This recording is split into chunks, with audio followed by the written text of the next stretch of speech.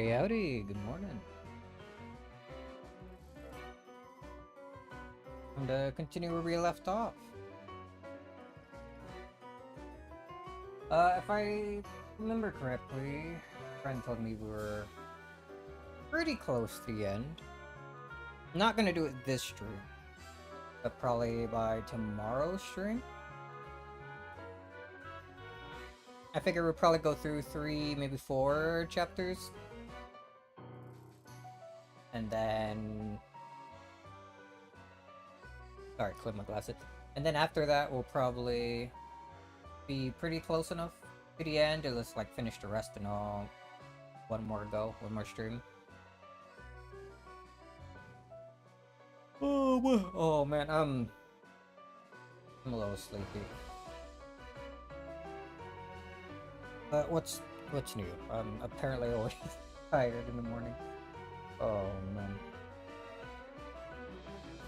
Don't got any coffee today. Decided to get some tea. Got some of the peppermint tea again. Fortunately, it's the last of my little peppermint tea here. That were like Natsui gaming right now. Freaking got a slight migraine. A second to take these.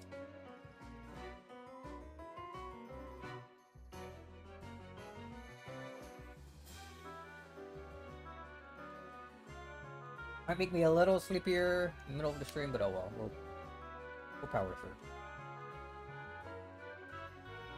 Anyway, yeah. This over here. There we go. I wish I could continue playing me the title. Alright, so where were we last? Romantically.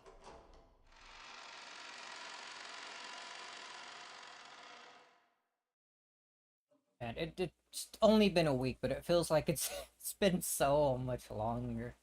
Maybe I really should do like split the streams up into like maybe one in the middle of the week and then the end of the week on Friday like I usually do now. I don't know. I don't know. So where were we? Previous chapter.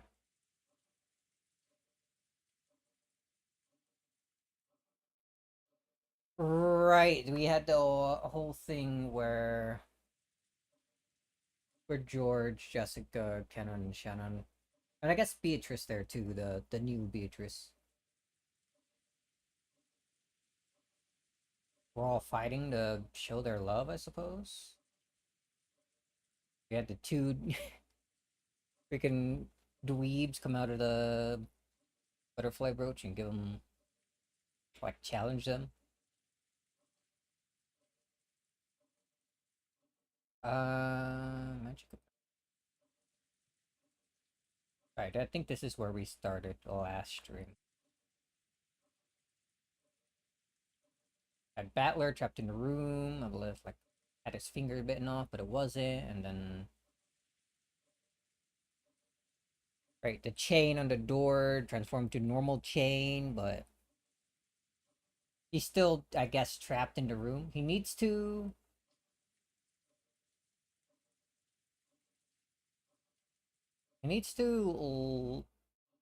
like unlatch the door and then latch it again when he walks out to be able to escape.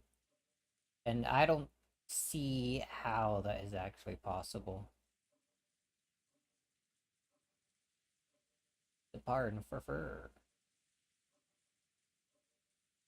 Yeah, we had that. George's was apparently going after Eva Beatrice. I wasn't expecting to see her again, so that was interesting. Apparently the thing that she did where she swung like George around in a red spider web is something she can do in the fighting game. Forgot to take a look at that video Hashem sent me earlier, showing me that. I'll probably look that up later. And then freaking Erica being weird again, trying to listen in on the cousin's room by putting her freaking ear to the wall. But there's a room in between them, so she can't even listen to anything. And then all the tape is like old and decrepit, so it doesn't even stick that great anymore. It can't be used as a seal, so Bravo and Battler are thinking of ways to like take away her seals and dumb trickery she used. Won't be climbing all over the house walls like a weirdo.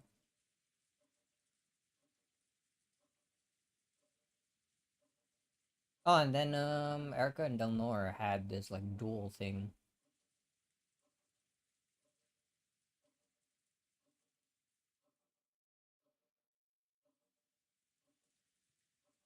where she had Delnor like play the part of the, I guess, of her boyfriend.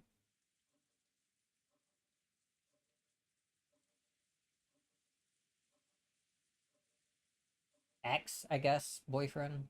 Something like that.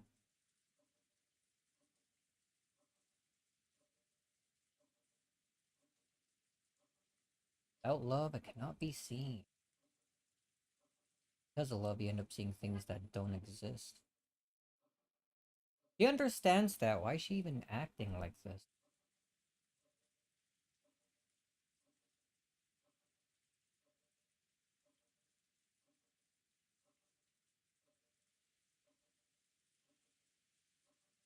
Hmm.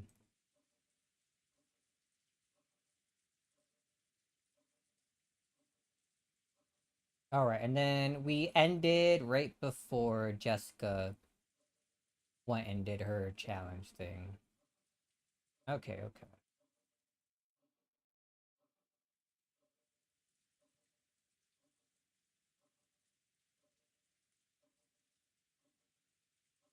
Oh, and then there was the whole, like, cookies thing.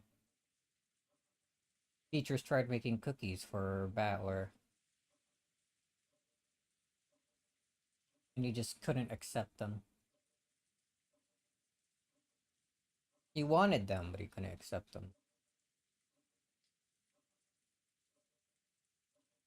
Didn't feel right to.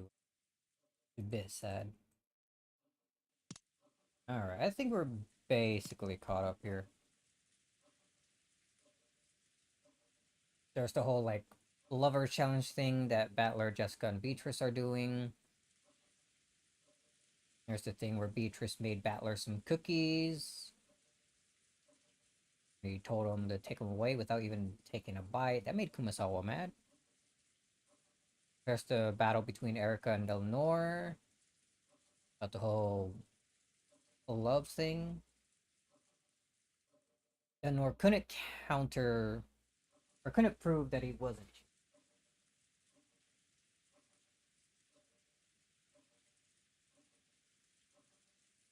But at the same time, Erica couldn't disprove that they still loved her, so that's weird.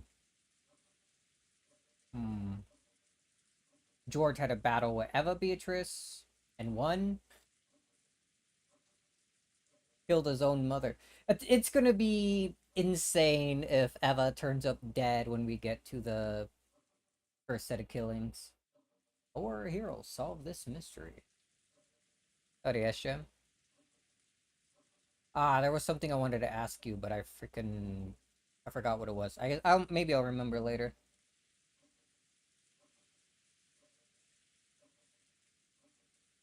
And then there's the whole thing with, I guess, Battler being trapped in that room. He needs to be able to relatch a door to be able to get out. How does that work?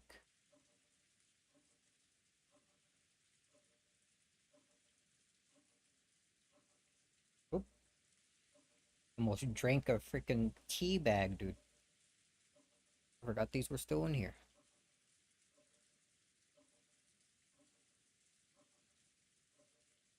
And then the last thing we saw was Jessica getting ready to start her challenge, and then now we're here, wherever here is. That didn't work. Freaking witch melted it, dude. It could only be locked from the inside.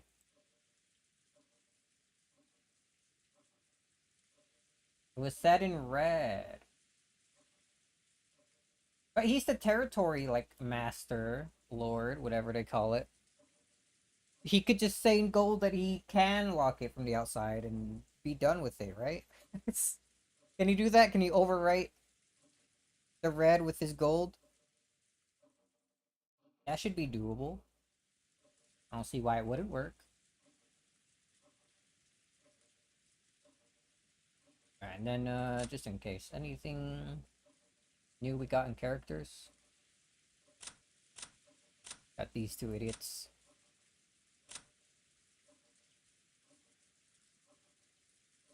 Think anything's new here. The goats. Not all of the goats. These guys are all having their story time.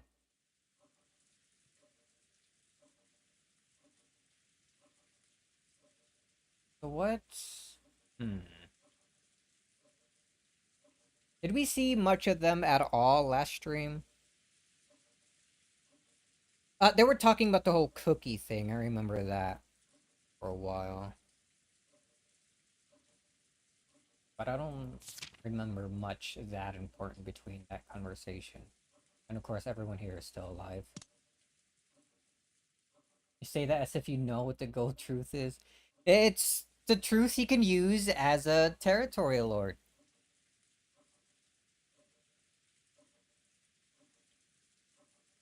It's higher than the red truth. 'Cause that's as much as I got out of it.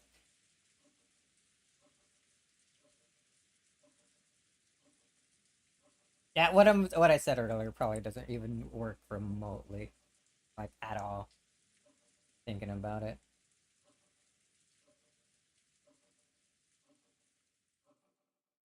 I think the way to go truth is meant to be used is it's an absolute truth that Battler himself knows to be true.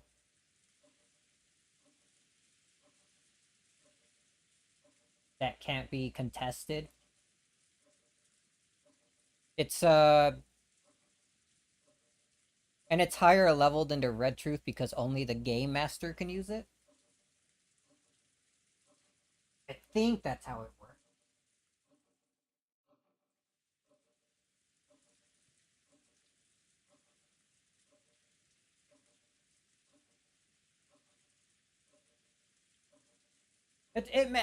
I'm starting to maybe doubt the red truth thinking about it.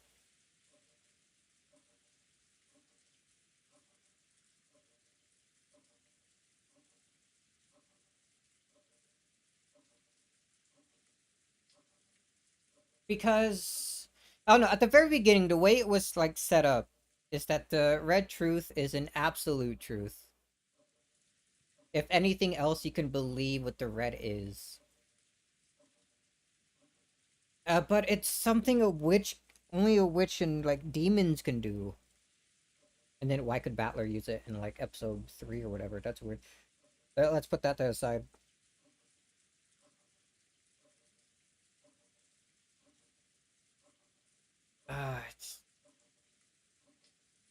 It's no, it can't be anything more complicated than what it is. That wouldn't be right. I think, right?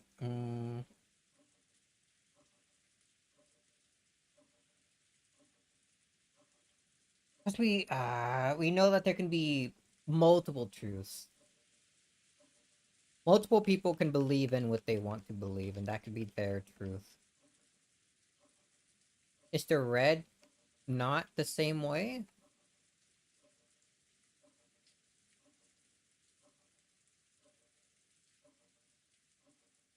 No, but I think it was pretty much said that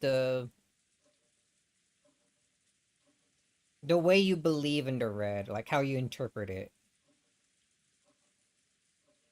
Like the red is true, but it can mean different things depending on how you look at it. Yeah, I think that's how it is. It's, oh man, it's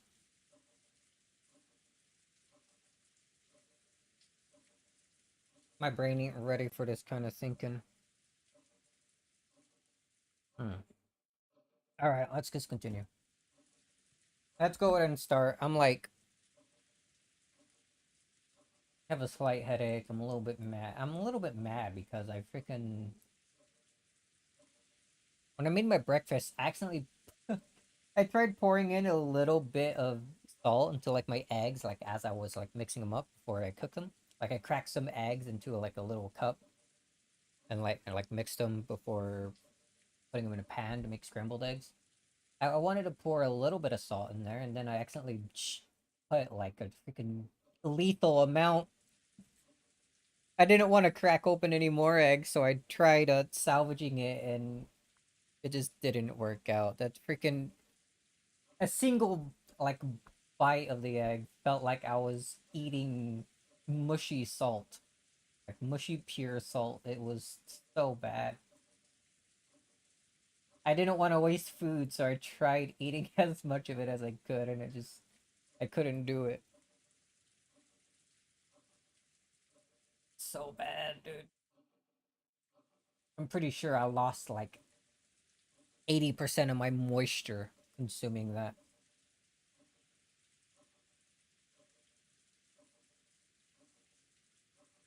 All right, no, I'm getting sidetracked again. Let's actually continue here. Romantic regrets. It's like midnight, 7 minutes past midnight. George finished her thing. Jessica's up. Would Jessica's like challenge be? Oh, right. This reminded me. The freaking canon just shoved Jessica into this without mentioning anything at all.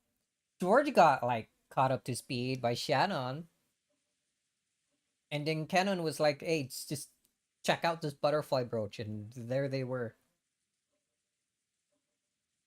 No time to like adjust to get caught up. that I don't see Jessica winning in the same way like George did. Right now we continue. She would have to go. Would she go against Natsui? I don't know. As usual, this year's family conference was getting bogged down. Everyone had decided to cool off their heads for a moment, and a short break had been agreed upon. Four siblings could say whatever they wanted, but Natsui and Kyrie, for example, were outsiders and found it difficult to speak freely in this sort of atmosphere. A conference where you aren't allowed to say what you want can be tiring, even if you just sit there quietly. Even Kyrie couldn't help letting out a deep sigh. Let her speak, she's smart. Whoa, very dark in here. This was the second floor hallway of the mansion. But if I wanted to be alone during the break, so she had felt like doing the same. And I drifted up the stairs to reach this place. Her expression was less tightly controlled than it was when her husband was around. She wore a tired look that she didn't show often show. Whatever, it means the same thing. She pressed her forehead against the cool window. This is what Natsui pretty much did in episode 1.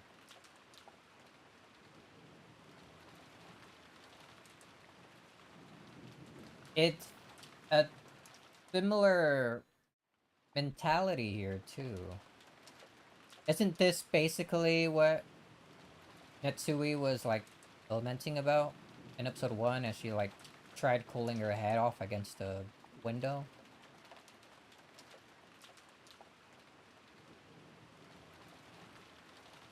Hmm. Remember doing that as a kid? What? Resting your head against the cold window? I don't think I've ever did that like much at all. I think I remember doing it like on bus rides to school when it was raining out. But usually,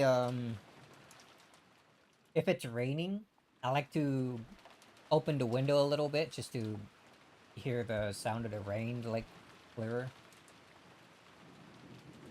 Then maybe take a nap and then wake up to like a bunch of water all over the floor.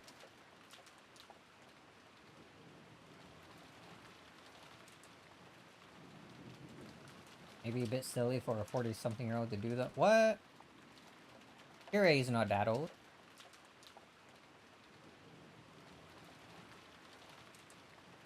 Need to regain my spirit and support my husband, even if I'm not allowed to speak. That's the duty of I've won. Oh?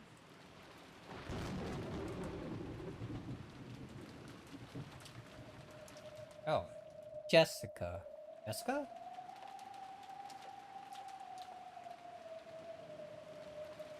He suddenly sensed another person, turned around, and saw Jessica standing at the other end of the hallway. あら、ジェシカちゃんじゃない。ゲストハウスに行ったんじゃなかったの？ちょっと本を取りに自分の部屋へ戻ってたんです。そう。ゲストハウスに戻るところ？はい、そうです。嫌な雨ね。風はだいぶ強いのかしら。今は比較的弱いみたいです。 Relatively speaking. Jessica's being a bit weird. As Kyria looked out the window, Jessica watched her back, being agitated. キリエおばさん、ごめんよ。運がなかったと思ってくれ。What's your task? Just walk along the hallways and kill the first person you see? Oh, you gonna explain this?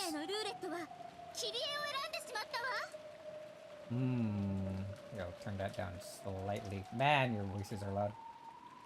どうするんだいジェシカ。ルーレットはキリエを選んだけど、それを拒否して再びルーレットを回すのも君の勝手さ。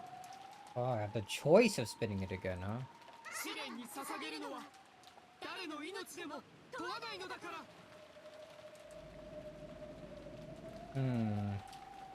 Jessica wasn't like George. George had willingly chosen Eva to be a sacrifice, to signify his separation from his old life so that he could step into a new life married to Shen. I feel like Eva actually is literally dead right now. No, but they were just having a conference, right? No, but they decided to take a break. Maybe... no, that wouldn't... No, that could still fit, right? They have their conference, they all decide to take a break, and then that's when George calls his mother over, and then they have that fight. And then it's Jessica's turn, so she's walking along the hallway, and then she finds Kyrie, and this happens, right?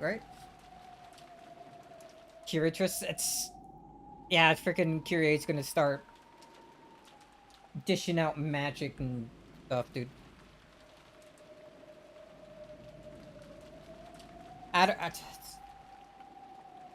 don't know about this matchup, though. I feel like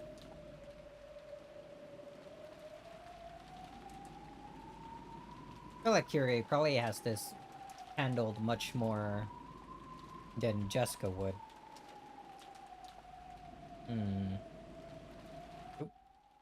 George and William chose Eva to be... Okay. I did read that. However, Jessica hadn't thought of any particular target.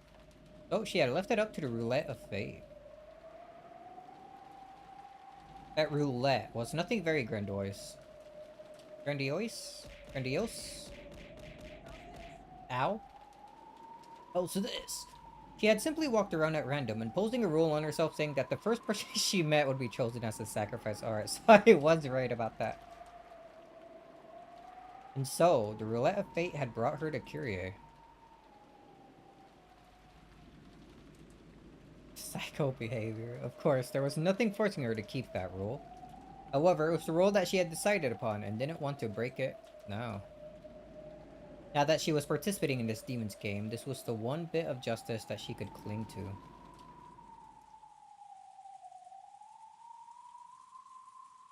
Right now, she could attack that unprotected back.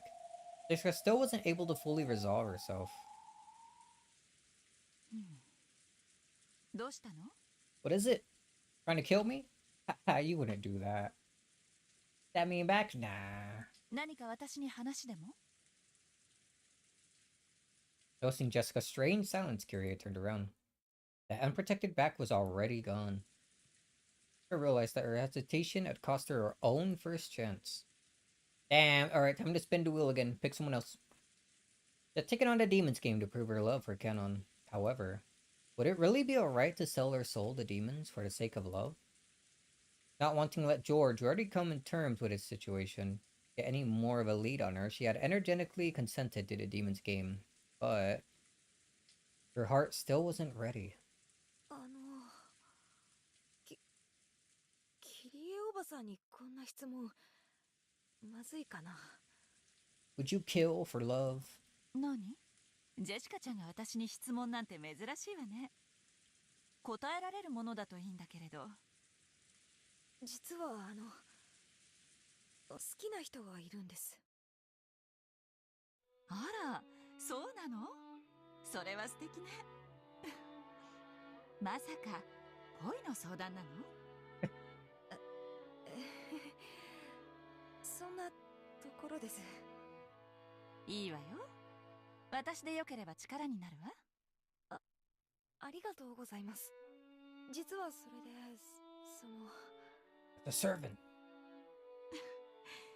まだ片思いなの？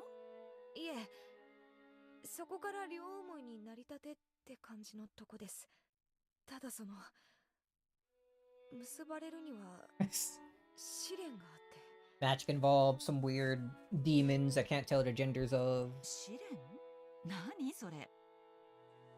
私たちともう一組の恋人たちがいて争わなくちゃならないんです。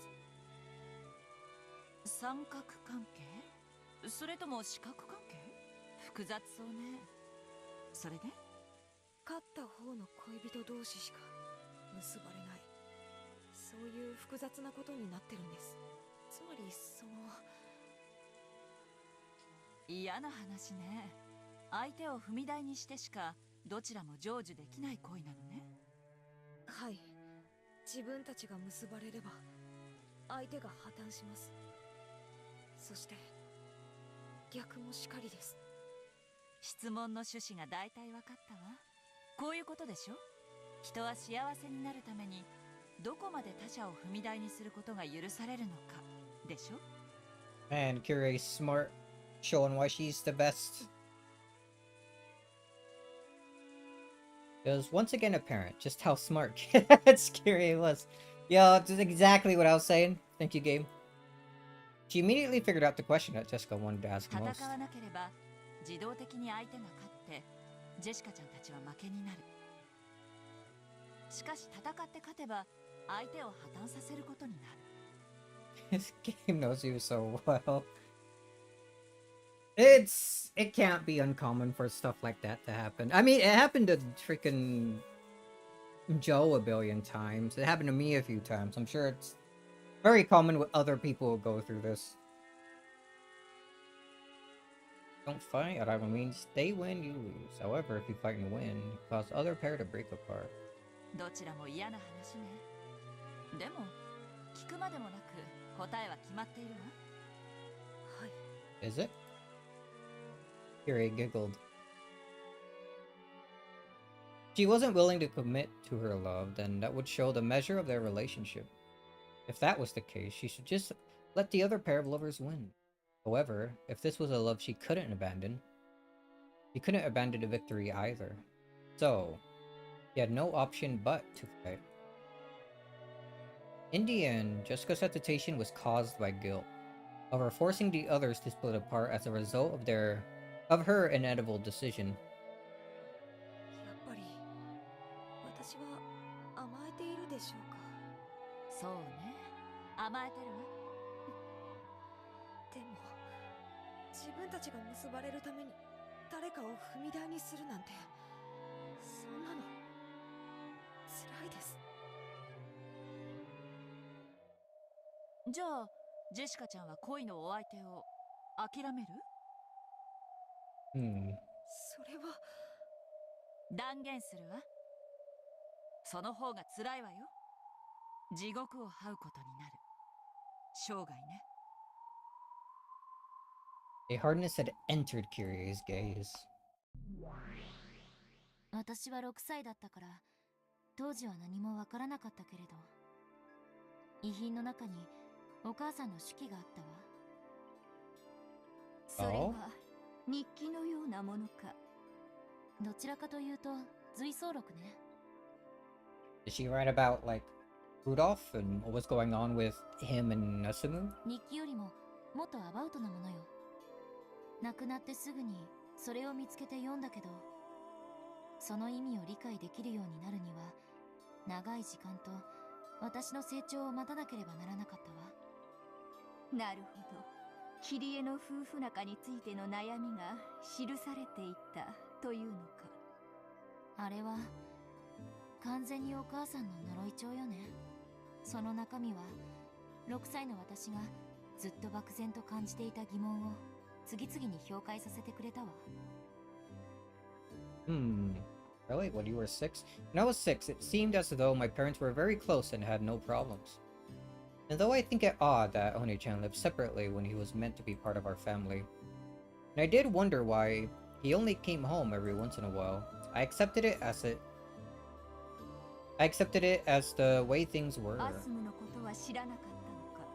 お兄ちゃんが誰もいない時に話してくれたような気がするけど、小学校前の私にそれが理解できるはずがない。だって写真すらない相手よ。お母さんはアスムさんの写った写真のすべてをお兄ちゃんに送って、家の中には一切残さなかったそうだから。Ah. I was almost expecting her to say that freaking Curie just tossed them all away, but nice enough that Battler got them, I guess. Can we see what she looks like? In front of Angie, and even in front of Battler, who only rarely came home, Curie's smile never faltered. If she hadn't written her thoughts in that notebook, Angie would probably never have known them. Rudolph had been particularly popular with the opposite sex since his school days. A typical playboy. The manga has some panels of Asumu if you want to see her. I guess it's... what she looks like isn't that important then, if the manga shows you a little bit of her.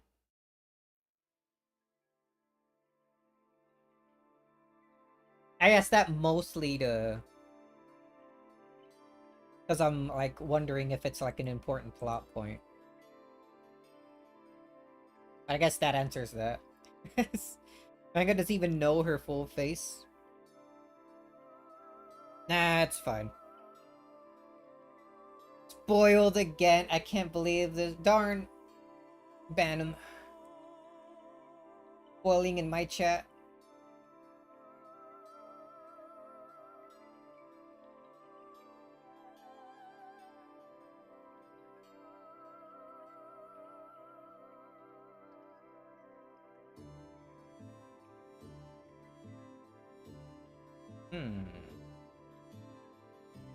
Nah? What do you mean now? Are you even here then?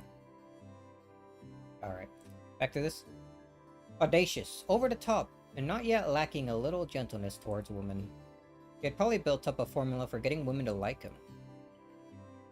Plenty of women approached him, using various seductive tricks to try to win his favor. Damn, Rudolph is cool. Rudolph probably enjoyed that more than anyone. Since the beginning, love had been a game to Rudolph. He never thought of it as a trial and error process to find a single life partner. Oh man, excuse me. More than anyone else. He would intentionally spark jealousy between women and revel in the harem, lapping up their flirting. He may be my father, but he was an awful man. Oh, he sounds rad. お父さんも同時に媚びへつらう女の子たちをきっと見下してもいたのね。そんな中に自分の価値観をしっかりと持ち、知性を見せるお母さんは目立って見えた。それすらもルドルフの目を引きたいキリエの知恵かもしれぬがな。かもね。お母さんはいろいろな意味で頭が良かったから。Did we ever learn how exactly they met? I think they were something similar to what? Colleagues in like a job or something? And then once Asumu was gone, they got together? I think that's like the gist of it, but... I think that's all they said, yeah, pretty much. I wonder if they're gonna elaborate on that a little bit more. Unlike the other Ushinomiya siblings, Rudolph had strong ambitions and lofty goals. What do you mean, unlike... Or like the other? Okay, I read that as unlike. I was like, dude, wait, what do you mean? Oh, my reading comprehension going down. It's only been 40 minutes. 10 of that was the freaking intro, and then another 10 was like be yapping for a bit. Oh, it's so over. Moon tourism is child's play compared to Rudolph's harem ambition.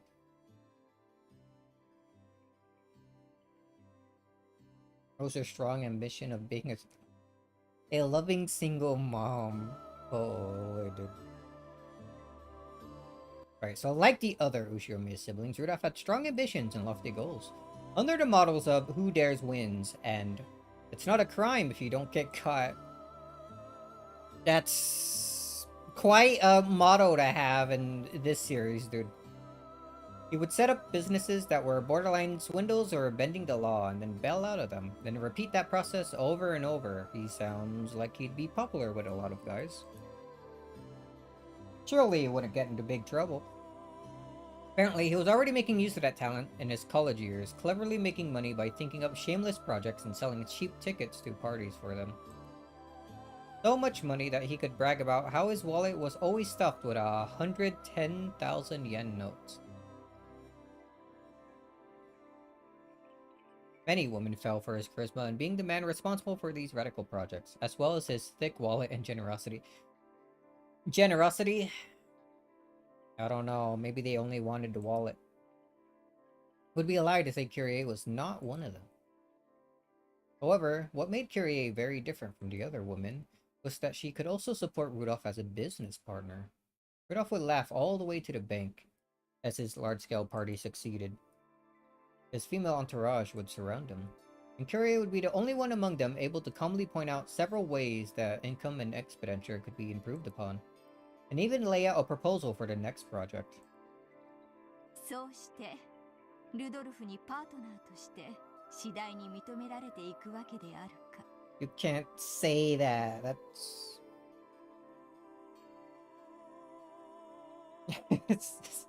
I don't think that works.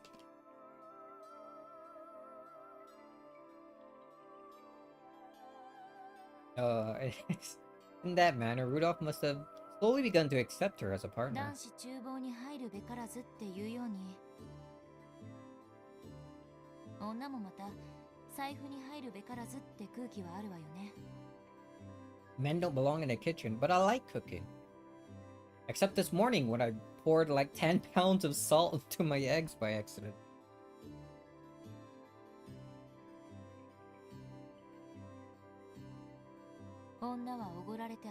Maybe I should stay out of the kitchen. God damn. 男の出す1万円札をどうやって捻出しているかは野暮だから聞かない、知らない、興味もない。キリエは金に対する価値観が男性的であったということだ。 In that regard, Rudolph noticed something unique about Kyrie. He knew all about how much hard work it took to make just one of those 10,000 yen notes. Though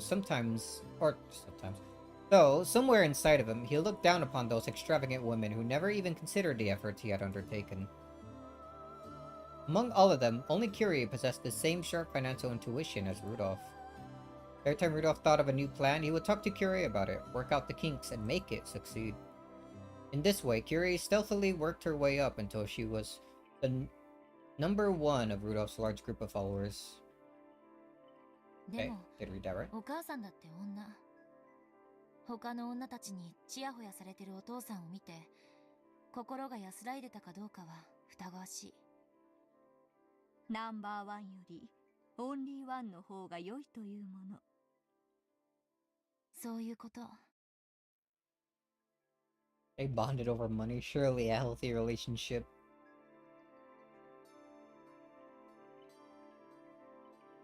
Yeah, money's great. I'd bond over money. お母さんはお父さんの右腕として活躍しながらもその陰では狡猾に他の女性を切り離していったわ。 By murdering them in the shadows. Slyly. I wonder お how. 母さんの恋の成就はもはや時間の問題だった。アスムはいつからいたのか。ルドルフさんの取り巻きの一人よ。 One of those is Swan. いえ、取り巻いてさえいなかった。ただのファンの一人だったわ。話したことはあるんですか？もちろん。私は彼女のことをよく知ってるわ。ルドルフさんがアスムさんの名前さえ知らなかった一番最初からね。あの子もきっと頭のいい子だったの。 What, were you back there, like, studying every single girl that was, like, trying to get close to him? Get dirt or something? 狡猾だったわ。私は頭の良さで目立とうとしたけど、彼女は全くその逆で目立とうとしたの。 What, use looks? 頭の悪さで？肥後欲のかきたて方がうまいっていうのよ。Oh. こびてイチャついてくる女たちの中で、彼女の仕草の一つ一つが派手な女たちに触傷を起こしていたルドルフさんには目立って見え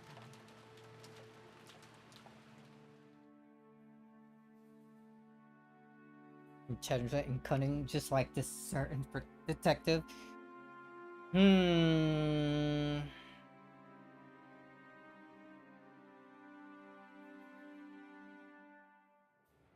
I don't think that can work out. It's... See what you're saying, but I don't see it.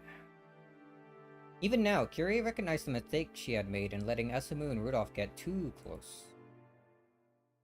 Curie had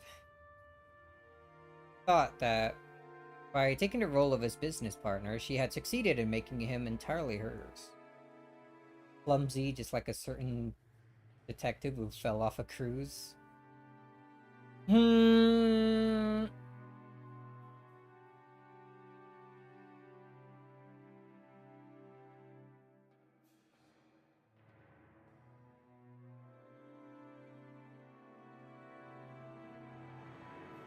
How did Asumu and Rudolph like separate again? Wasn't it just that Asumu like died?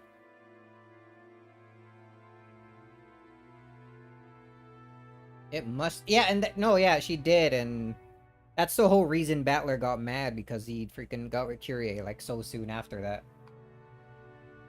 Okay. Okay, I was just reminding myself how that happened. I got it, I got it.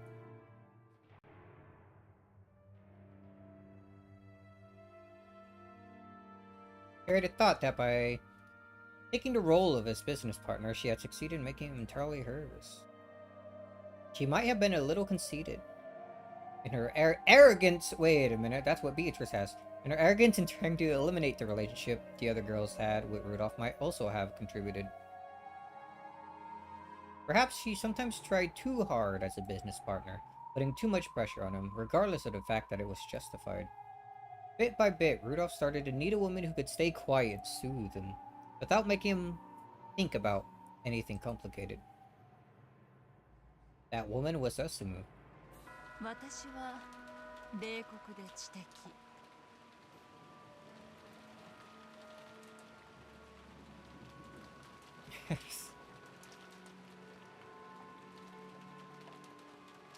That's what Kiria wants us to believe? Hmm.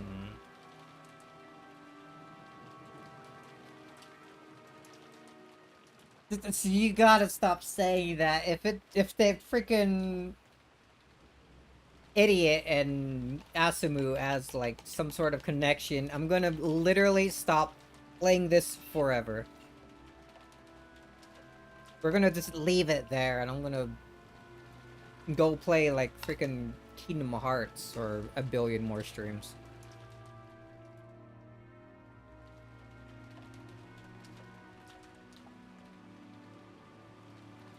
I'm gonna shred you to pieces. Don't you even continue. Shut up. I'm ruthless and intellectual. 合理的で経済的。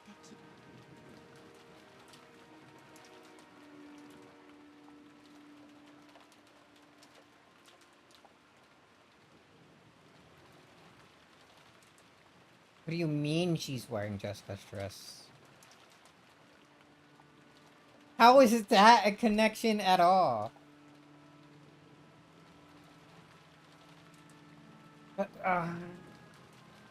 Stop doing this to me. You want me to friggin' finish this by tomorrow or not? I'll end stream right here and then not continue it until next week again. Wait a whole nother week to finish episode 6. カルネアデスの船板のような状況があったら躊躇なく相手を蹴落とすわ。 Carnitas? Carnitas? Carnades?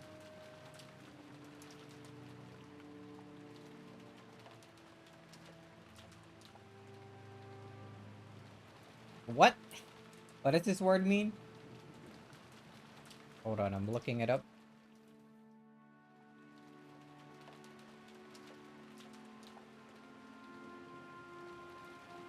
A Greek philosopher, of course he would bring something like this up.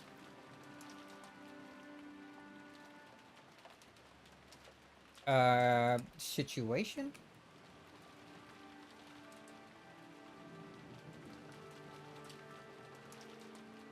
Plank of... Yes.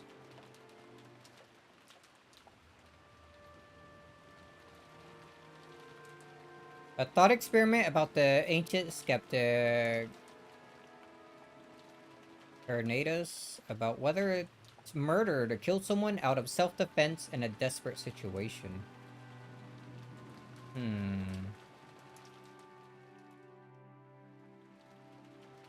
Scenario involves two shipwreck survivors fighting for a single plank. One sailor, B, pushes the other, A, away from the plank, causing A to drown while B survives. The experiment questions the morality of B's action, exploring the concepts of self-preservation versus the right to life. Interesting little story used for that.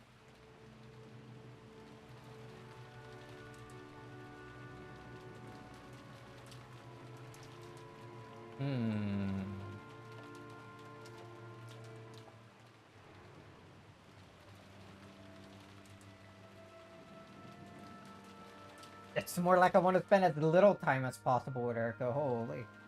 Learning new things to shut the fuck up.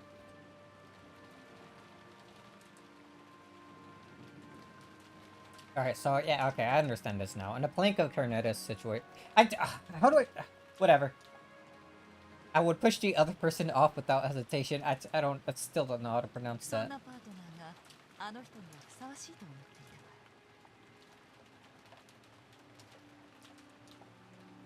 I thought that was the kind of partners. Okay, I couldn't comprehend what this sentence was even saying. I had to reread it.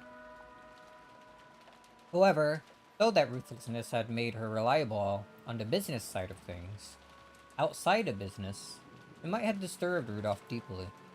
At some point, though Rudolph still acknowledged Curie's skill, he began to yearn for a quiet, warm acceptance. Asumu filled that role completely. She would never talk about anything complicated. Even if he did, she would just shake her head, to say she didn't know. However, she would care more for him physically than anyone else, quietly putting a blanket on him and staying by his side until morning. Creepy? 確かに私はビジネスのパートナーの座を手に入れた。しかしいつしかルドルフさんには心を癒してくれるメンタルのパートナーが必要になっていた。私は愚かしくも知的を自称しながらそれに気づけずにいたわ。Curator losing points. それでルドルフおじさんはアスムおばさんと結婚を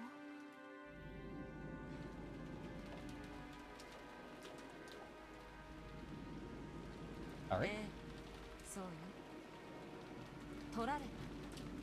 Stole him, huh? たくさんの女をはべらしていたもの。今さらどこの女と遊んだって情を移すような人じゃない。それにあの人にとって女なんて遊びでしかなかったもの。だからこそ私は体以外を武器に自分の存在を示していく。 Ooh, wobbly. 慢心だな、女として。 Conceit. A woman's 間 downfall. もなく2人は解任するわ。アスムさんはそれをすぐにお父さんに打ち明けたけど、お母さん身重になることがビジネスパートナーの座を揺るがすことになりかねないと恐れたのだな。当時のお母さんは食が細くて体調不良とか当たり前だったみたい。 Oh, that's not good. だから解任に気づくのも随分遅れた。気づいたのはアスムさんとお父さんが電撃入籍をしてからよ。お母さんはその後に妊娠を知ってアスムさんやお父さんを揺さぶろうと随分暗躍したみたいだけど。 But アスムさん、あんなにぼんやりしてそうなのにルドルフさんを加え込んだら話やしない。だから何ですか、どうぞお引き取りくださいですって。バス一つ乗るにも怖い怖いと縮こまってたあの小娘をね。 roll up into a ball. あ On の a 時 bus? 本当に狡猾だったのは彼女だったってね。そうよ、乗り物恐怖症だってルドルフさんの気を引くための嘘だったの。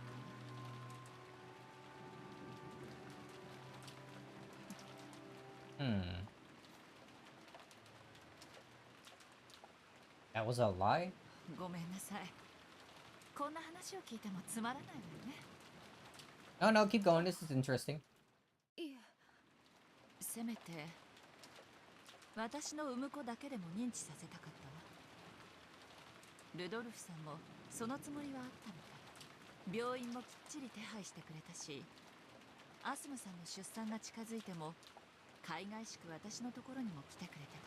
Gallantly, huh? もはや向こうが本当の奥さんなのね。ひどい人だわ、ほんと。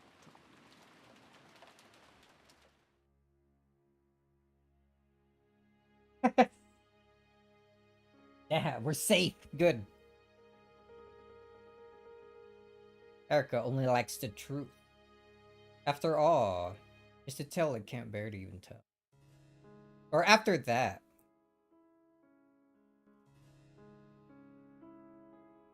Both Asumu and I had the same delivery date, and yet her pregnancy led to marriage while mine was completely meaningless. I swore to bring up my child well so that Rudolf-san would be proud to call himself its father. Asumu had won her battle against me. However, I hadn't yet lost the war. If I could make my child excel far more than Asumu's, if I could make my child be the one, or I could make my child the one Rudolf-san most respected, I would be rewarded. That's what I believed. しかしキリエの子は死産だった。ええ、アスムさんにはお兄ちゃんが生まれた。 Except that's not true though. It's right? しかしお母さんからは誰も。お母さんのせめて第二夫人の座に残りたいという最後の希望は絶たれた。He had fallen from his partner to his second wife, and then, unable to give birth to the bond of a child, she tumbled down to being merely his mistress. Can't imagine how much she must have hated Asumu and her child, Battler. そんなのをお首にも出さず、お母さんはお兄ちゃんとも親しげに接してたわ。ショックだった。あの優しいお母さんがお兄ちゃんにそんな負の感情を持っていて、それを隠しおおせてたなんて。憎かったであろうでしょうね。もし死産がアスムさんで、お母さんの方がお兄ちゃんを出産していたなら。But what if it was the other way around, but she just swapped the kids? 何か歴史は変わっていたかもしれない。もしもそうだったなら、アスムさんと離婚させて、自分と再婚するようなシナリオを描きたいと思ってたみたい。Were you there for that, like... No. Were you... No, you were about to say something, and then freaking Beatrice snapped you out of existence for the rest of that, like, conversation. I don't think she actually was there at all for the, reveal that Battler isn't Asumu's son. Right?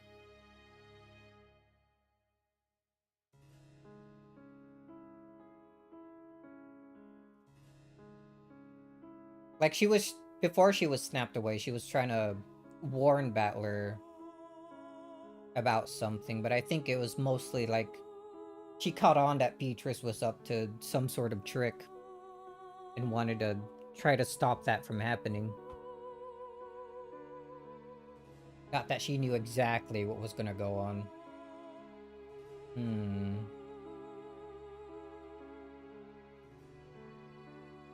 Seems that if that happened, she might have been able to make things play out in a way that Dad would. Divorce Asumu and marry her instead. それも随想録にか。ええ、だからこそそれは随想、妄想。涙で濡らしたシーツの端を噛みながらのお母さんの怨嗟。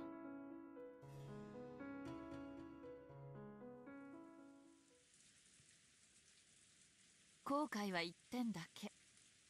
解任ですか。違う違う、私のおごりだけよ。ルドルフさんはもう私のものだから絶対安全。How could you think that, knowing the kind of man Rudolph was? あんなアスムなんていう小娘に負けるわけがない。彼女がバスや飛行機でギャーギャーわめくとき、私はその手配と経費を適正に処理できた。だから私は一番ルドルフさんに信頼されているとおごり高ぶっていた。恋って育むって言うでしょ。はい。間違ってないわ。二人で水をやり世話をして育む、そして最後に結実するのが愛という実なの。知ってる？結実して終わりじゃないのよ。愛を収穫しなきゃ恋は成就したことにならないの。収穫って？それはジェシカちゃんが考えなさい。実らせても収穫しなきゃ傷んで腐ることもある。虫がたかることだってもちろんあるわ。いいえ、それどころか盗っ人が現れてもぎ取っていってしまうことさえね。ジェシカちゃんたち若い子の恋愛観は育むところで終わってる。それは甘いわ。愛を収穫しなきゃ恋は報われる。愛を収穫。それは一見愛し合う二人きりだけの問題に見えてそんなことはないのよ。だからいつ収穫しても自由なんていう先延ばしは盗っ人に機会を与えるだけ。苦労して育てた実が翌朝にもぎ取られてなくなっていたわ。昨日のうちにめんどくさがらずに収穫しておけばよかったと後悔するはずよ。辛いわね、その後悔。地獄を這う。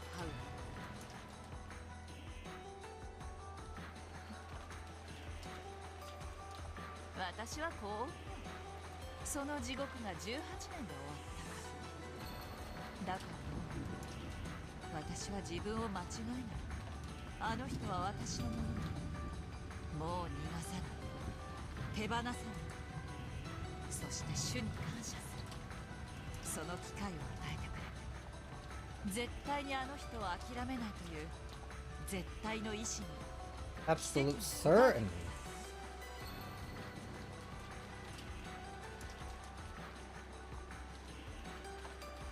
Certain? Miracle?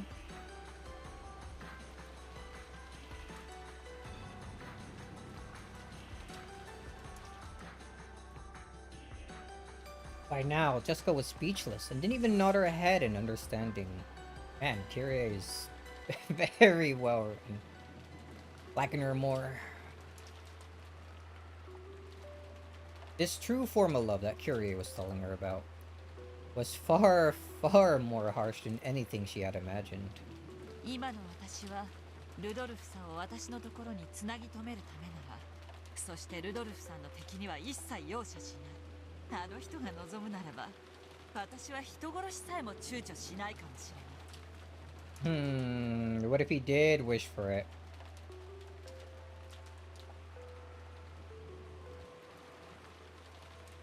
What if he did in all the previous episodes except episode 3? 18年目にしてようやくその決意を持ったからこそ、絶対の意志が奇跡を私にもたらしてくれたの。奇跡はね、それを自ら成し遂げられる者のところにしか現れない。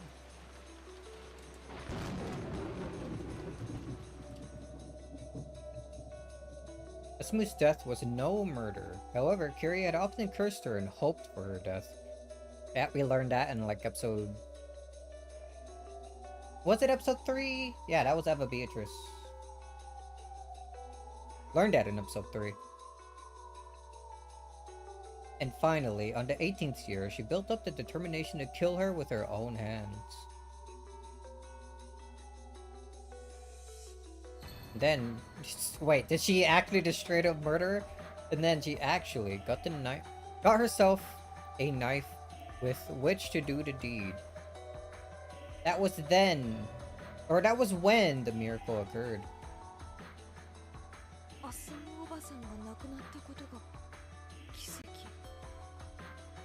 Oh, okay. She was like mere moments away from freaking stabbing her. Then she just, what, passed away from a heart attack or something? 違うわ。そんなの全然奇跡じゃない。あ？だって彼女が死ななければ私が殺していたもの。つまり彼女は必ず死ぬ運命だった。Holy, Kyrie is fucking hardcore, dude. Is it murder if my victim dies before I get to them? Nah. What are you gonna do? Prove that I was trying to kill them? Just disregard all the evidence of me, like, getting ready for murder. 奇跡なのは彼女が死んだにもかかわらず、私が自らの手を汚さずに済んだ。Holy, this is quite a thing to say. この一点に尽きるのよ。That's holy. This is my expression right now. I'm with Jessica on staring at Kyrie like this.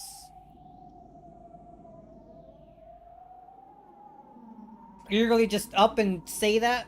Actually, you're really just saying this straight up to Jessica right now?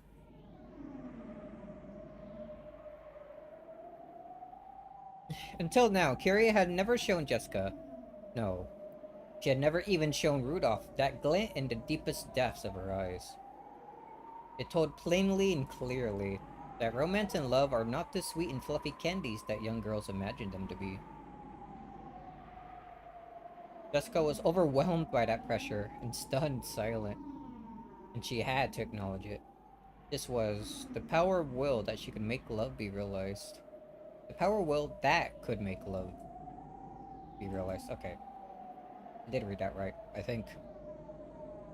This was the level of willpower Kyrie showed in her support of Rudolph as his wife. I don't know, I feel like some messages are maybe getting crossed here. I think Curie might actually be maybe just a bit insane. Maybe not as fully like calm, cool, like collected as we were brought to leave. Maybe hmm maybe something isn't right. But then is anything ever right with anyone connected to the Ushiromiya family? Maybe this is normal. In respect to all that, it's just a little, I don't know.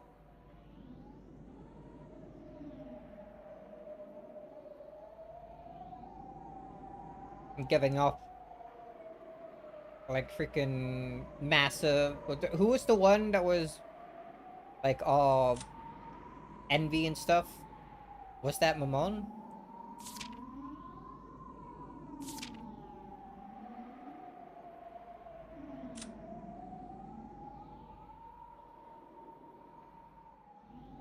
Yeah.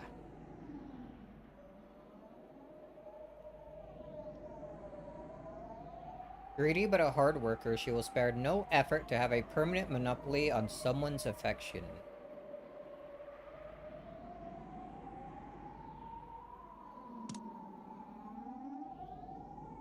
What do you mean, Leviathan?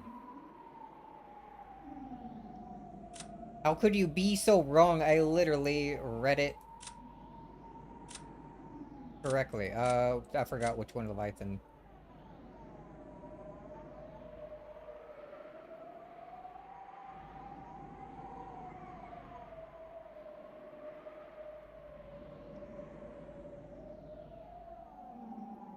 Fundamentally envious and brutal personality. Adept at finding others' weaknesses.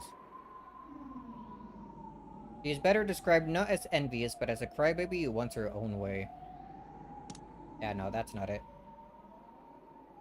Yeah, but it just literally said not freaking. I'm gonna. SGM crush his skull.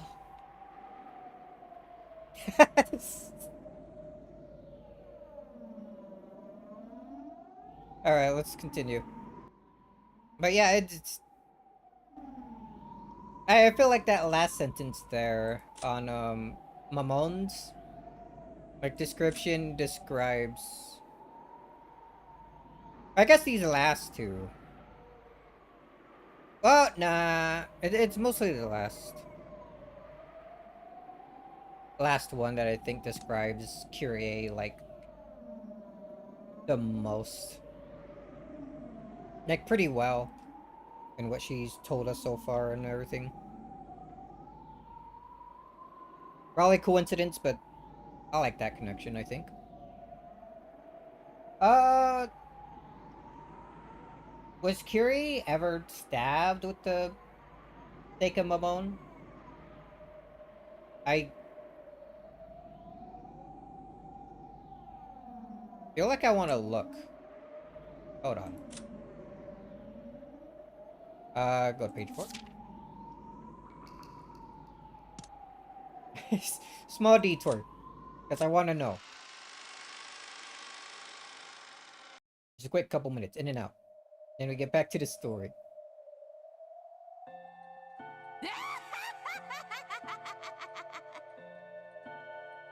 Laughing so loud. It would be tips.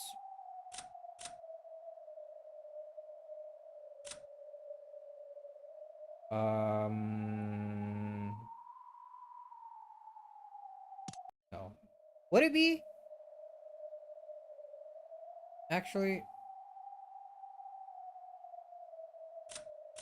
Maybe it's just characters and we'd tell us if it was the stake or not.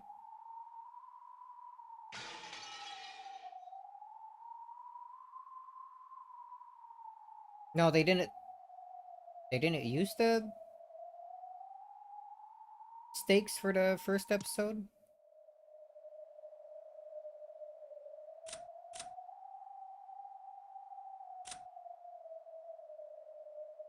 No, I feel like they did, but was it only for the second Twilight and after?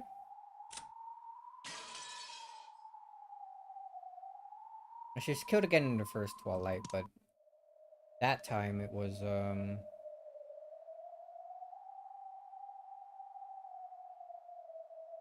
she was staked in 3 and 4, but it wasn't, it didn't mention which. Really?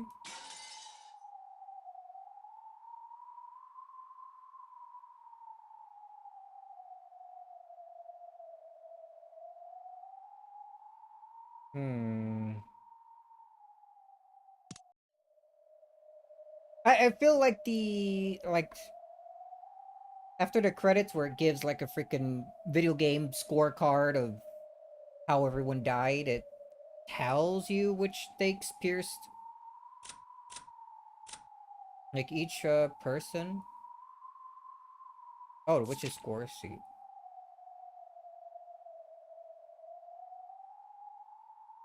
Stake a Mamone! Oh, hold on. Hold on, that lines up. But she did have her fight with this in episode 3. Hold on, do we also have that in the tips for like episode 2?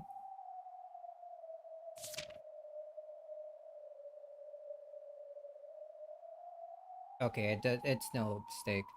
Instead, Shannon is stabbed with the stake of Mamone. Wonder if that means anything. Hold on, and then episode 4?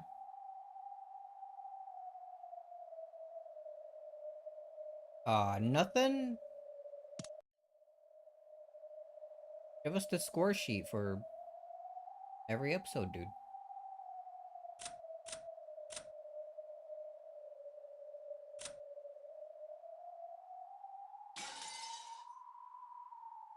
Okay, no, it doesn't tell us which stake it is. Hmm. I don't know, for now I'll just chalk it up to coincidence. I want to see which stake was used in like all the other episodes. In episode 3, it's the stake of Mamone, but at the same time, Mamone is the one that she like was fighting. So I don't know. Maybe the I don't know.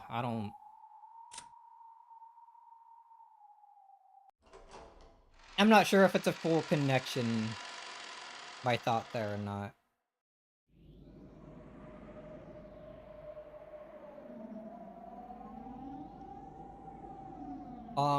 In 1 and 2, she was on the first Twilight, so no stakes. Are stakes really not used for the first Twilight? I guess there wouldn't be enough, right?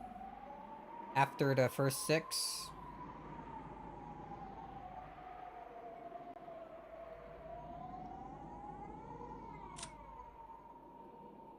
And there are 7 sisters, right? Yeah,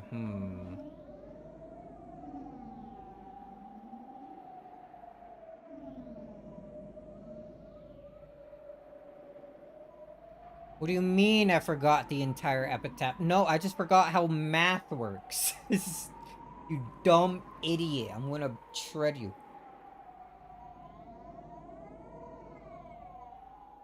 Making this stream take way longer than it should. All right, I remembered what I wanted to ask you before. If I wanted to finish this around, like, probably next stream, tomorrow, how far should I be going this stream? We started, I guess, on episode 10. We're still on it. Not episode 10, chapter 10. I was thinking maybe 4 chapters, and then the rest of it would probably be manageable next stream. All the way to episode 8. You shut up. You have no say in this. Alright, no, where were we? Kyrie. Righto, thanks. Kyrie just admitting that she would have straight up murdered Sumu.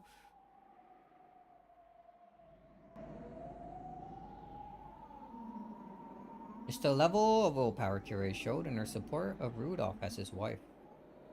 She was crazy enough. She was gonna straight up murder another woman. It was the same for George. It straight up murdered his own mother. She's gonna totally be one of the 6 in the first Twilight, right? I forgot to cut out the 2-hour startup time. For me, or what he's doing? What Joe does? It'd be either.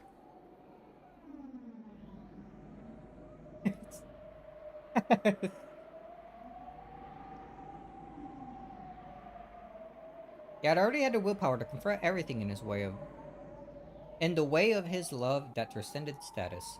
And he had proven that by killing his mother. Now, Jessica could clearly understand. This was the magnitude of George's determination, which had allowed him to coldly carry out his part of the demon's trial. Then, what about her? Did she really have the resolve to make her love of Kenon bear fruit? And to go through this task of harvesting it? Water the tree. Blood. ごめんなさい。軽いアドバイスのつもりが怖がらせすぎちゃったかしら。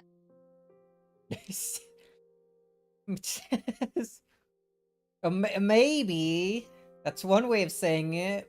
After admitting that you would have actually just straight up murdered Asumu. If she didn't just... How did she die, actually?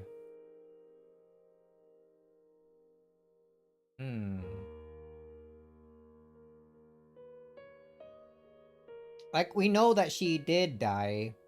And it definitely wasn't murder. So how? How did she die? It wasn't old age.「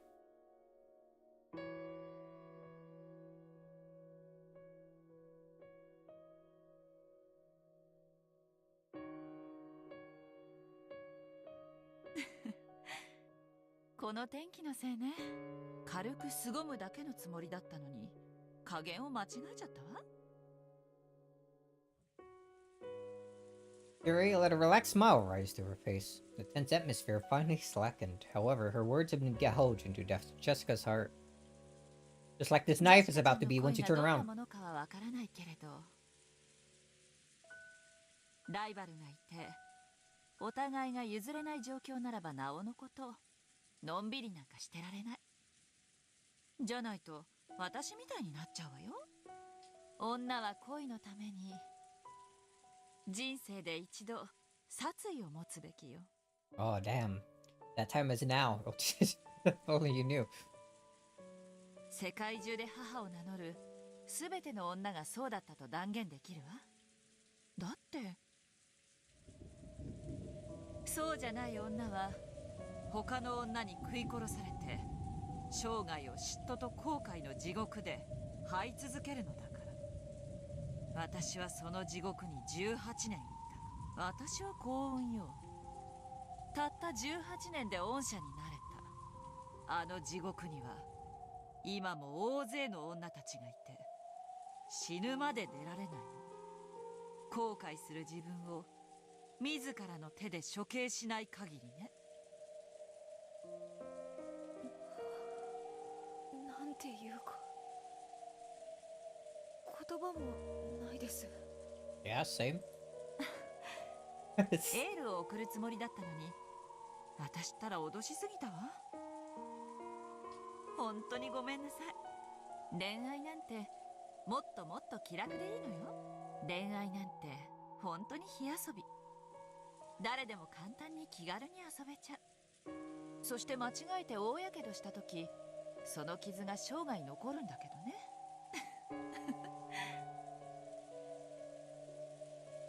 Regrets in love will never fade. It was all that Kyrie had been trying to communicate. It wasn't like Kyrie to tell her life story instead of just saying something like that directly. In fact, her past was a topic she usually avoided. However, however, Kyrie might have felt as though Jessica deserved to hear how she almost murdered someone. But it was a miracle that she didn't. She had died by some other cause.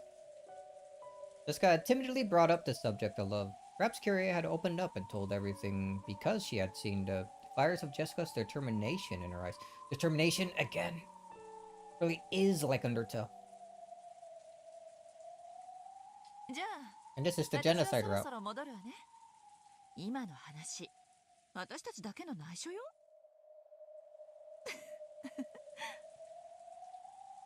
With a mysterious smile on her face, Kyrie turned around. 脅しすぎちゃったかしら。でも、脅されて知る地獄の方が100倍いい。そこに落ちた時は、もう手遅れなのだから。頑張ってね、ジェシカちゃん。ややこしそうな恋だけど、負けないでね。たまには人生の先輩らしく振る舞えたかしら。Oh, here it comes. Alright. Knife through the back. なに、ジェシカちゃん。Oh, Jesus. That was a scary looking image. A windstorm grazed Kyrie's head.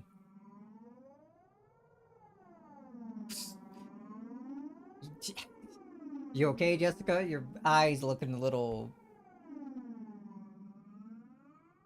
different. It had missed by a hair. If Kyrie hadn't twisted her body slightly, that fist probably would have been buried in her face by now. A bitter smile rose to Jessica's face when she saw that her first strike had failed to land a kill. 言っとくけど卑怯者だから不意打ちをしたわけじゃねえんだぜ。わけのわからないうちに一撃で痛みさえ理解できないうちに終わらせようとしたのに。 Alright, so this is like the made up, like, what's the word I'm looking for? Embellish? No, I don't think that's quite right. Exaggerated? I think maybe that's closer to what I'm looking for. Like, part of the story. Where freaking Jessica tries to freaking one punch Kyrie. How would it have actually gone down, though? Is it actually Jessica here? Hmm.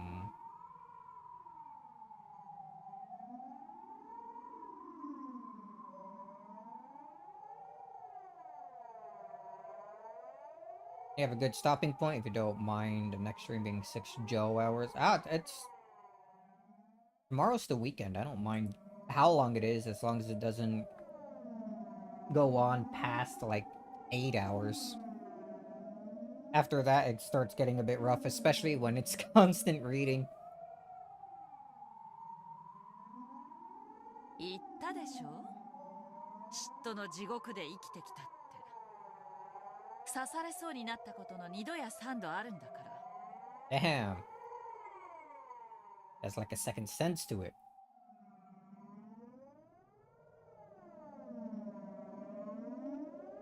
Alright, just let me know when we, I guess, get to the beginning of that chapter and whatnot. You know how it is. わかるのよ、不意打ちの直前の雰囲気が。気配で分かったとでも。それプラス一番最初の嘘かしら。嘘？ Oh? だってゲストハウスから来てジェシカちゃんの部屋で本を取って帰ろうとしたら、ここでこの服では出会わない。 Aw, that call her out at the very beginning.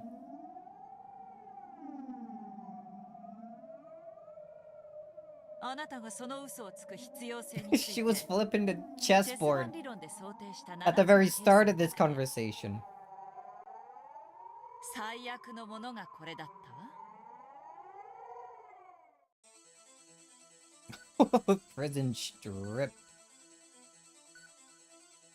Telling a hasty lie to Curie would only put her on guard. If Jessica hadn't told that lie, her surprise attack would have succeeded. やるね。さすがキリエおばさんだ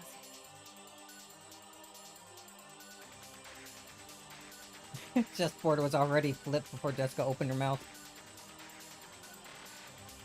By the time Curie saw Jessica there, she flipped the chessboard and thought of like a billion different theories for why she was here. どうして？あなたは最初から私を殺すつもりだったわ。誰でもよかった。最悪だよ。キリエおばさんの話のおかげで吹っ切れた。感謝するぜ。Damn. Curie shouldn't have said anything.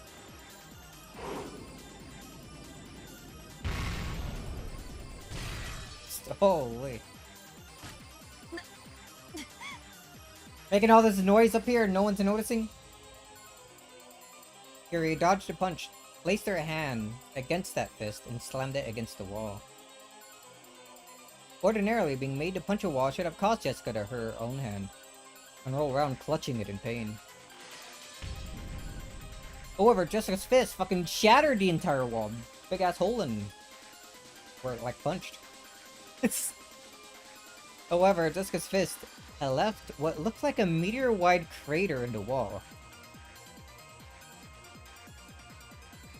It's just so creepy looking. It's cool. Instead of a look of anguish after smashing her fist against the wall, Jessica clicked her tongue in irritation at having missed. すごいわね。さすがクラウス兄さんの子だわ。ボクシングでも始めたの？ What? Can Kraus do this too? Impossible. Jessica's barehanded. She isn't holding any sort of weapon at all. 抵抗しないで、おばさん。頭一発。痛みなんか感じさせない。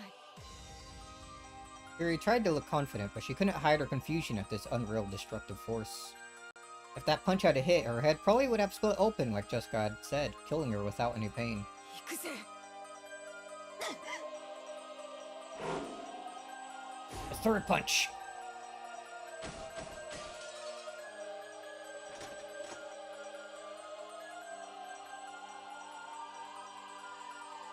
She's trying to make Curie trigger loser flags.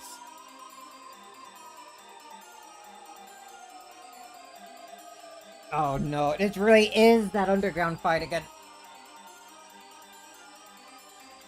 If Curie's kick off the ground had... Or that...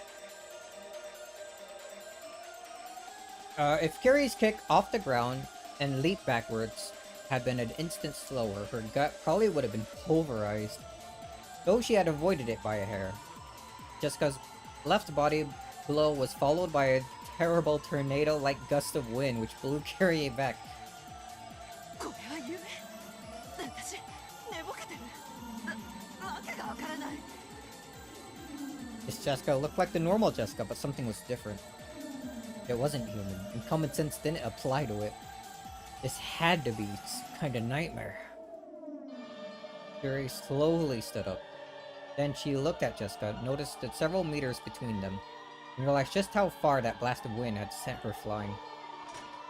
恨んでくれていいぜ。でも私もキリエおばさんの言うように弾けないんだ。私も自分の恋、中途半端には終わらせられねえんだ。あなたは何を言ってるの？ねえ、何を言ってるの？何なのよ、これは一体。誰か教え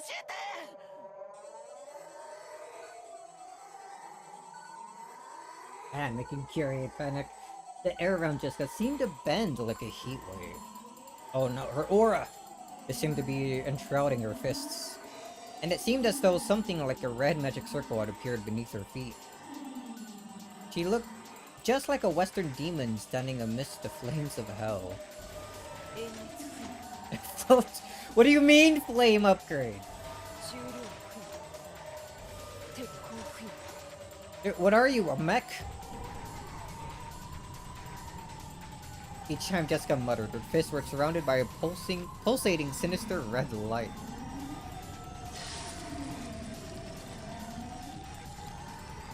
Those fists, which were even giving off smoke, surely represented the iron hammers of hell wielded by demons. さよなら。これは悪夢なのよ。 Fury dashed away with lightning speed. Yes, right now that was her best option. She was smart enough to realize that pinching her cheek wasn't the best way to wake up from this nightmare, and by now this came as no surprise. What do you mean?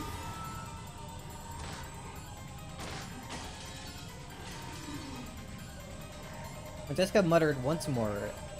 A blood-red magical barrier blocked off the corridor. You just calling in Renove as freaking backup, dude?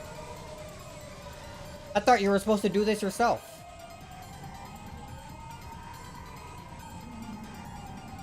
Just, episode 3 Curie would have definitely had won this.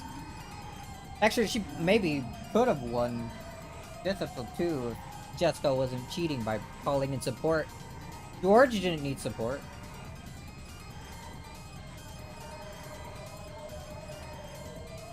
He only called in Gap at the very end after he was done to do cleanup. Or he slammed into it hard and realized that her path of escape had been cut off. やめてよ、こんなわけのわかんないの。これは悪夢だわ。悪夢なのよ。覚めて。早く。ああ、悪夢だぜ。それが望みならすぐに覚めさせてやるよ。一撃さ。動かないで。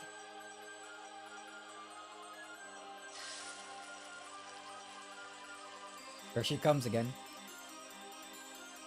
Imagine her doing that like Akuma did thing where she just like slides across the like floor, dude. Like the after images. And Jessica slowly stepped forward towards her, enshrouded in flames. Each time her feet lifted off the floor, boiling steam hung around her footprints. This was a true nightmare. Curie clutched her head in her hands, shaking it over and over again. 悪夢なのね。これは悪夢なのね。お願い。そうだと言って。ああ、悪夢だぜ。悪夢なのね。悪夢なのね。私が認めてやるぜ。これが悪夢さ。認めるわ。これは悪夢だと認める。だから探してやるぜ。一撃でな。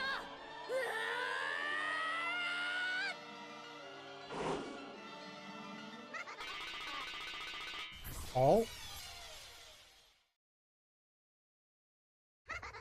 Leviathan?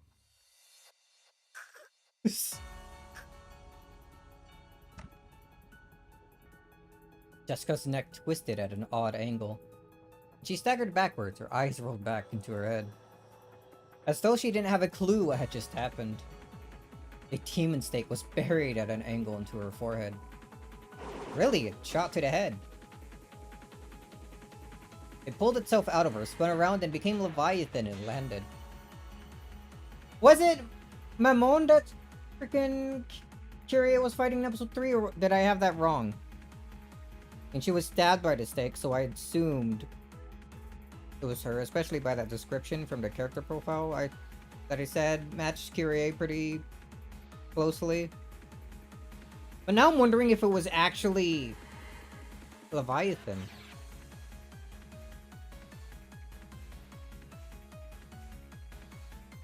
Oh man, my memories are all jumbled, dude.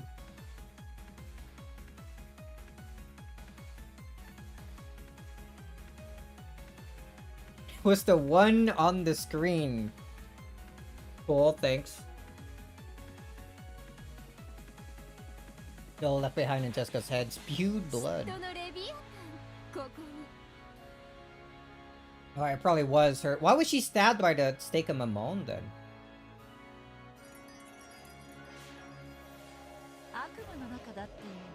Oh, because like Envy was dead, probably. This Curie straight up obliterated her. You know what? That makes sense, I guess. I don't know, it's my brain tired.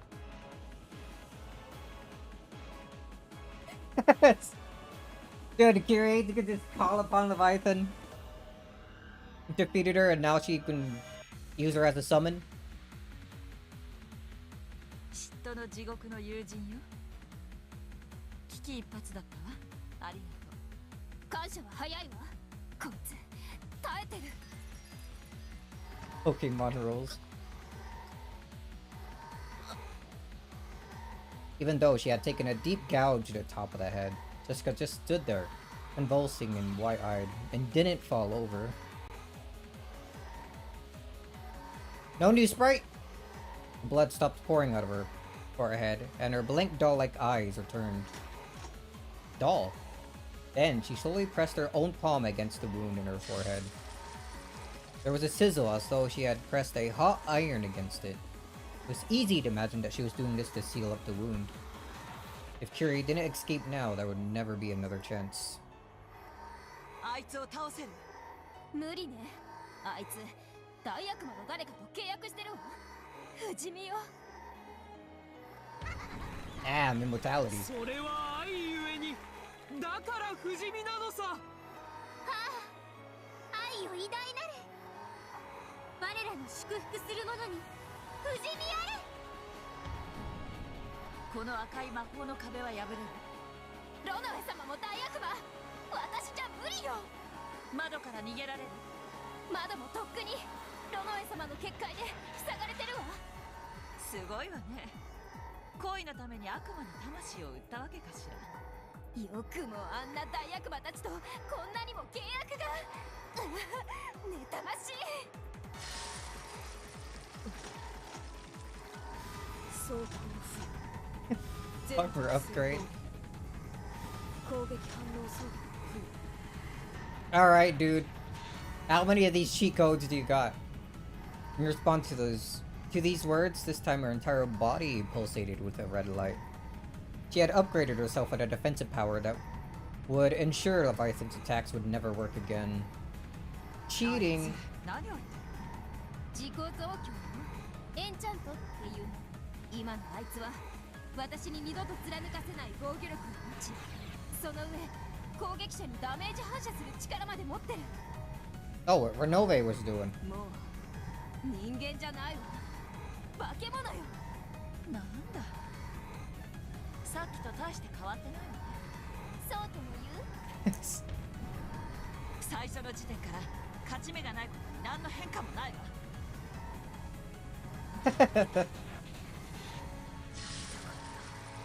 でも効かない。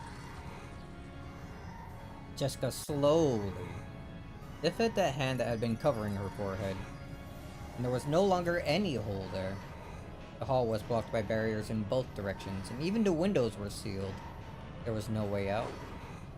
そこの部屋の扉封印されてる。ただの正常だわ。でもただの部屋よ。窓はあるけれどすでに封印されてるわ。つまり密室。私たちの棺桶ってわけ。棺桶上等だわ。鍵な妬ましいわ。あんたにしか開けられないなって。 Oh. Leviathan's stake flew about at high speeds, ramming itself into the keyhole to that room. The tip of the stake had become a key. Yo, they can just do that? What kind of room is this? As soon as it was unlocked, the door flew open. Krause's room?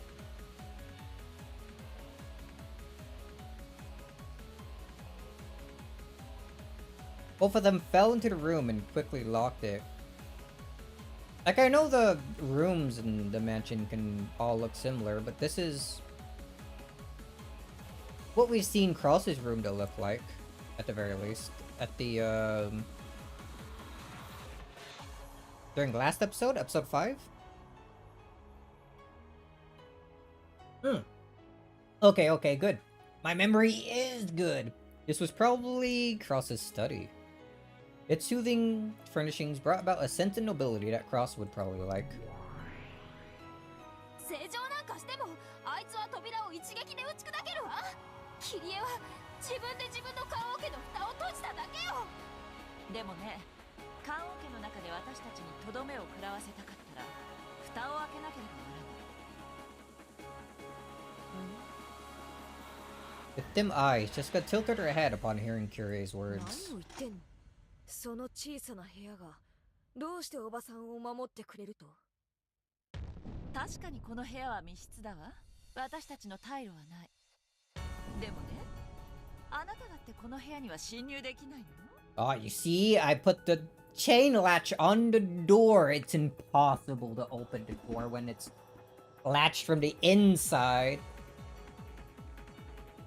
それが密室というもの。何を言っている。そんなちっぽけな部屋にこんなちっぽけな扉一枚でどうして私から逃れたつも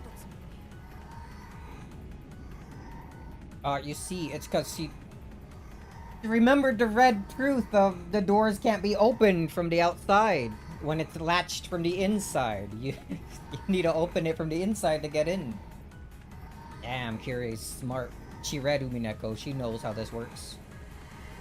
With a confused expression on her face, Jessica looked wearily between her own burning fist and the door.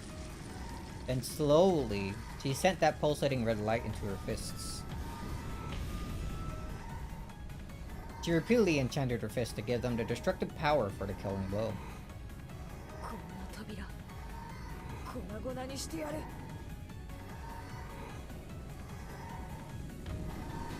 できるならね、やってごらんなさい。Responding calmly through the door, which was the only thing separating her from Jessica, Curie placed a single index finger on it as if to hold it shut. Damn, Curie, is that strong? Jessica slowly raised a fire-wreathed demonic fist. さよならキリエおばさん。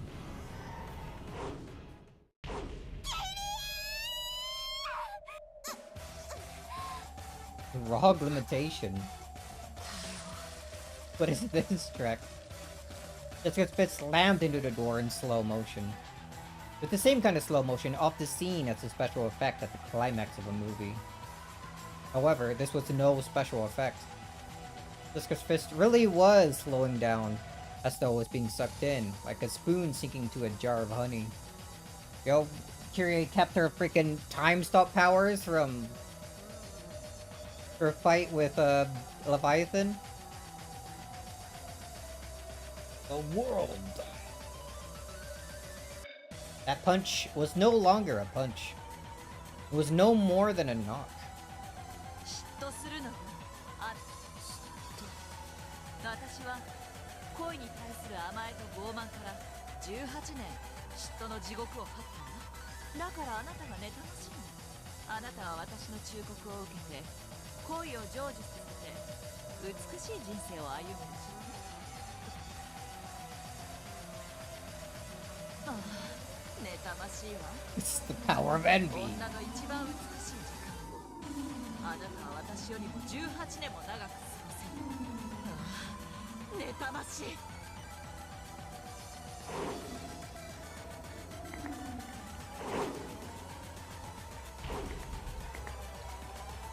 Jessica tried to slam her fist against the door over and over again. However, as soon as her fist approached it, the speed plummeted. She could barely knock, much less smash the door. Speed upgrades. Instantaneous force. Speed of sound. 無駄よ、お嬢ちゃん。砕けろ。 With full speed upgrades, Jessica's fist moved at the speed of sound. 1,225 kilometers an hour.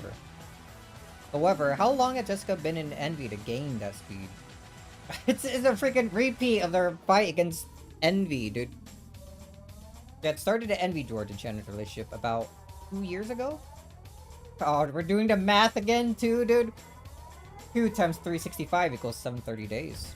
730 times 24 equals 17,520 hours. However, she wasn't envious all the time. It only happened when Shannon started going on about George. The challenge shift on about 3 days of the week. Divide by 7 times 3. And it wasn't as though she would go on about George all day long. Her fun word for him would only leave a mark on Jessica for about an hour? It's only 1/24th of each day. 17,520 divided by 7 times 3 divided by 24 equals 312, rounded down. The number of hours that Kyrie had been jealous was 157,680. In other words, this was a scant 0.2% of the time Kyrie had been jealous. Even 1,225 kilometers an hour, the speed of sound becomes only 2.45 kilometers an hour in the 1/500th world. She's using math to obliterate Jessica. あなた恋も嫉妬も足りないわ。 Even Jessica's sonic fists were no faster than a walking child in Kyrie's world. Jessica ground her teeth, her fist still pressed against the door. Someone could have seen this from both sides of the door. It would have looked as though Kyrie was holding it shut with a single finger. ね、この部屋は密室でしょ。 Is she gonna cheat and call Renove again to like teleport inside to do ジェシカ something? ちゃんはせいぜいノックをすることはできるけど、中の私たちには指一本触れることはできない。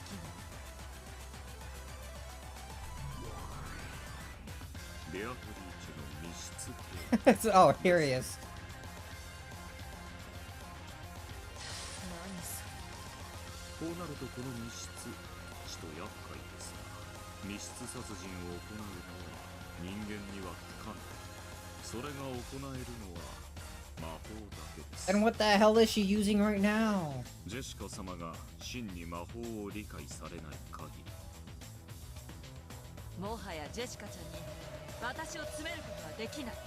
やがて時間は進み、私がいつまでも戻らないことに気づいた親族たちが、そしてあなたは観測され、魔女も魔法も観測されたら消える。 How do you suddenly know this? 悪夢の時間はもう終わりよ、お嬢ちゃん。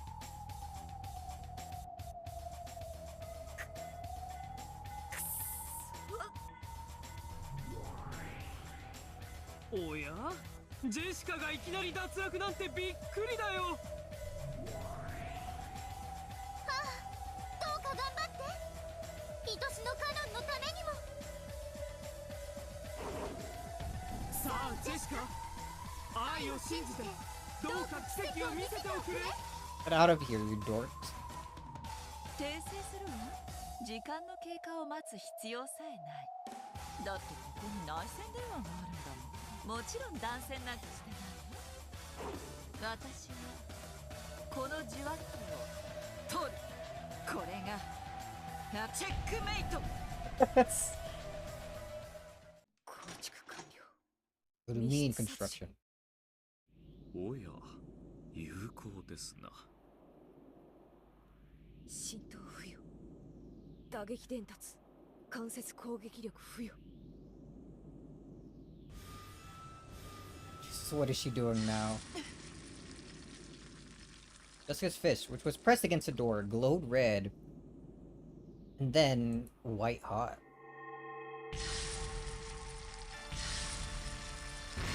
She's freaking setting fire to the room, dude. Jessica didn't even swing her fist. She just kept it pressed against the door. However, Jessica's murder reached inside the locked room. Through the cracks in the study door, through the keyhole bursts the flames of hell. Jessica couldn't see what was happening inside the room.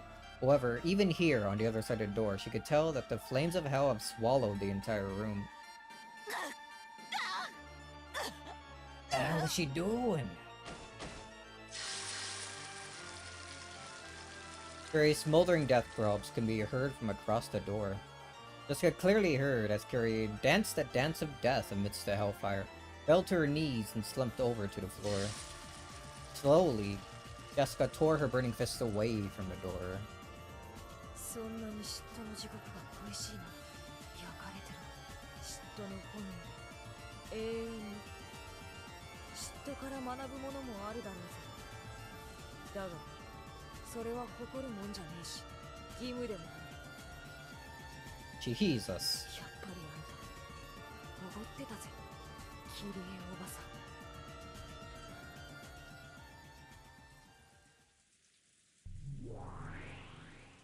お見事な密室殺人ですな。 Okay, how did you actually do it then? 後片付けを頼むぜ。やがて見つかる遺体が黒焦げじゃあまりに申し訳がない。綺麗にしてやってくれるか。かしこまりました。 Alright, so it obviously wasn't done with fire. What was it done with?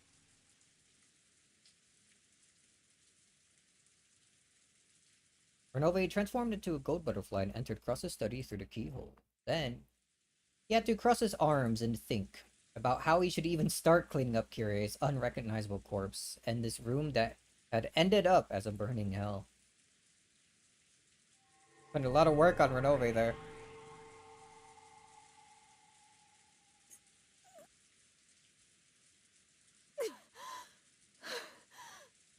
I don't know, you managed to do your task, but at the same time, you did need Renove to, like, stop Kyrie from running away. So I feel like you lose points in that regard. George didn't need to do any of that. He faced his opponent head on. I don't even remember him using any magic circles or freaking body magic like you'd used.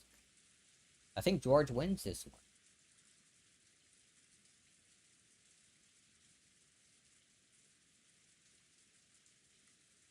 Jessica finally let out a breath that she had been holding down in her chest.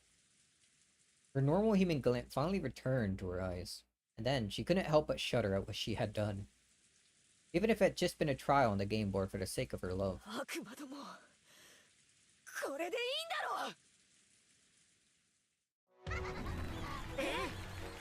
So Walto P34.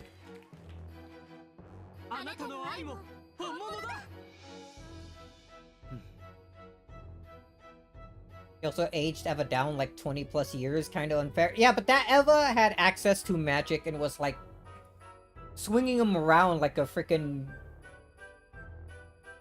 wet paper towel against all the walls and floors and stuff, dude.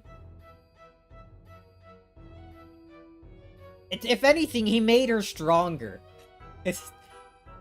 He went the Goku route of making his opponent stronger before fighting them.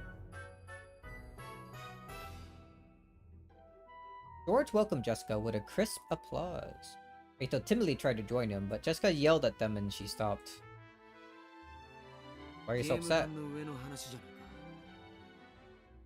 Too bad you guys are also from that game board, so once you return, you're gonna see that they're actually dead, and then you're gonna, like, freak out. Right? そこまで悲しむことじゃない。理屈じゃ分かってる。でもだからって心の整理がつくわけがねえだろ。お嬢様、カノン君、私君のことが好き。諦められないよ。だから示したよ。私の気持ち。私間違ってないよね。間違ってないよね。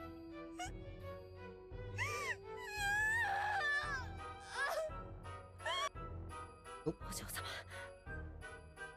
Asaka tried to sob, Cannon held her quietly, and he realized that he would have to carry on the determination she had shown him. 何も間違ってないさ。そして人の心を残し苦しむことも間違ってない。僕はそういうことに対し少し君よりストイックだっただけの話さ。Cannon also, he man let his girl do the dirty work for him. Yeah, but he's also furniture. Did you forget? 誰もがジョージ様の境地に至れるわけではありません。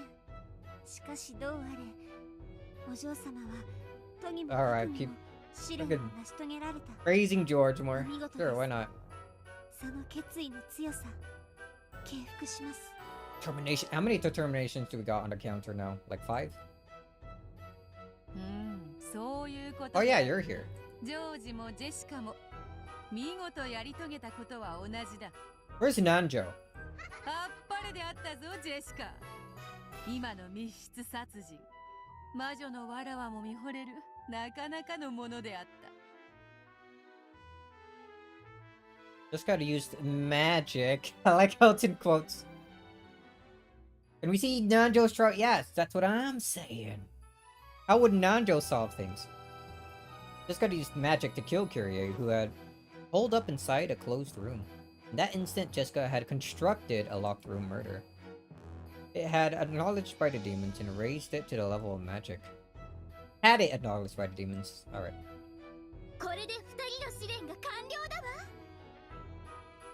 さあ次は誰が挑戦を？ベアトリーチェ様かしら。いやいやシャノンかもしれないよ。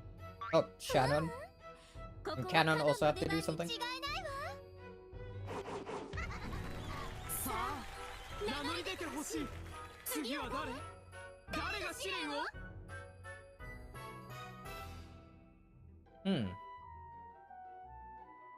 First Twilight, 6 people, right? If we assume everyone's gonna kill one person, that's 5. Are they doing the first Twilight right now? It would be number 6, unless someone's gonna kill 2 people at once. Maybe Beatrice might end up doing that?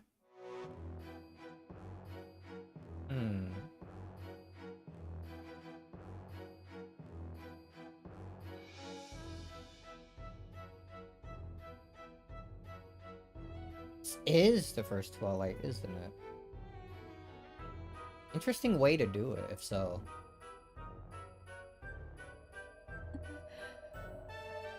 魔女がゲーム版の殺人に臆してどうするというのか。奥手も過ぎれば恋を殺すぞ。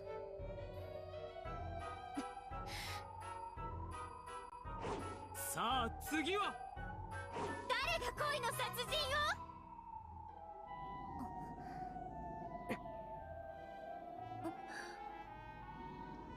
The 3 who remain looked at each other.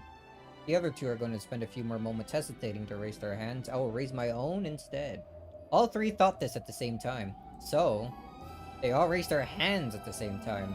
The ones they loved had already shown their determination. They had to carry on.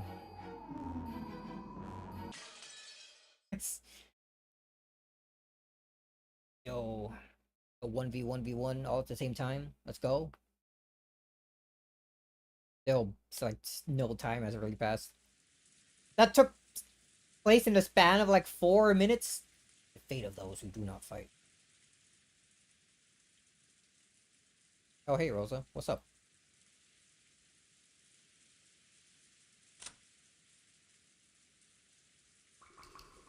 Save here. Take a... Oh, where?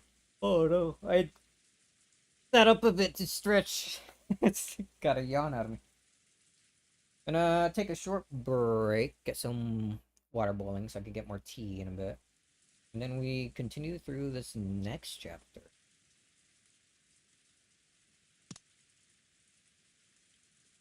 Where's the music? Why is the music always... Why is there never any music at the beginning of a chapter? But yeah, not done yet. 2-hour mark, so I want to take a break. Where?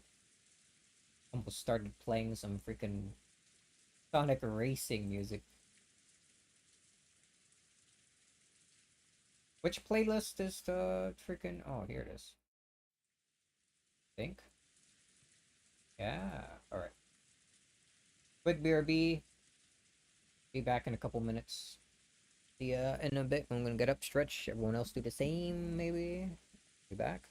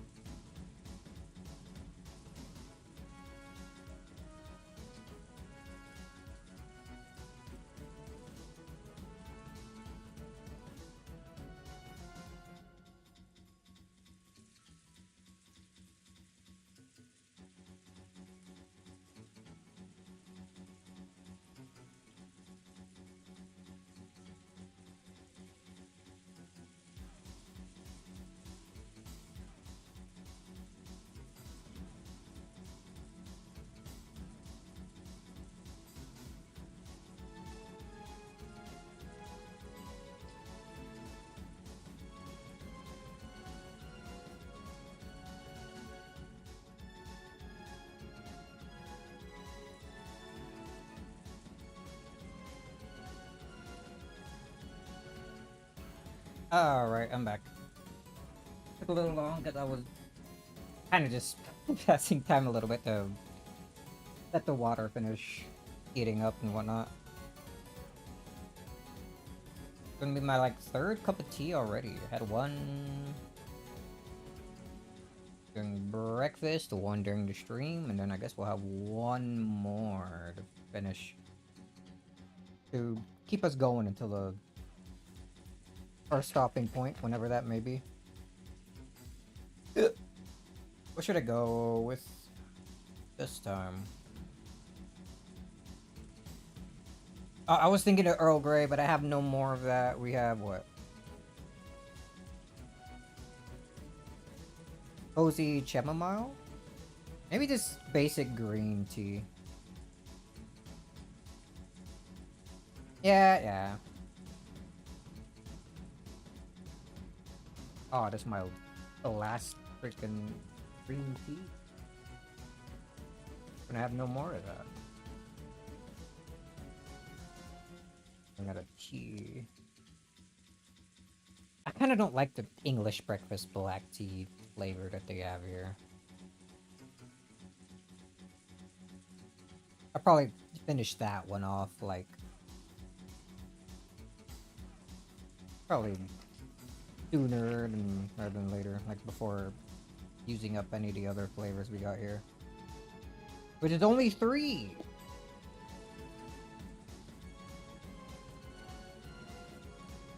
I need another one of these little tea boxes, or like the different flavors. I kind of like that. I like being able to choose like a different flavor every now and then.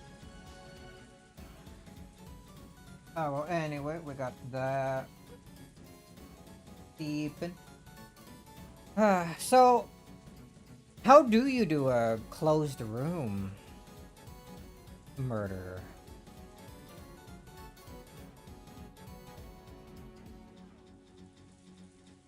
I assume she's still gonna be locked in that room when she's eventually discovered, right? So...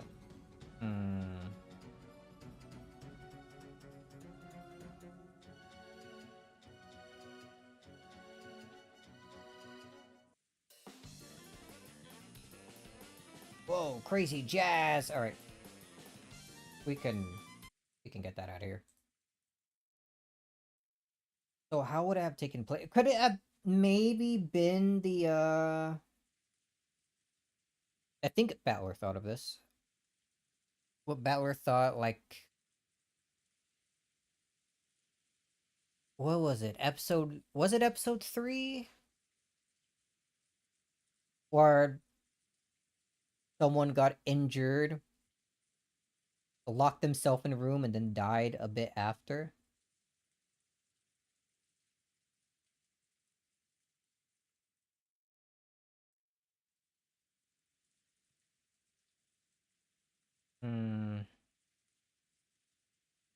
I don't know. Maybe the way Jessica, like, held her fist against the door. Like, and excluding all the, like, freaking magic and burning. Anything related to heat. Maybe the way she just held her fist against the door is a clue.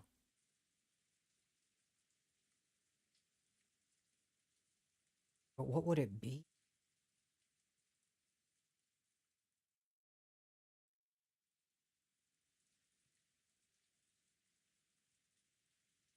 I don't know. Maybe we'll get more clues once the body's discovered. And the state, like everything's in. But once it's all like found.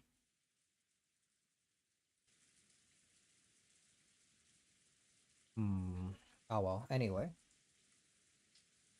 Continue for a bit while my tea continues to seep here. What's Rosa doing? She gonna be next? Rosa could be seen in the parlor. Seen...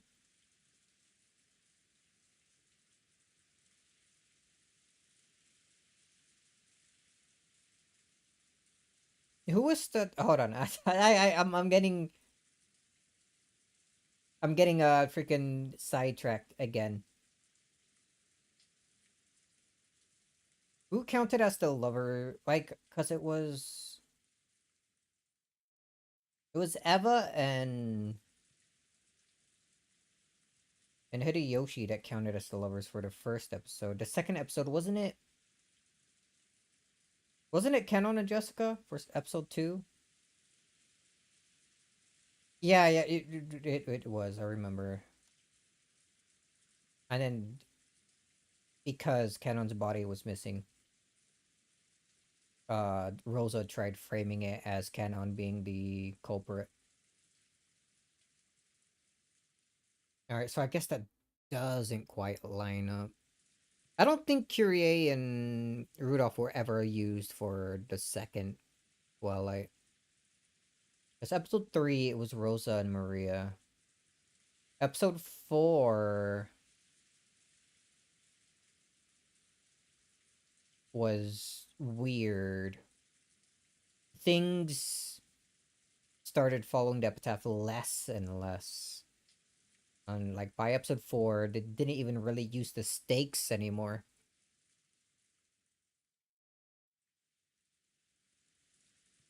Oh, didn't they use... Because it's not lovers, it's just two who are close. So they used Jessica and George for the second Twilight in episode 4. Hmm. Okay, my thought for a bit was that they were taking out entire, like, not entire, but people related to, like, being close together, like, Eva and Hideyoshi makes sense. Kyrie and Rudolph makes sense. And I was thinking here that Rosa and was going to be next because of how she was used as the second Twilight in episode 3, but we added Kyrie and Rudolph were never used as like a second Twilight, I think, in any of the episodes, so that stopped that line of thinking there.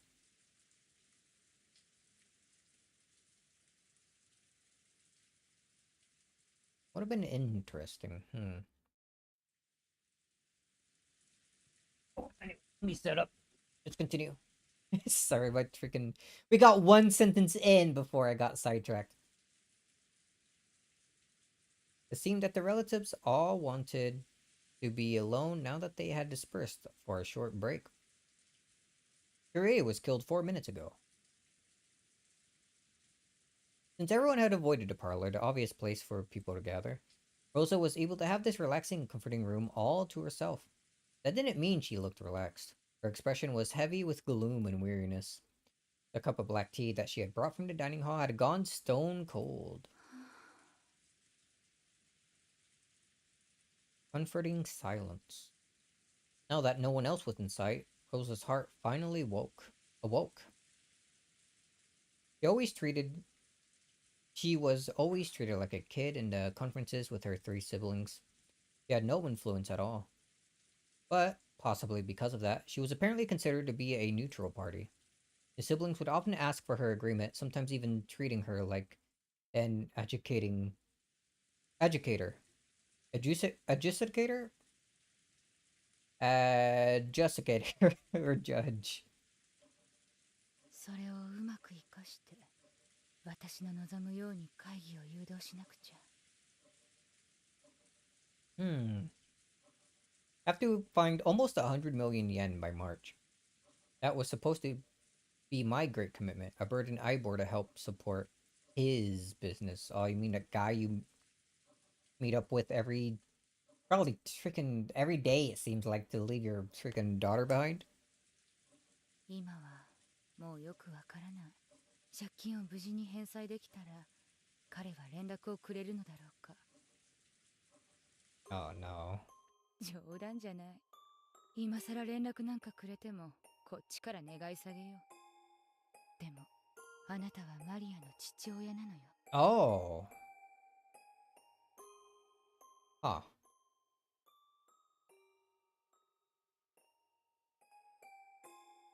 せめて一度でいいから会ってあげて。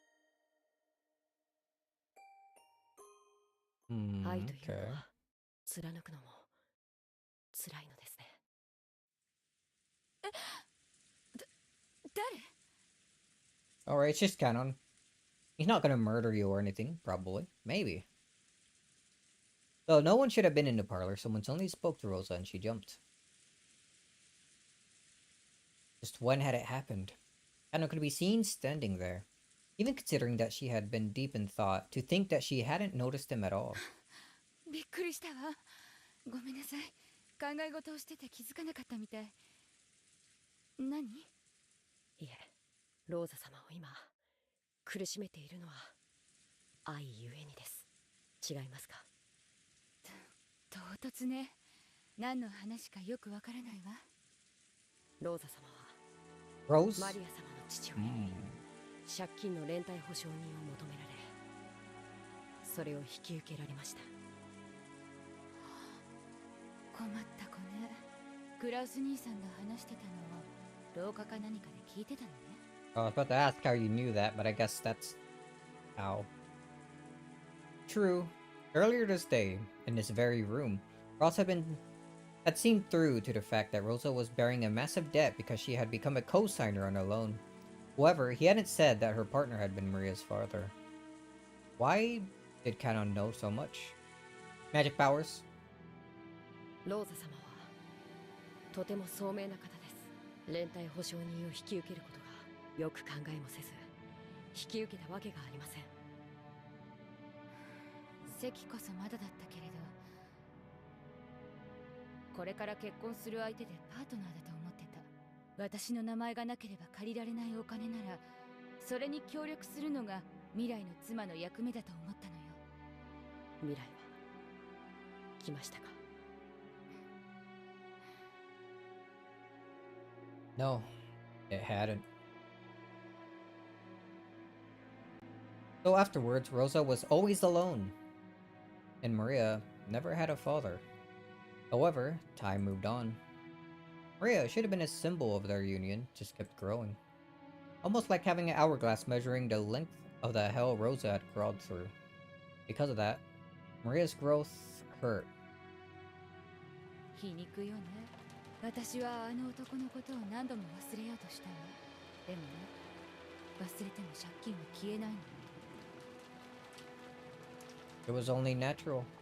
And so, whether or not she forgot her love, she had to do all she could to pay that money back. こうも思うの。 Are you sure you're doing all you could, though? I mean, you're going off on, like, freaking dinner dates and vacations, like, every other week. 私が立派に返済しきったら、それは彼が私に与えてくれた愛の試練に打ち勝ったという意味にもなるの。 That's not a good way to think of it. 結局は返さなくちゃいけない借金なのに、どうしてその結果得られる愛を先に自ら捨てるの？返済してから考えても遅くはないと思わない？ Why is my nose so itchy? The babysitters were invented yet, so there's nothing she could have done. I don't know.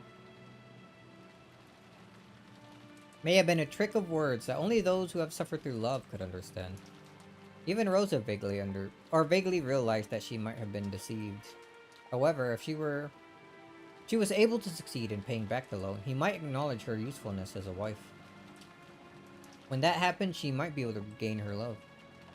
But if she had already abandoned that love, then what?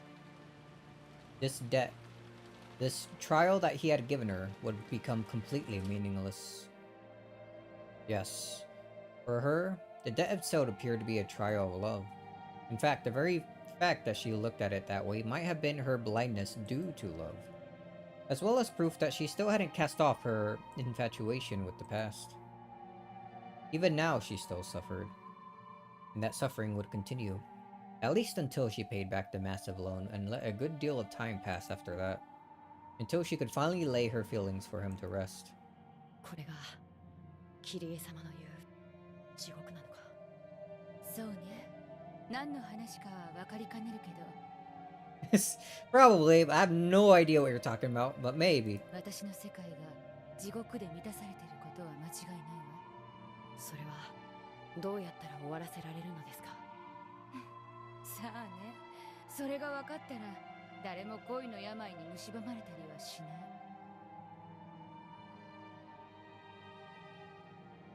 That disease is a serious one. It sometimes eats into a person for their entire life, spreading to and hurting the people closest to them. That disease was tormenting her now as much as it had as this disease was tormenting her now as much as it ever had. キリエさんの話が出たから言うけど、彼女の話は私にとって希望、夢なの。Though she had her man stolen from her, she persevered for 18 years. She never fell to despair and instead continued to support Rudolph, lying in wait for a miracle. マリアはまだ9歳よ。キリエさんが待った18年のまだ半分じゃない。それくらいで音を上げてたら彼女に笑われるわ。あと9年で奇跡が起こると思いますか？それを疑ったらおしまいよ。ある意味、私は亡霊なのよ。私はすでに死んでいる。それに気づかず生きている。She already knows she's dead. She can see into the future. 決して来ない人を永遠に待つ。そうよ。彼の夢を応援したいなんて甘えたことを言ったあの日に、私は多分もう死んでいた。やっぱりあの日は後悔すべき日だったのかしら。俺には夢がある。海外を巡りたい。このちっぽけな日本を飛び出して必ず大物になって帰ってくる。懐かしいわね。あの頃の私は互いの途方もない夢を認め合うのが恋人同士だみたいな考えだった。だから彼も私がデザイナーとして大成してパリで新作を発表して Damn, in Paris? 取材陣にもみくちゃにされるなんて夢を楽しそうに語って喜ばせてくれたわ。思えば本当におかしな地に足がついてない日々だった。互いに互いを浮かれさせてふわふわし合ってる感じだから、彼が日本を飛び出したいなんて言い出した時、私はそれを喝采して応援を約束したわ。Acknowledging each other's great dreams that might never be is a standard sort of pillow talk for lovers. But once they started to translate into actual action, from that point on, I should have been serious and practical. 私はあの日、彼を見送ったことを長いこと誇りにしてた。今も誇りにしてる。I mean, still. でも後悔をしているんですね。そうよ。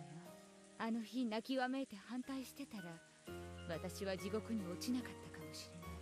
それを笑顔で見送ったのが私の勝利。違うわ。それはある意味戦うべき時を自ら放棄した不先輩みたいなものだった。私はその負けを美化して男の海外への挑戦を笑顔で見送り、海外しく娘と帰りを待つ良き女の幻想に酔ってるだけ。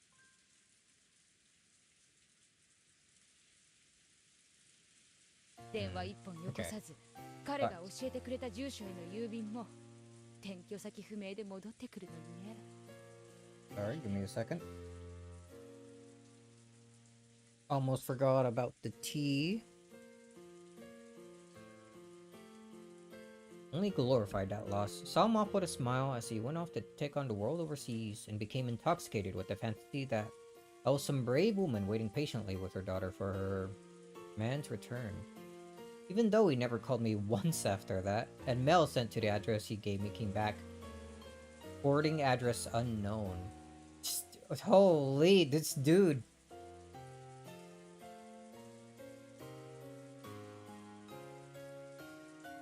Rosa actually just straight up got swindled, dude.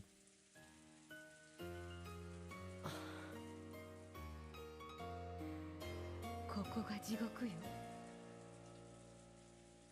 戦うべき時に戦わなかったことを死ぬまで後悔する地獄。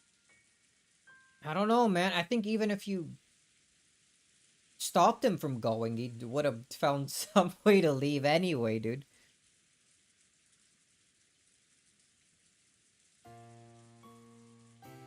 I don't think there was any future with a guy like that. 私はその地獄に娘まで引きずり込んでいる。 It might have been worse than what it いっ is そ now. 誰かに殺されたい。お前はすでに殺された。亡霊なのだと宣告された。恋は戦わなくちゃ地獄を這う。そう恋は戦うもの。勝って得るか負けて死ぬか。でもどうか死を恐れないで。なぜならそれは安らかな眠りだから。真に恐ろしいのは勝てずそして死ねもしなかった眠れぬ亡者たちの落ちる地獄。その地獄に終わりはない。恋の戦いは戦いもせず死ねもしなかった者に最も残酷なんだ。恋は当たって砕けろってわけだ。そういう討ち死にはせいせいするよな。 Man, look at all these guys talking like they know 人 everything about を love. 最も苛む毒薬は恋を腐らせて作るという。その苦しみはどのような悪趣味な地獄の拷問をも上回る。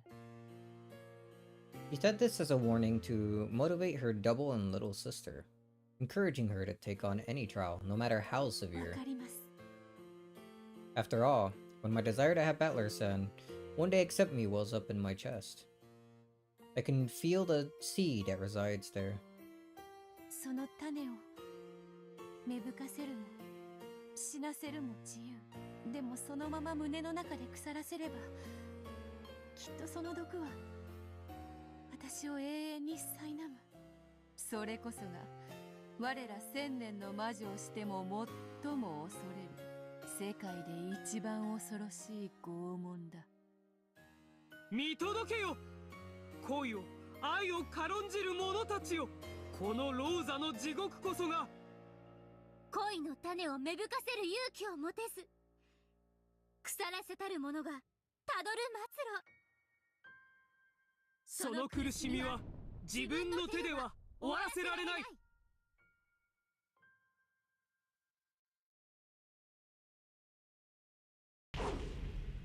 Oops.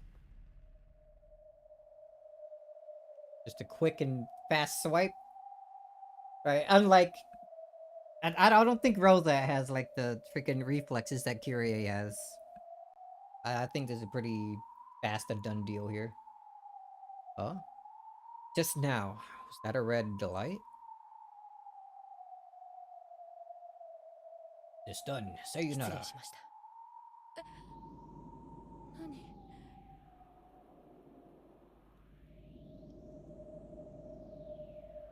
Just now, I thought I saw something strange. I wonder if I'm tired. Probably just my imagination. Rosa picked up her cup of cold tea. When she did, she saw a small red rose petal floating on the surface. A rose? そのソファーはローザ様が幼少の頃好んで横になられたものと聞いております。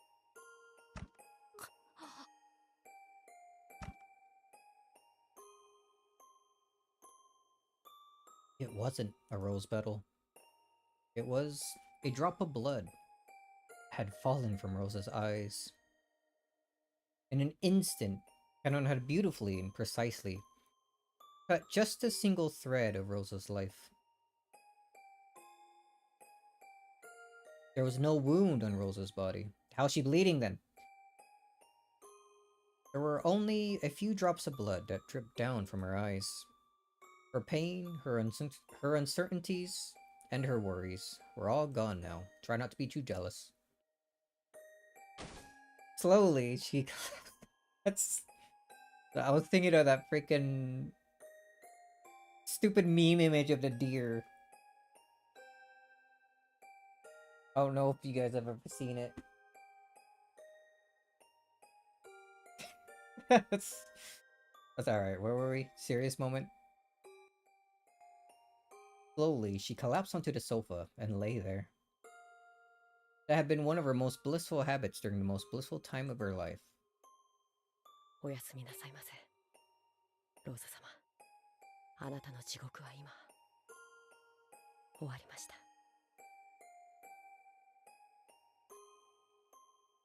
And then took a blanket out of a cupboard and gently covered Rosa with it. It would have looked to anyone, just as though Rosa was sleeping peacefully. Those demons had not exaggerated when speaking of love as a battle in a trial. Yeah. In fact, although cruel, this could even be said to be an honest reflection of reality. In the sense that it made no attempt to hide the fact that to lose in love is to die. これで僕のノルマは終わりだ。Damn, Canon had it the easiest so 見 far. 届けたか、悪魔ども。So late. しまった。よ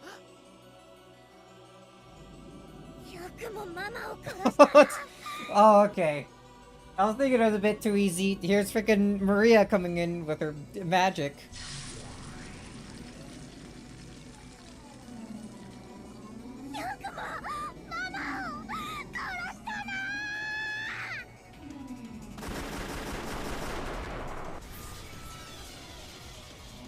One of the two great witches of the Mariage sorcery, Maria. Though she was just an apprentice, the power sleeping within her had impressed even Beatrice at the height of her strength. No easy kill. In Maria's eyes, though Rosa was the Black Witch, she was also the vessel of her mother that she couldn't help but love. Her anger at having that stolen from her was near madness. You didn't care this much in all the other episodes before, though. Come on.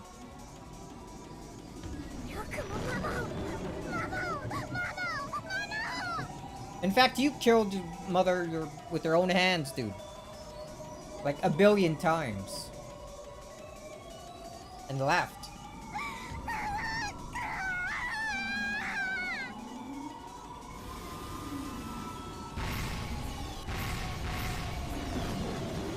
Oh, wait, it's so loud. Maria's attack was too emotional. Because of this, she didn't notice that Canon had already disappeared in the span of a few short moments.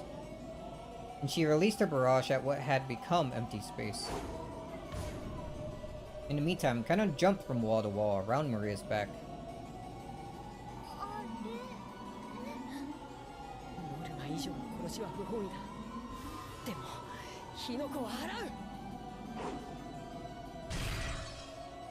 Oof.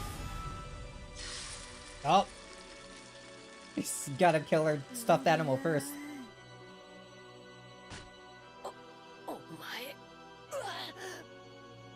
外交官特権。僕とマリアを照準することを許さない。 Yeah, but he isn't part of this. How does that even work?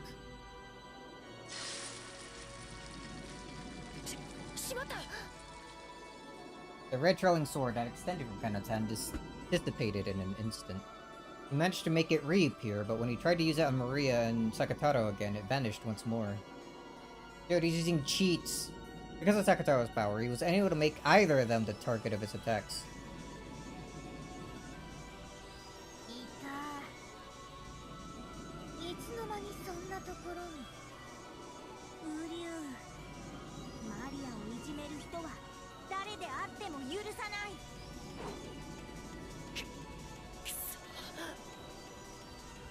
Maria finally noticed where Canon was, and she slowly turned around.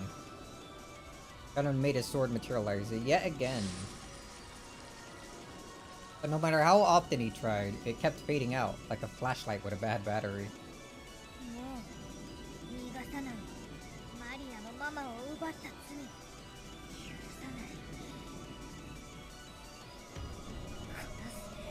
Oh, wait.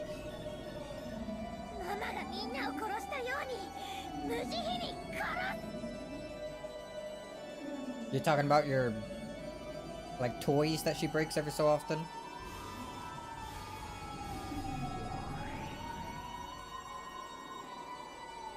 As Maria howled, the entire parlor was surrounded by a cube of red magic barriers. It was a locked room symbolizing a barrier that Canon could never escape.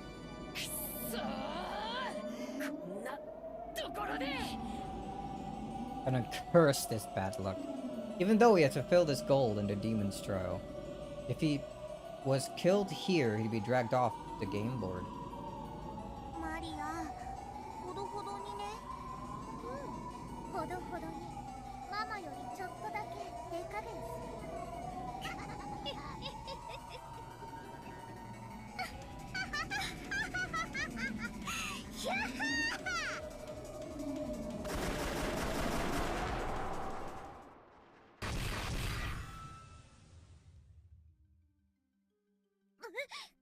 Oh, locked it. 誰？失礼します、マリア様。 Oh, Shannon's gonna kill Maria. ゼパル様、フルフル様との契約により、お命頂戴いたします。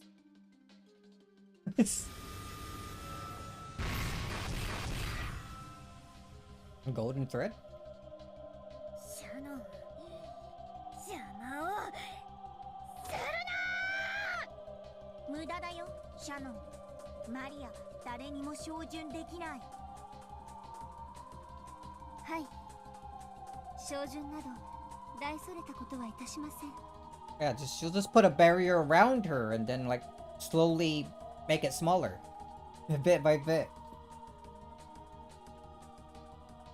She's making the area around her smaller, not targeting her specifically. Surely that would work. ただ私は身を守るだけです。 Damn, but my way was cooler. Mystical, cylindrical red magical barrier surrounded Shannon as she stood in the center of the parlor.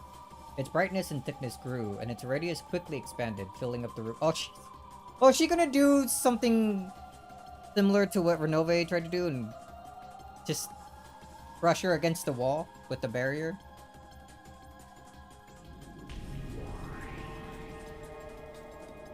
It wasn't targeting Maria. A loophole. Shannon was wielding its power to protect herself. So, Sakataro's power didn't make it disappear. お嬢様への気持ちはこんなところでついえるの。しっかりなさい。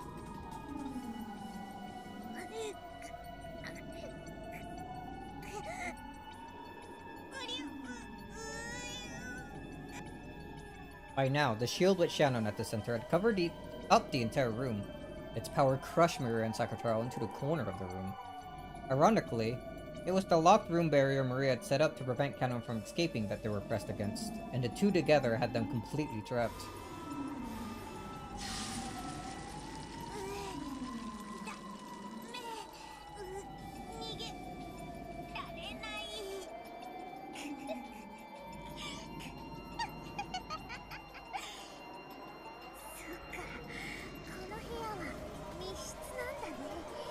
Yeah, one of Beatrice's favorites. ベアとの魔法を否定する探偵気取りにはちょうどいいかもしれない。 Do you know about that? メイトです。マリアさん、よろしいですか？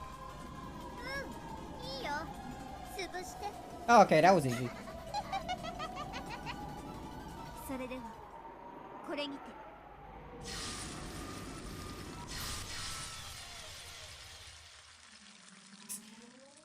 I guess Maria's fine as long as it gets at the freaking detective, which, in this case, based. I love that. Oops, I didn't read the last thing. The entire room was filled with the red light of the shield, and the output and pressure were raised to their limits. Then, crushed Maria between the shield and their unlocked room barrier. Maria and Sakataro lost their form, scattered into a spray of gold, and disappeared. She was never there.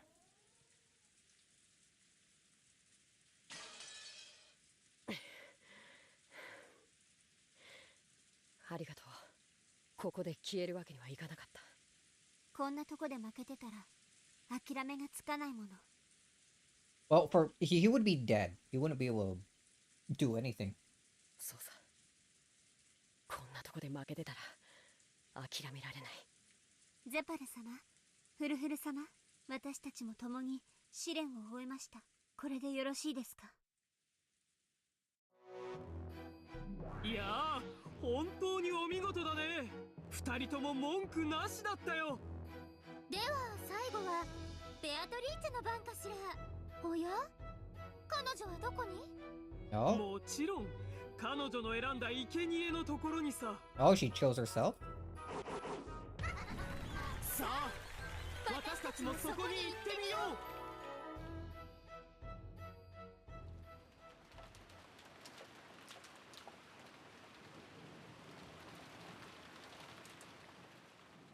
Man, I wish it was raining right now. Woke up and there were like clouds everywhere. It's still cloudy right now too, giving off a nice like bluish gray light from outside. That's Sui? Why her? Natsui could be seen in her room. Ross had instructed her to retire for the night, but she couldn't afford to lie around sleeping on an important day like this. However, she was aware that she was the type to get excited easily, and that this sometimes held her husband back. So, though she didn't like it one bit, there was no way around it. Nothing could be done. It was probably close. Why is this chandelier blinding me? It was probably close to the time for the break to end and family conference to begin once again in the dining hall. Her husband would have to protect the Ushimiya family honor from his greedy siblings all by himself. He can do it, I believe. If she grew emotional by his side, she would just tie him down. Though she knew that quietly waiting here was the best way she could support him, that didn't make the waiting any easier. Natsui opened a drawer and took out a small box she kept her treasures in. This was her secret box. Inside was everything from valuable items to mere odds and ends. However, they were all precious, memorable treasures in Natsui's eyes. She pulled a small pouch out of the box. Mirror. She emptied its contents onto her palm. It was a kind of charm that her birth family had given her when she had married. It was a spirit mirror to ward off evil. Her face was reflected in the mirror. She wasn't as young as she once was. Old. Recently, she began to see a bit of her parents and grandparents in her own face. But when she stared at her reflection in a mirror like this, she felt as though her soul had returned to the side of her parents and that the family she had been born into. And the family she had been born into.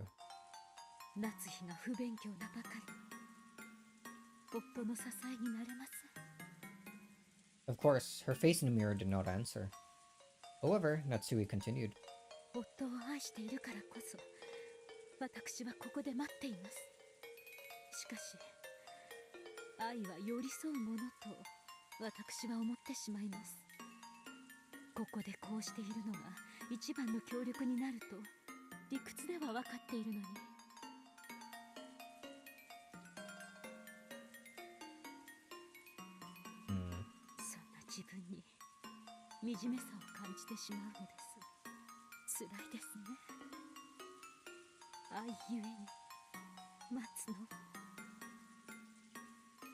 A tear plopped onto the mirror.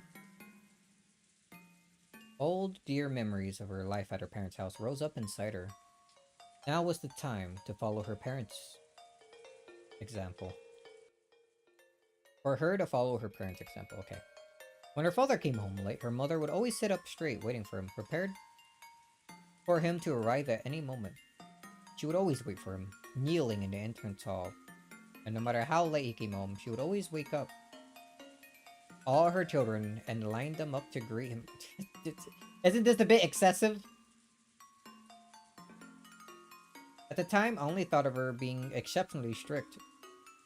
But at this age, I finally understand how strong she was, persevering in her love for her beloved husband even after being left alone in charge of the... I don't know, man.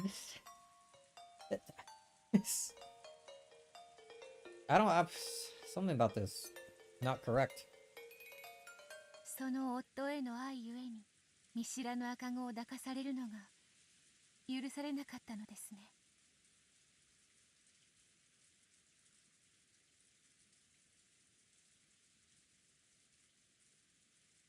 Okay, she's talking about that baby Kinzo tried pushing onto her. Yeah, okay. For a second, I didn't recognize the voice as Beatrice talking to Natsui. I thought it was like talking about something maybe did. Okay, no, I get it, I get it. I understand. The sudden voice made Natsui jump up and look around the room. When she did, there stood a Western lady wrapped in an extravagant dress. Don't you recognize her? She's from the portrait. Natsui was confused. There was no one like this in the mansion. However, though this was supposedly her first time meeting this person, it felt as though she had seen her somewhere before. Her anger at the ruffian who had snuck into her private room, and her confusion over the appearance of someone she didn't know, caused her mind to go blank. So much that it took quite a bit of time before she realized that this was the witch of the portrait. All the victims so far are women. What did Battler, the writer of this game, and man mean by this? Oh, but what did he mean? Had to take out the women? Actually, that's their... No, each Twilight has always been a mix between the genders, right? First one for sure, second one also for sure, because it was like all the siblings except for Rosa. Or all the siblings. All the like parents except for Rosa. Uh Episode 3 was all of the like servants. Plus Kinzo. Episode 4 was...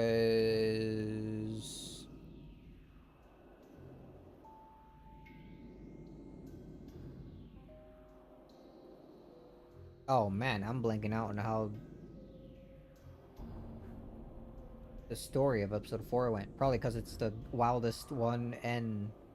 Oh wait, no! Kinzo burst into the room, killed like Eva, Hideyoshi, Genji,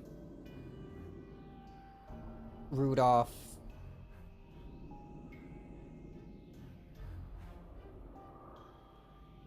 Rosa. Who was number 6? Natsui. Yeah, and then... I guess this one is gonna be... Well, aside from... Jessica, is it gonna be just all the, like, women? Like, we got Eva gone. I guess Natsui's gonna be gone. Kurie's gonna be gone. Rosa's gone.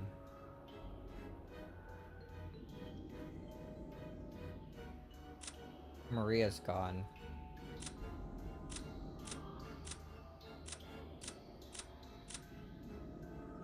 Jessica's gonna be the only, like, girl left related in the main family if we don't count the servants here. Is Kumasawa run? Where is Kumasawa during all this? Chance for Erika to die? She should. Or we're back into the ocean. So...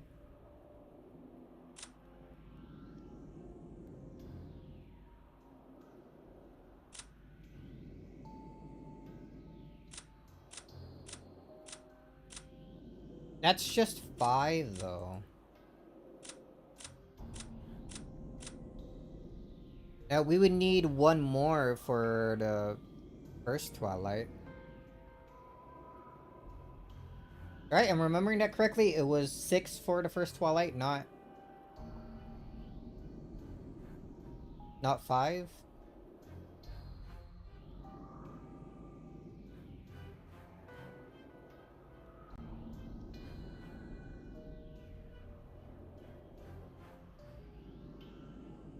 Unless we count Right, no, I guess that could work out then. Because Kinzo was counted for the first Twilight in other episodes, even though I guess now we know he's dead anyway, but back then we didn't. Then what's the deal with his freaking corpse in incinerator? I mean, I guess it's never... Has it ever been fully confirmed that it was his corpse?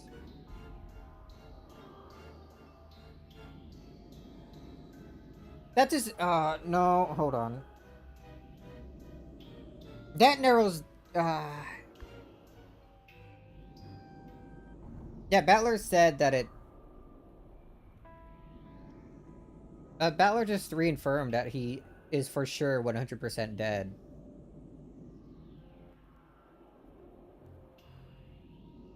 That there's no room for that. And he did that to break, Erica's blue truth. To make her try to reform it, which she hated. Pissed her off.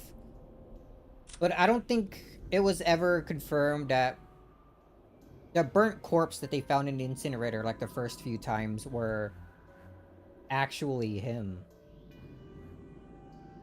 They assumed it because of the toes, but I don't think it was ever 100% confirmed to be his actual body.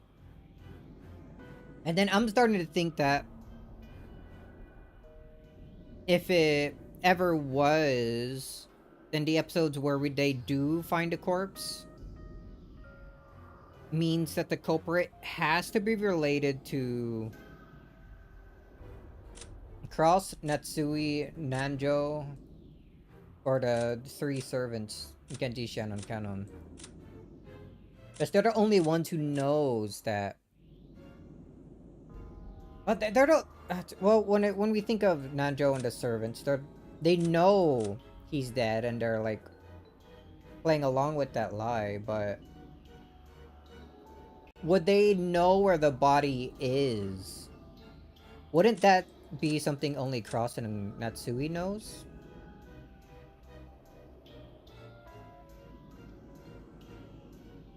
No one would mistake Ushiramiya Kinzo by sight. Could extend to his corpse. Maybe.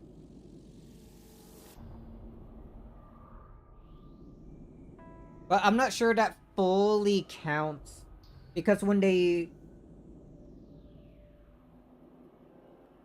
saw the corpse, like, I think each time they saw the corpse, they didn't immediately go, oh, that's Kinzo. They were confused about it for a while. Before deciding that it had to be him because of the toes.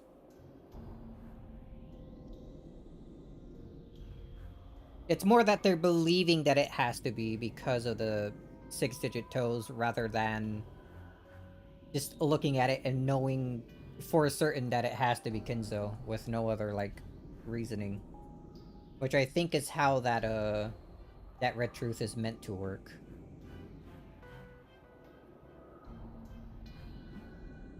My thought there.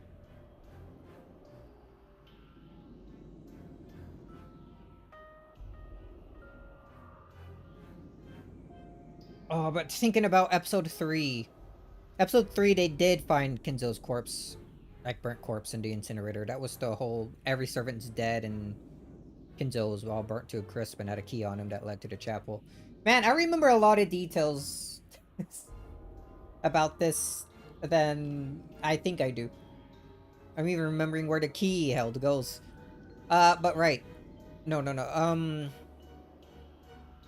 In that instant, Ava was the one that escaped alive and was apparently the culprit behind killing everyone.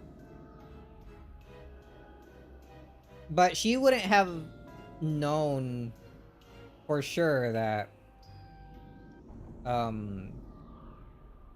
that Kinzo would have been, like, already dead and had been dead for a couple of years now. Or something like that.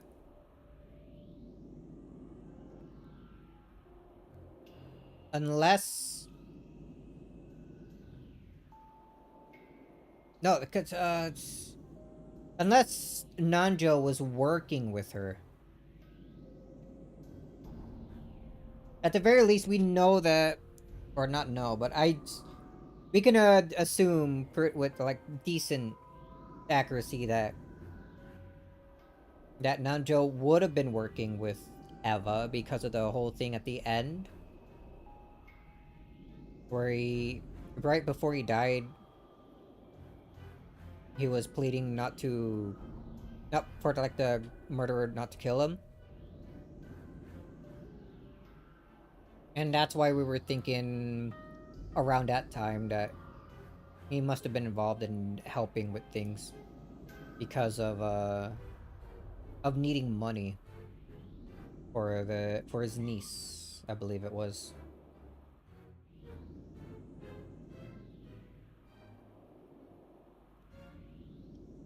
And I'm also remembering that in that same episode long before that, when Battler was explaining the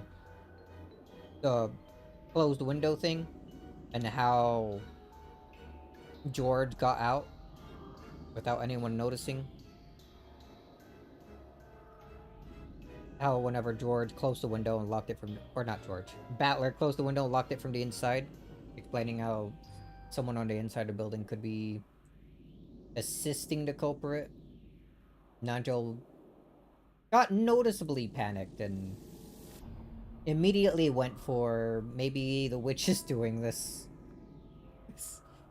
I'm getting sidetracked thinking of like other things. Probably over explaining myself here. In any case, the thought here is that all of the adult women, and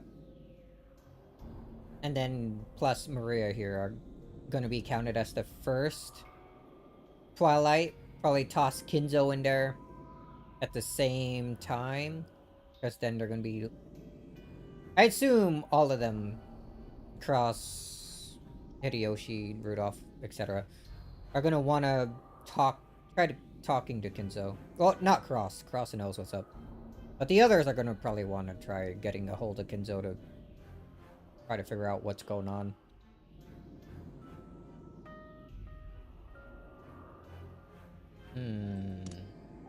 Alright, I'm getting... Alright. Way sidetracked for like way too long. Where are we? Beatrice showing herself to Natsui after she was like getting lost in her memories. Her anger at the ruffian had snuck into her private room, and her confusion over the appearance of someone she didn't know caused her mind to go blank. So much so that it took quite a bit of time before she realized that this was the witch of the portrait. あなたが19年前のあの日に見知らぬ赤子を殺めたことに私は罪を問いません。何の話ですか？ Reita had chosen Natsui as her sacrifice. It was because of what Natsui had done to Battler. Reito didn't know much about the details of Battler's birth. However, after discovering the fragment of the previous game, he had learned that there was a chance that Battler was the baby that Natsui... You're going with that insane theory that Battler fucking probably made up on the spot just to counter Erika's wild-ass fucking theory of wanting to smear Natsui's name? Maybe it was me! And I did it! I mean, it would be so funny. But I don't think that's it. I don't think it's true. But I guess. Go off. Although this was a blue wedge that Battler had used to protect Natsui from being framed, Beito thought it might have been a confession from Battler himself. And if that was the case, to her, Natsui was an enemy who probably forced Battler to live in a painful life. 夫への愛ゆえに夫の血を引かぬ赤子を殺した罪を私は愛ゆえに問いません。 Come on, Beatrice. I know you were born like 5 days ago, but think a little bit. It's, she really is Battler's daughter. Fucking thinking these things out, dude. Oh, man. It was out of love for your husband that you killed that baby who lacked his blood. And it's out of love that I won't hold it against you. Natsui's probably like, going, what the fuck are you talking about? 何の話か分かりません。 See? 出て行って、ここは私の部屋です。ならば私の愛ゆえにあなたを殺すこともまた問わないでください。 Oh boy. Beito slowly stuck out her arms, and with both hands, she squeezed the air in front of her. That squeeze tightened around Natsui's throat. She has the force. Natsui's heels lifted off the ground, and a faint purple hand shape appeared around her throat. Natsui frantically scratched at her throat, trying to stop whatever was strangling her, but there was nothing there. So, to an outsider, it looked as though Natsui was standing on her toes in anguish, scratching at her own throat. 愛し合う二人たちが皆決意を見せました。私のバトラさんへの思いがそれに劣っているとは思いません。私が19年前のあなたの罪を咎めないように、私も自らのこの罪を咎めません。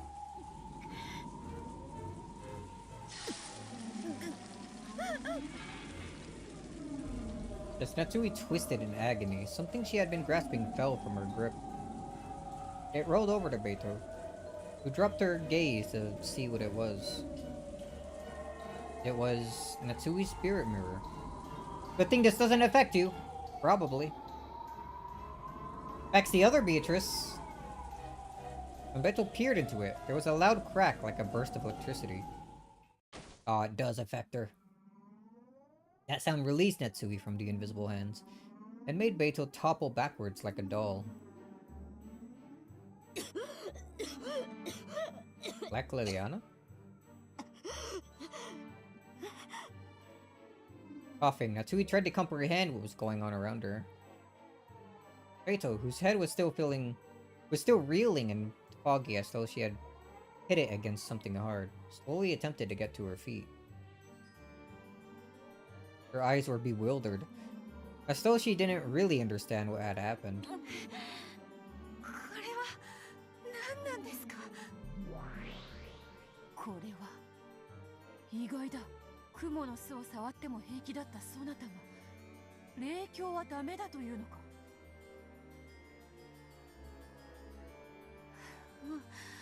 私にも Scorpion and spider webs are fine, but not the mirror? 一体何が。 He had thought that only Beito the Elder possessed non-human weak points, such as getting burned by spiderwebs and wards, and having her powers sealed by spirit mirrors. However, for some reason, this spirit mirror alone could apparently affect her as well. What does it mean? Even she couldn't understand what about the spirit mirror could have such an overpowering effect on her.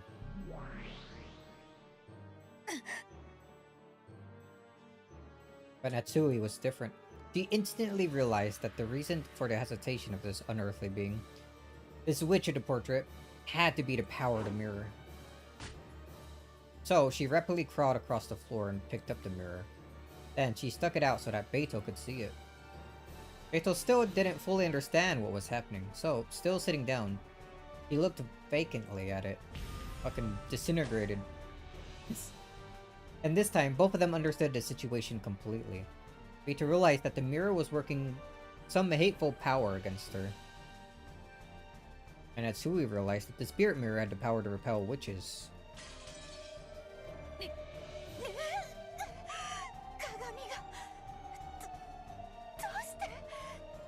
それはお前が横島の魔女だからです。霊言新たなこの霊境は邪悪な存在の全てを退けるのです。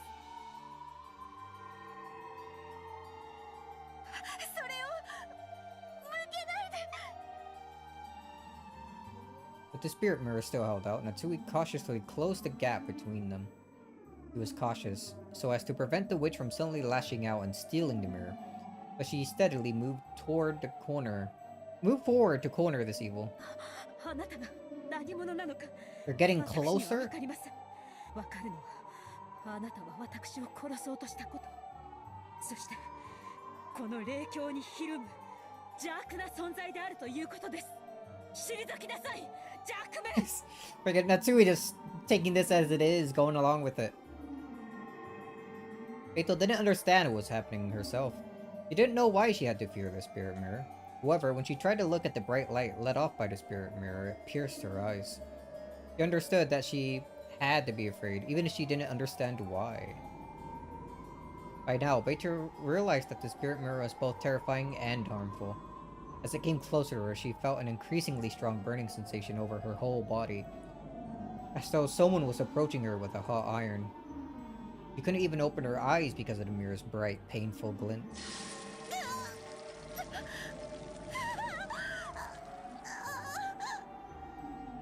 さあ、元の世界へ退散なさい、横島なる者よ。Wicked one. この後ろ宮夏樹、邪悪に対して一歩たりともひるみはしません。It's no use. Silver. Why?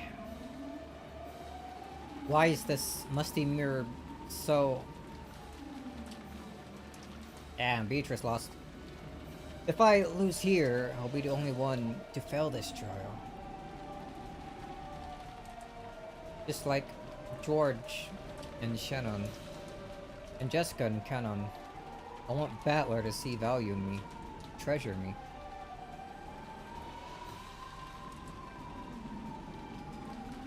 I finally managed to admit that, so I can't fail now. 諦めちゃうの？あなただけが？信じるんだ。愛の奇跡は必ず起こる。Believe the power of love. I love Battler. I want him to notice me, and I want him to recognize and accept my feelings. My reason for calling him father as I dedicated myself to him was that no one helps a parent expecting something in return. And that helped me come to terms with getting nothing back. It was a deception to fool myself with. I love Battler, and I want him to recognize that. I admit it. I won't hide from it any longer. I was born to love Battler and have him love me back. だからこんなところで負けられないんです。退散なさい、横島なる者よ。ここにあなたの居場所は存在しません。How's she gonna get out of this one?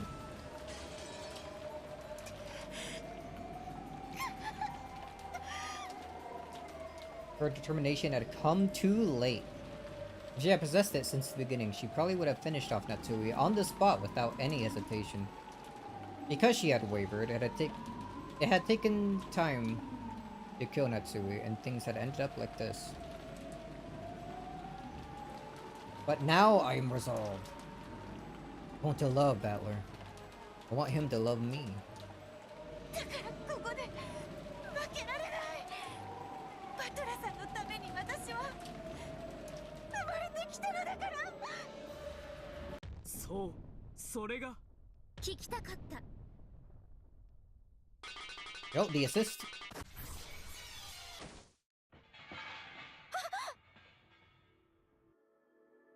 Following it sounded like a beetle banging off the walls in the room. The spirit mirror was knocked out of Natsui's outstretched hand. It fell onto the floor, and a stake flying around the room pierced through it with a crash.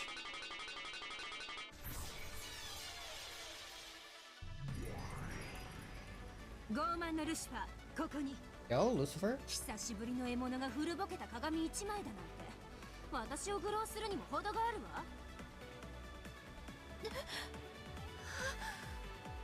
It is quite funny music to have playing when... Or like Beatrice killing Natsui here. ベアトリーチェ様、試練の遂行を逃げられます。誰か来てください。誰か。 It is a banger.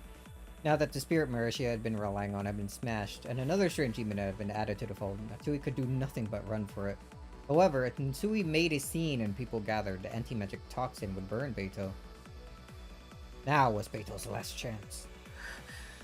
りがとうルシファーさん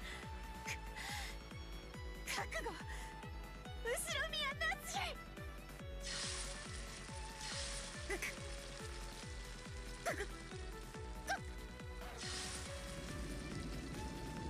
How does Jessica feel about Beito just deciding for herself to kill Natsui, her mother? Once again, Beito choked the empty air. This time, she wouldn't let her escape.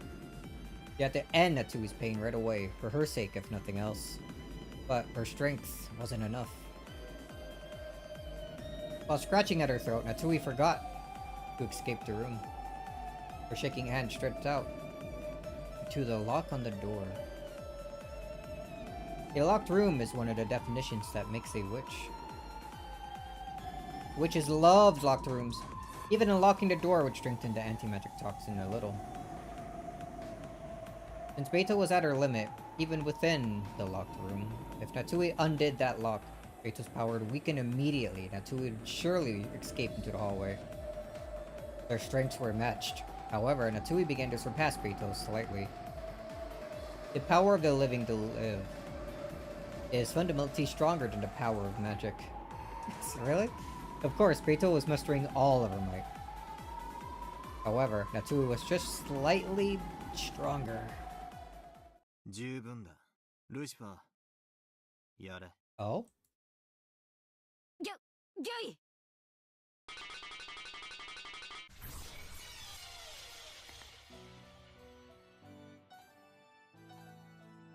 Battler commanding her to do it?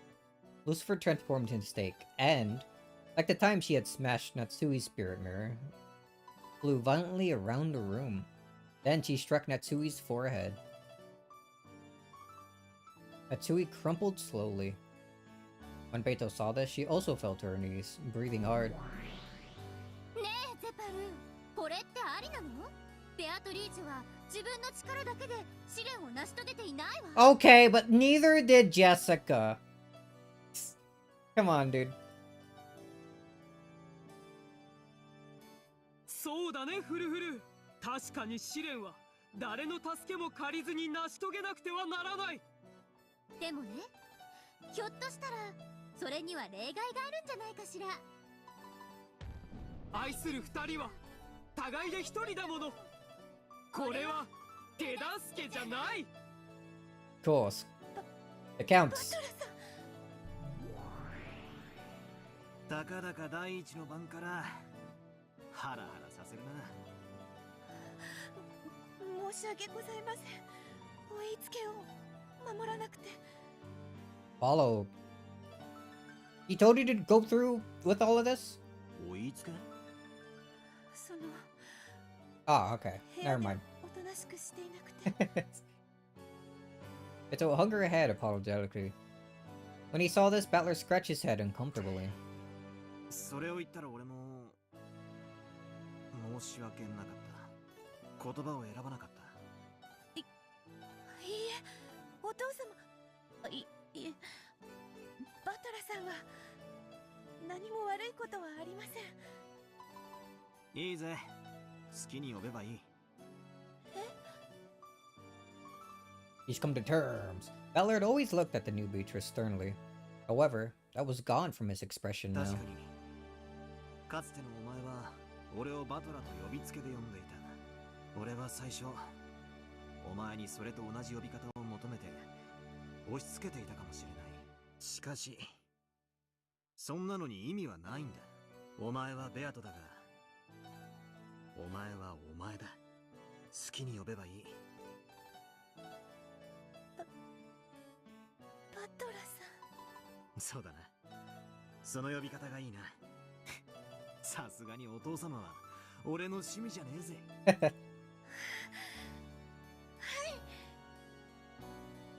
Till this point, she had hesitated to say just Battler's name at all. Even if she had known that Battler wanted her to say his name without honorifics, that would have been beyond her right now. And even if she had been able to call him that, doing so would have hurt Battler even more. However, now she was allowed to call Battler by his name. If you just looked into her eyes, there would be no need to describe just how happy this made her feel.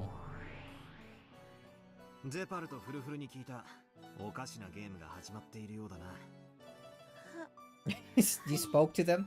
勝手なことをしてすみません。いや、いい。そういう無軌道で何を始めるかわからないところも実にお前らしい。それにそのまあゲームの趣旨も聞いてる。And it works out for the first Twilight, so it's all 二人 good. 一組で挑むのが正しいことになってるらしいな。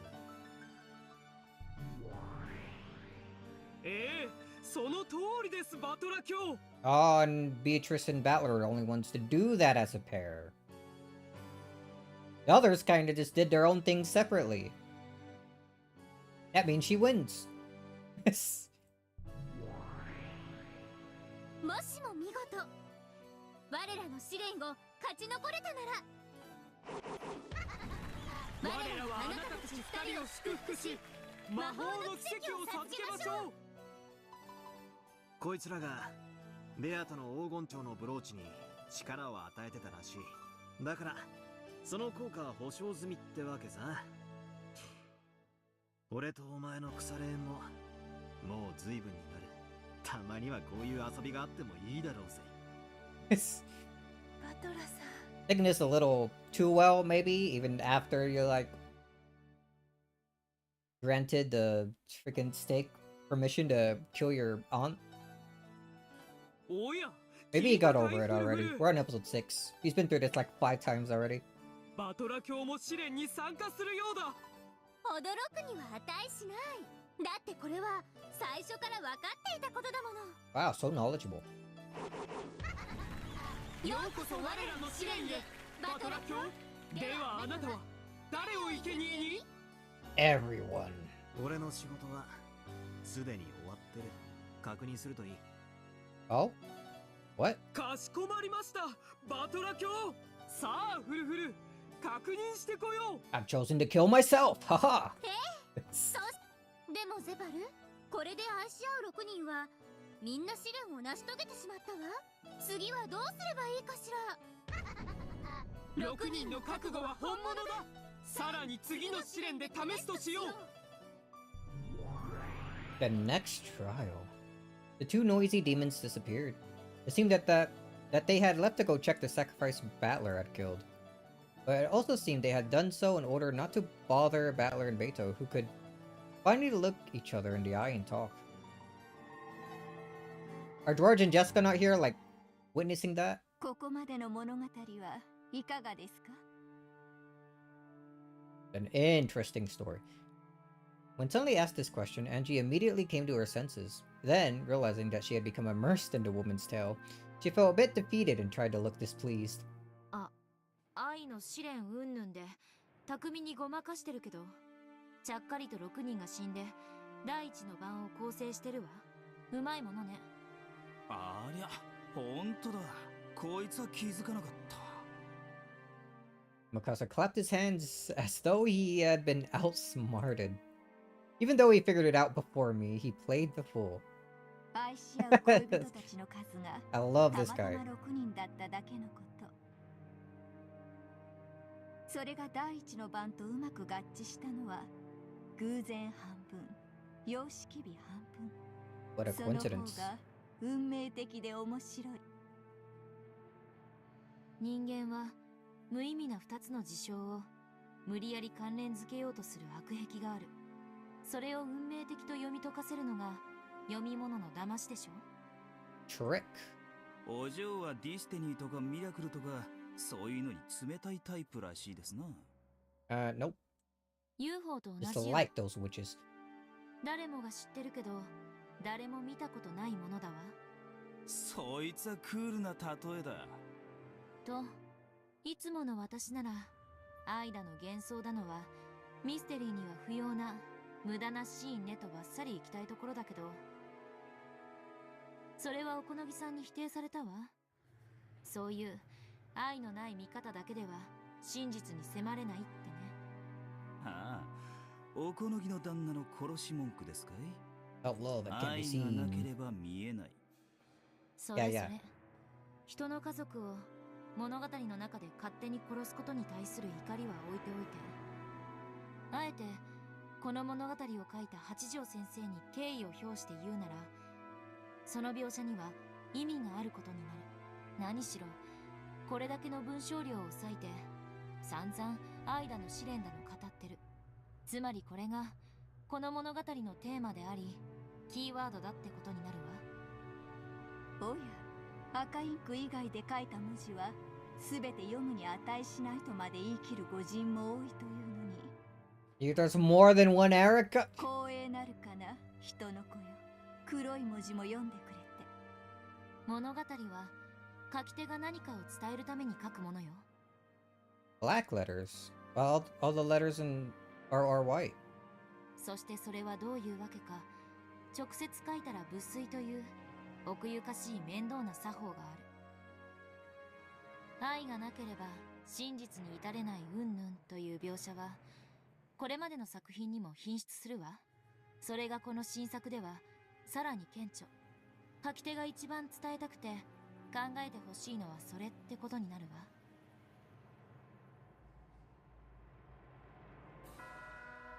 Thinking about it, there have been many scenes about love since Beto first appeared. Even when she first appeared before Shannon and spoke clearly about how love was the single element of the world. And the golden butterfly brooch she gave her was also an item for love.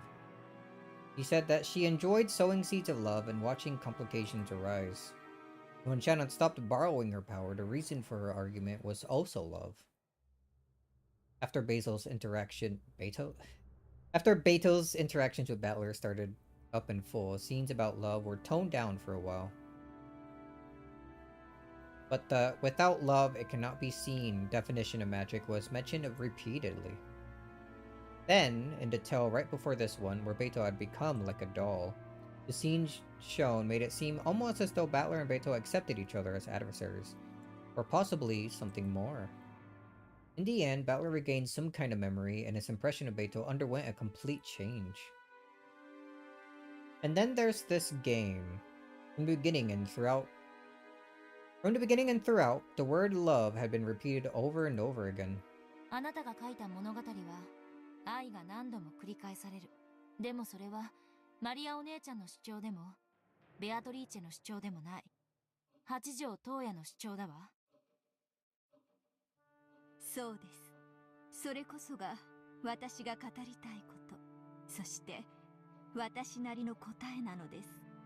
答え？じゃあつまり12年前の事件はすべておかしな悪魔の愛の試練で引き起こす。Yeah, sure, that's exactly what she's saying. バカバカしい。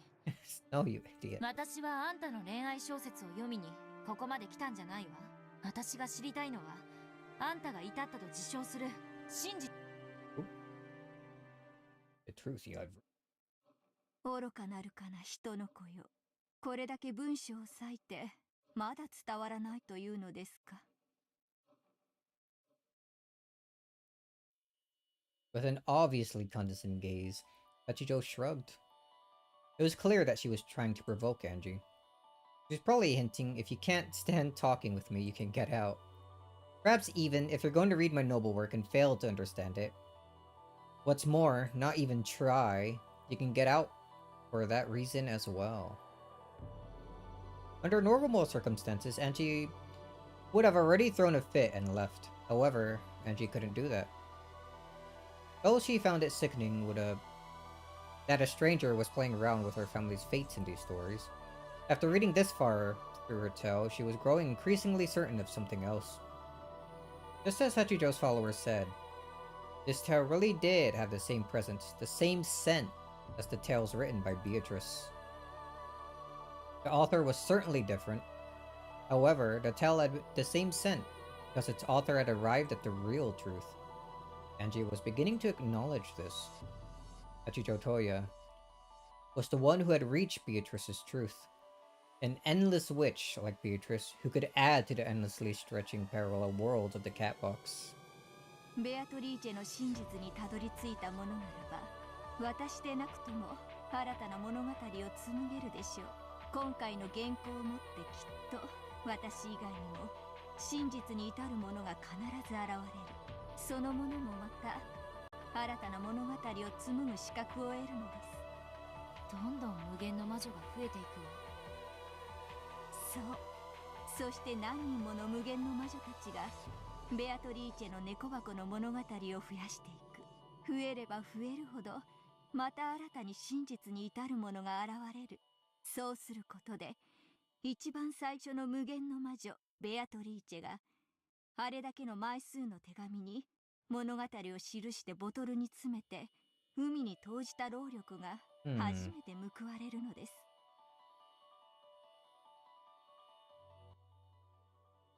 Finally be rewarded for writing the letters. あなたは私に怒りの言葉をぶつけ、席を立つこともできた。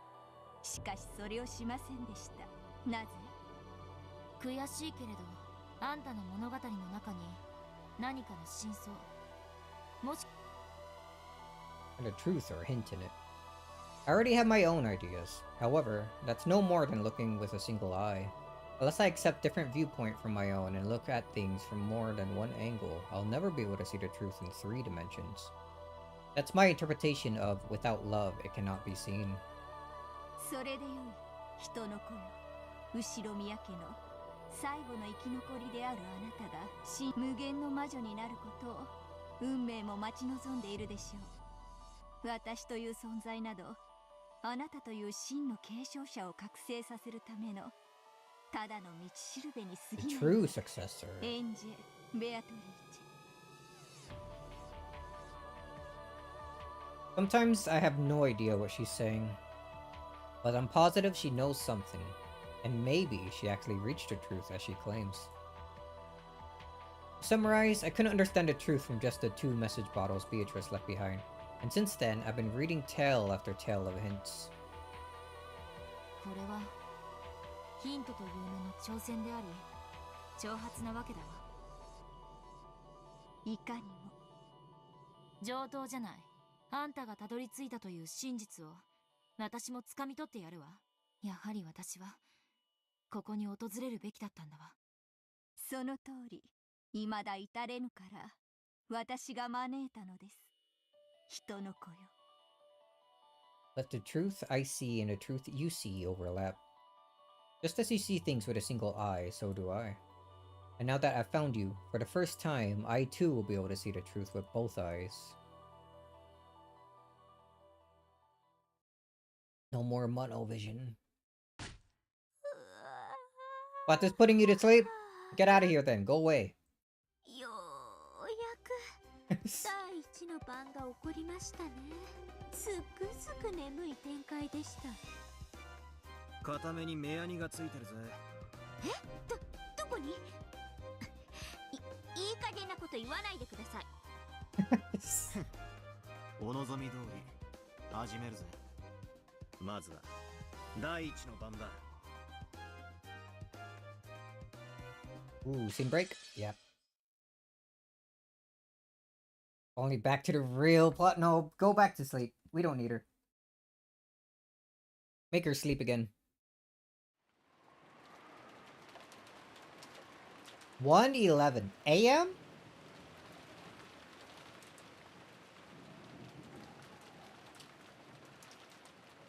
This early? Man, the earliest yet, I think.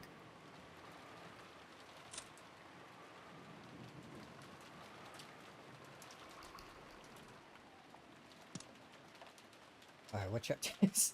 We've only been through like 2 chapters so far. Man, kind of long. Well, don't say 13:11, so it's just, I know I can read freaking military time, dude. Wow, you can see my own actual time here. Forgot I could do that. But anyway,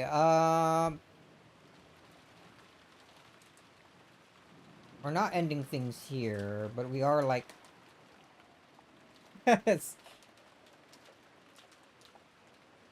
we are gonna take a short break.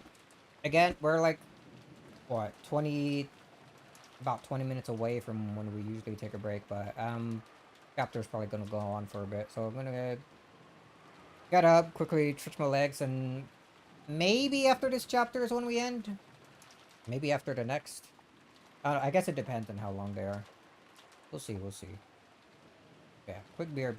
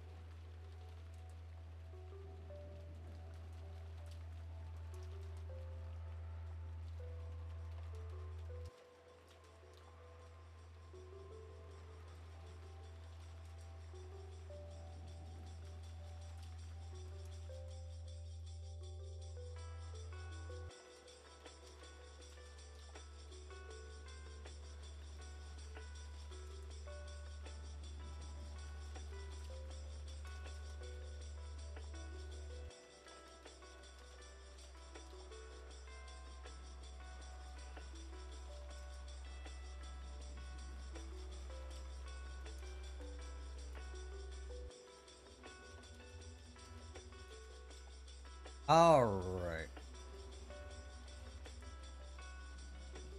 Let's go in another chapter. See how the start of the murders go. Chapter 12 when we're barely getting to the first Twilight dude.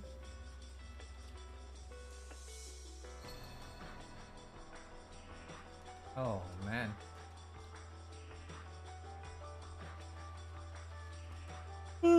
Oh. Alright, still like kind of stretching and whatnot.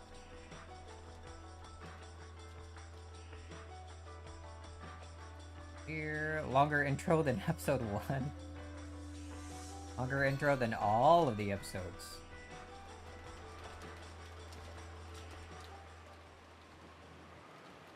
Right. Get that music out of here. Alright, so what are we thinking? The start of the next chapter being where we end, or is it the one after that?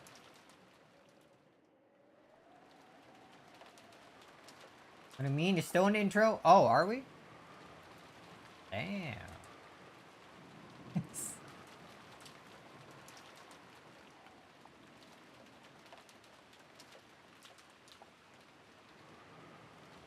Alright, sorry, just setting things aside here. The bodies haven't been found yet. Oh, right. We need to find the bodies first. Good thing we're gonna. We're visiting the crime scene. Sis. Plural. Alright. Erica was dozing off on the bed. So, when a knock sounded on the door, it took some time before she noticed. Could we have just done everything without her? Come on, she was already going to sleep. Just leave her. He looked at the clock and saw not much time had passed since he had lain down. Hi. どちら様ですか? こんな時間に探偵の部屋をノックするからには You're a guest at this house. Stop acting like this. Shut up. I hate you. そうだ。今回のゲームを始める前に一つ宣言があります。Yeah? ああ、例の探偵宣言とやらか、好きにするがいいぜ。いいえ、その逆です。勝負のレートを上げようということです。勝負のレートとは？何？面白そうなこと言い出すじゃない。Oh boy, what's she thinking of? Oh, I should have stretched around a bit more. 簡単な話よ。前回のゲームはバトルが1本取ったわ。だから今回エリカが1本を取ってもイーブンにしかならない。And obviously that's not enough for you. 前回のゲームは引き分けだったのでは？勝って当たり前のゲームを落としたのよ。あんなの負けでなくてなんだというのよ。ねえ、エリカ。はい、我が主。私が無様を晒さなければ勝てて当然のゲームでした。ははん、なるほど。つまり今回わざと探偵宣言を出さないことでわざと不利に戦い、それでも勝ってみせちゃって、前回の負けを帳消しどころか大逆転にしようって魂胆ね。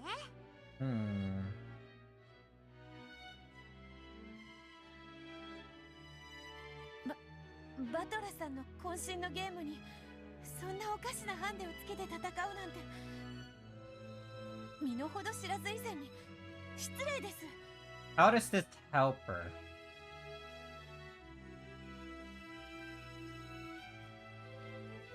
She wouldn't toss this away unless there was some way that it actually helped her, right?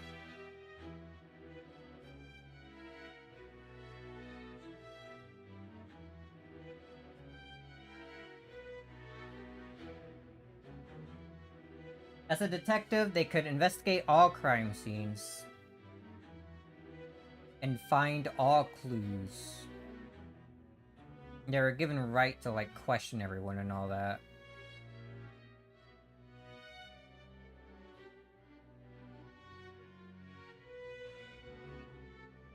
Does that also remove the restriction that the detective can't be the culprit?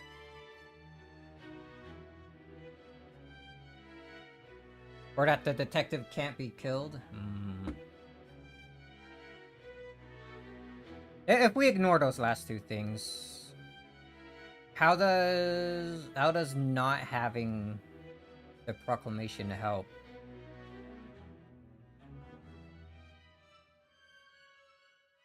Would intentionally missing clues maybe help in some way?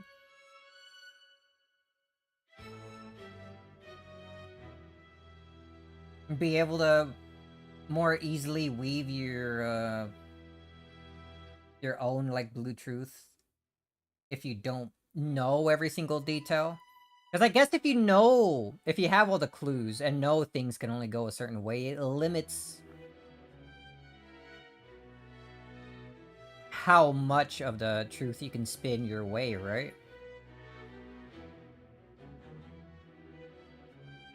Is that the angle they're going with then?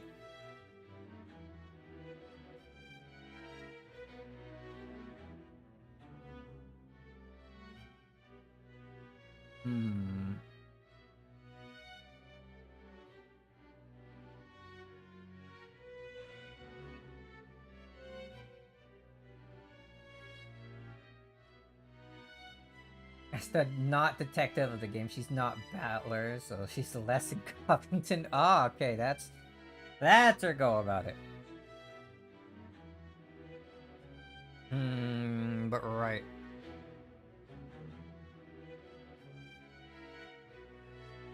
I think I'll probably look at it as that. That she's not becoming detective so that I guess it's less of a restriction not having every single clue and detail so that you can weave something more your way when you start using blue. When you start talking about how things could have been done. Yeah? Because other than that,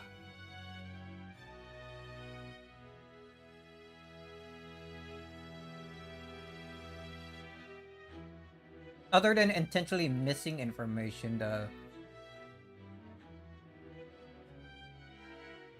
do that sort of thing, I can't think of any other reason why they would forfeit this right.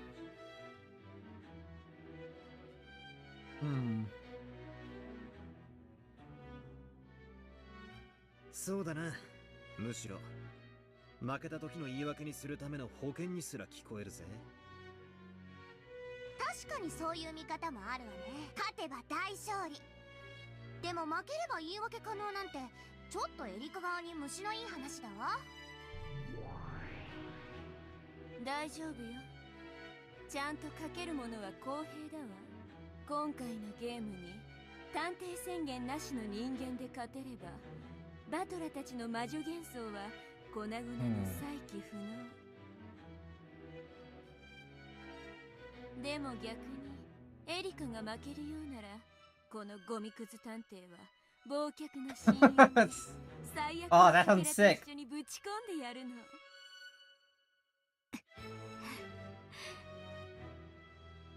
They stopped being the detective so they can introduce a second Erica to be the detective? No, dude, don't do it. ね、公平でしょ。探偵という超人でなくただの人間が魔女幻想を打ち破るという最高の勝利。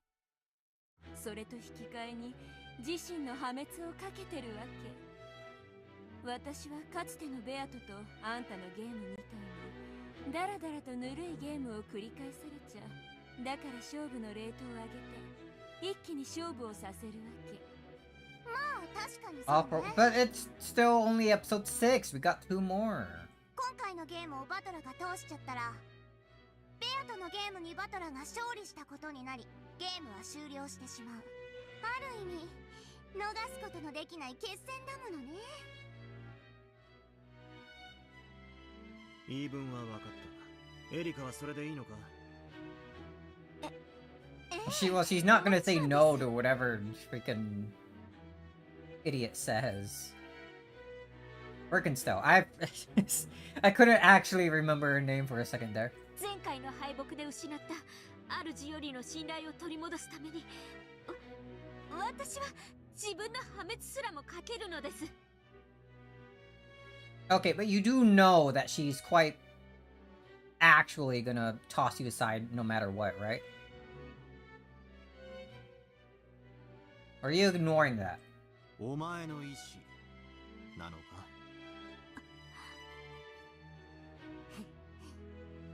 どうしたのエリカ、答えてあげなさい。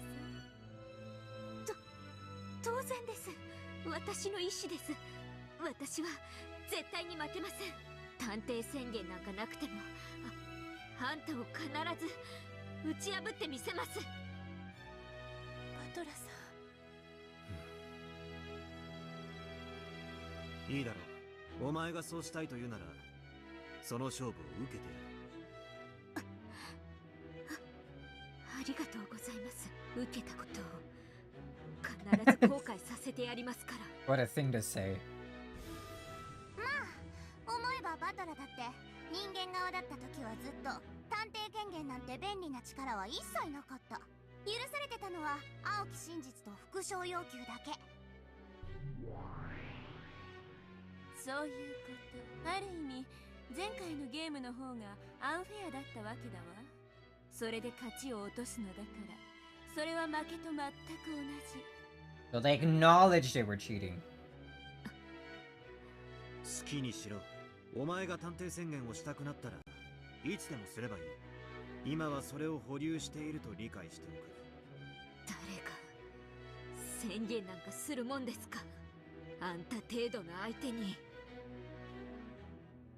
If you're so weak, why did you lose? では始めなさい。私の退屈はもう始まっているわ。お任せを我が主。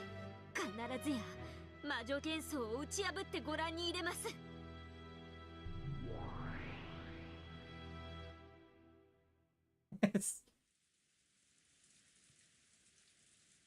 Alright, what do we got going on? It's still weird to me that the keyholes are like upside down. Surely that's not a normal thing. Isn't it always like the circle part on top? Right? Are these doors just weird? It's normal and that you don't know that. You're lying. These are Western style doors, you idiot. How many Western style anything is in Japan, especially in the 1980s? Probably the only one in existence because Kinzo's so infatuated with the West.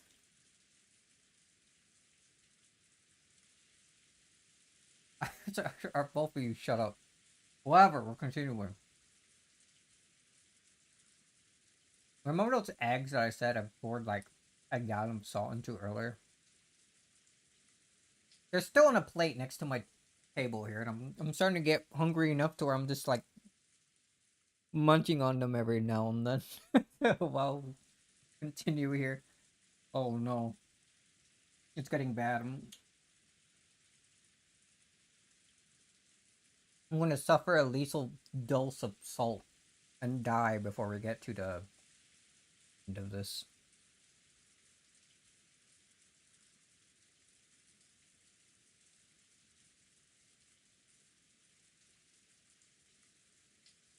Alright. Better in front of Jessica's room? No, Erica's room. Why did I think it was Jessica's? Also, it's George and Jessica together. Calling Erica. Why? Why them together? George and Jessica had been the ones knocking on Erica's door. They were asking whether Battler and Maria had come to this room. Of course, they hadn't. Why would they? ずいぶん前に下に飲み物を取りに行くと言って降りたきり戻らひょっとしてエリカちゃんの部屋に来てるかなと思ってね。来るわけないです。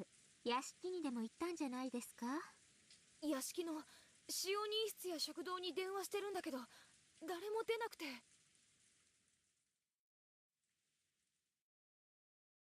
Of course she would start あな smiling. たたちはここにいてください。私はちょっと屋敷の様子を見てきます。危ないよ、こんな時間に。この閉鎖された島に不審者がいるはずもないじゃないですか。 What, you mean like yourself? いとこ部屋とやらにいてください。何かあったら連絡しますから。ゲストハウスの使用人室の人たちにもゲストハウスを出ないように伝えてください。では。ちょっとエリカさん。 You're just gonna let her leave like that? 変わった子だね。 After speaking her mind and not listening to anyone else, Erica dashed down the stairs and rushed outside. So fast! 第一の番は夜が明けてから発覚がパターンでしたが、今回は即勝負ときましたか。ゲストハウスで事件が起きていないとなると、惨劇の舞台は屋敷ってことになりますね。 Though she had an umbrella up, Erica got drenched as she sprinted. She brashly licked the raindrops that dripped down her face. Erica was now at her most energetic. Yeah, no kidding.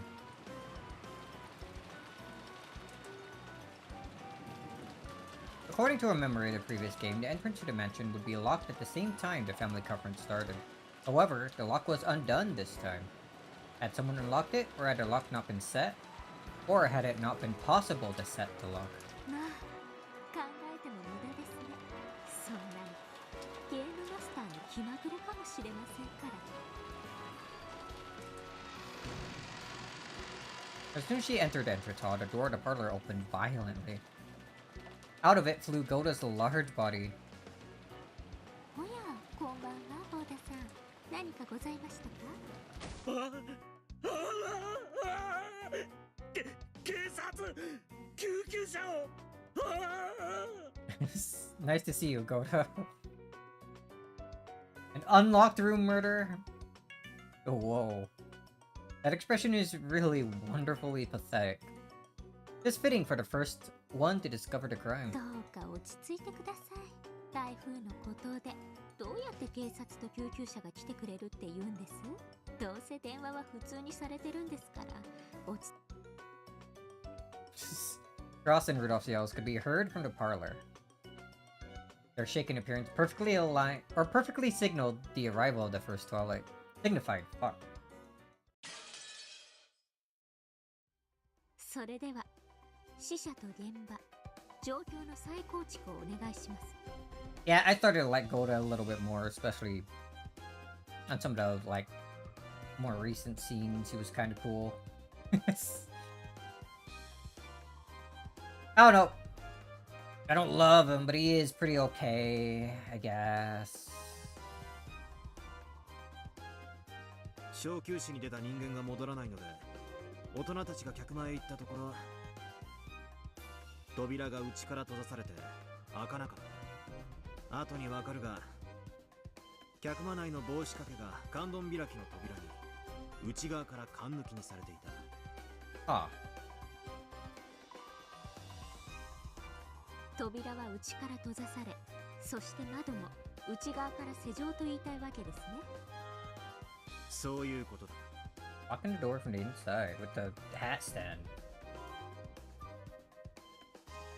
外に回り、窓 Not my favorite character. ローザがソファーに不自然な格好で横になり、額から血を流しているのが見えた。 Lying on the sofa in an unnatural position. そこでガラスを割って客間に入り、他にマリアも壁際に血まみれで倒れているのを発見した。 Covered in な blood. るほど。それは大騒ぎですね。他の現場は？エリカが屋敷に入った時、玄関が施錠されていなかったのは、この客間を外から確認するために出入りがあった。その直前までは施錠されていたため、他にも姿を消した人間たちが屋敷内のどこかで倒れている可能性があるとして、大人たちは今屋敷中を探し回っている。先ほど長々と見せていただいたゲロカス妄想での犠牲者と死んだ場所は実際にも同じですか？ Okay, dude. 同じだ。客間にはローザとマリア、それから夏日が自室で、キリエがクラウスの書斎、エヴァはバラテイエ。いいえ、貴賓室に移動させたんでしたっけ？ Oh, she was. そうだ。 Good memory. I didn't remember that. エヴァの遺体は貴賓室で見つかる。Interesting places for them to be. The VIP room for Eva and Cross's like room for Kyrie, I mean. おや第一の番には一人足りない Oh, we just toss Kinzo into that one. 6人 It's fine. 誰でどこです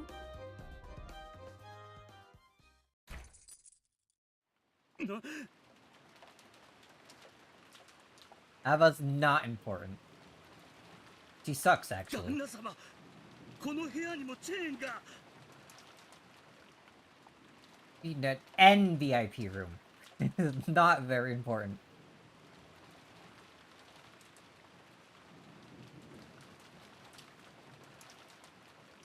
切断しろい犯人が隠れてるかもしれねえ Oh, it's Rudolph's already packing the gun. ゴードやる Cross, too. Rudolph and Cross had brought rifles from Kinzo's prized collection. They yelled at Godo, who was carrying the bolt cutter, to cut the chain. Isn't that collection in Kinzo's study? It's...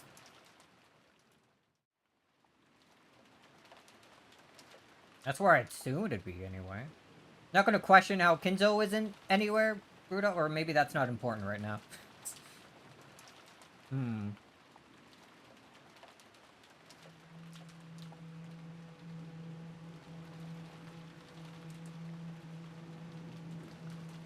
Victims have been found one after another at several locations inside the mansion. The men who had lost their wives searched the mansion in a rage, looking for the culprit. This was a guest room. It had previously been a room where the relatives would stay, but it hadn't been used much since the construction of the guest house. This forgotten room was locked from the inside by the chain.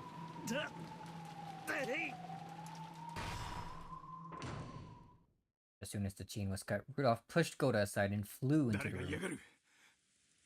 出てきやがれベッドに誰かいるぞ兄貴明かりを Cross pushed a switch on the wall. The guest room lit up, and a figure lying on the bed came into view.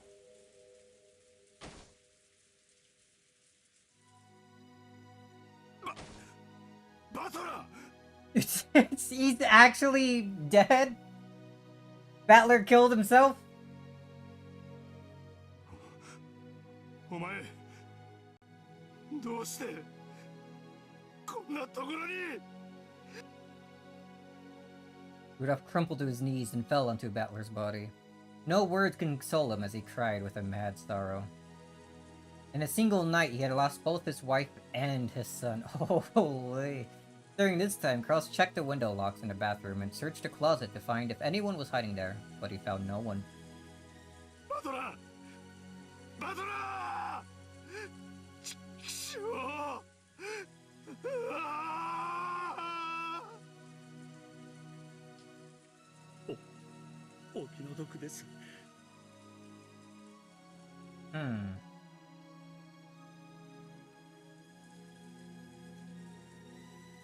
Is this the same room that we've seen Battler stuck in, like trying to escape?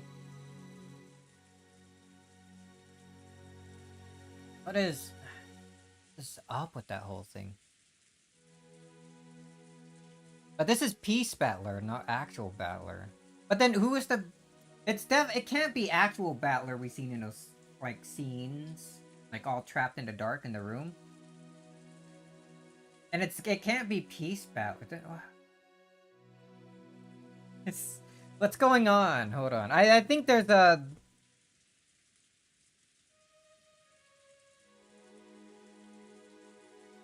freaking time discrepancy here. When do those events take place? It's made to look like it's taking place at like the same time as like as everyone having fun in the like dining room with the puzzle book that Maria has and whatnot, but maybe it's not.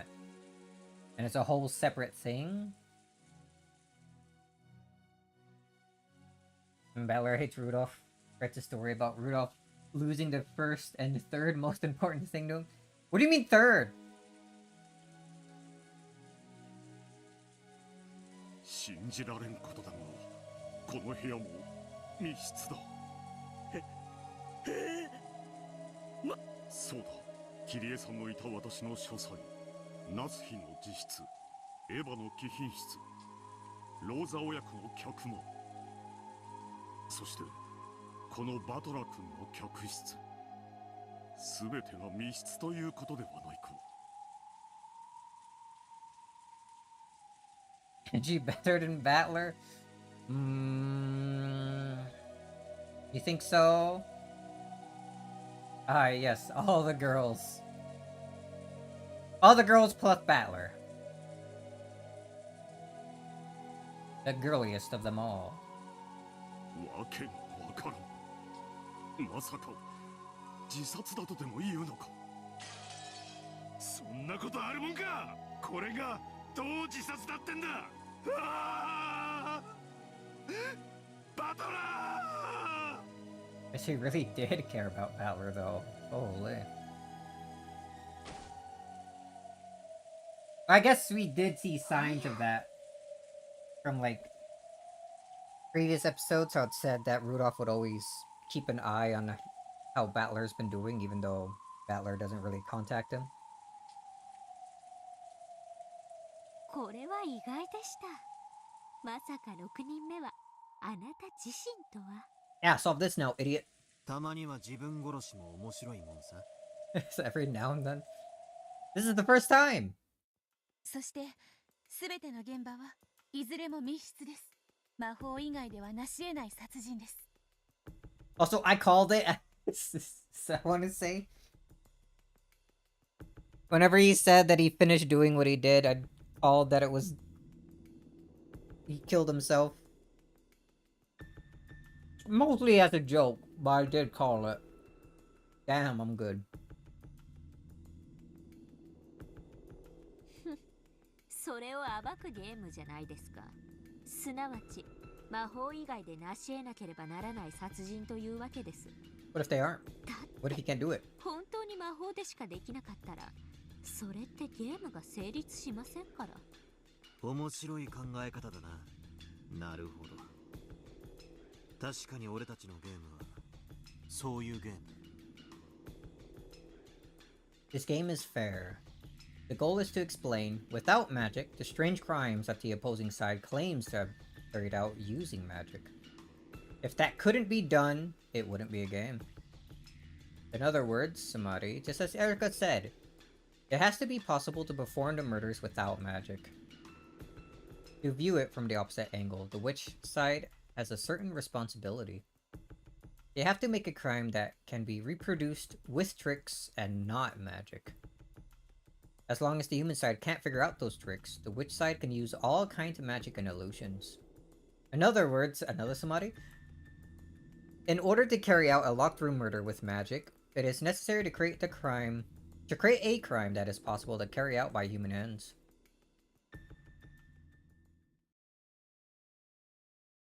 今ならわかるわ。セールチーヤでムカつくクラスメートたちを殺せと七姉妹に命じたとき、どうして彼女らにそれができなかったか。そしてマモンが言った意味が今ならわかるわ。魔法は自らの手で成し遂げられることしかできないということか。 At that time, if I'd possessed oh man, it's starting to get bad. At that time, if I had possessed the determination to kill my classmates, no, that's not it. At that time, if I'd been capable of killing my classmates, capable of going through with it, then the Seven Sisters of Purgatory would probably have pulled it off for me. They could only accomplish what I could do myself. No, that's not it either. They could take what I had accomplished and turned it into magic. Of course, there were a great number of witnesses in that classroom, so that probably would have been impossible. Marione-chan would call it being burned by the anti-magic toxin. However, if I had called those classmates out somewhere without witnesses and carried out murder myself, that would have been the Seven Sisters of Purgatory. That would be when the Seven Sisters of Purgatory could carry out a magical murder. 魔女は魔法をもってしても自らにできないことをできない。自らにできることのみ魔法で装飾できる。面白きかな。魔法を使わずして成し遂げる者が魔法を語り魔女を名乗るのだから。このエリカとやらはそれを初めから理解している。だから絶対に魔女に屈しない。 But her master is a witch. There's some like contradiction 絶 stuff 対 going に on ト with リ her, ック man. で説明できるという信念を持ってる。What does Birkenstow even get out of winning a match by disproving witches? She's a witch herself.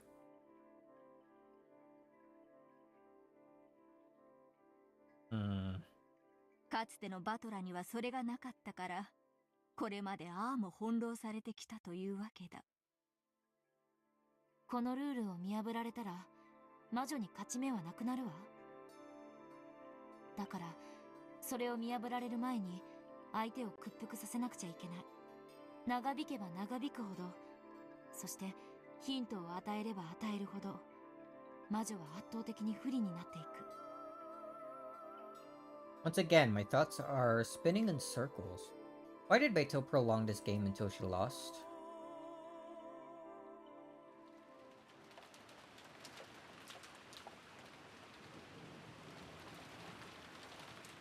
He just wants to have fun.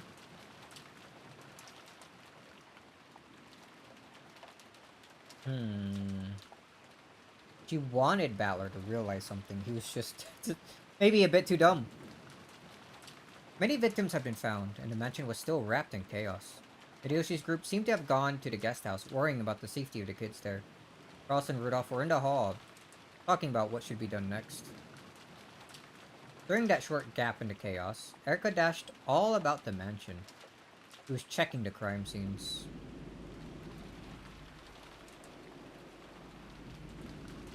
Normally, with the Detective Authority, Erica had the right to openly investigate the crime scenes to her heart's content.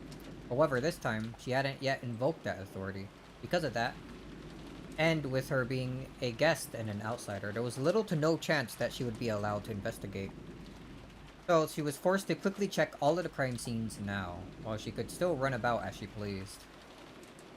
In the servant room, there had been a clear folder containing a plan of the mansion's interior. Because she had borrowed that, she knew the location of every room in the mansion. Erica efficiently made her way through the mansion, dashing into each crime scene in turn.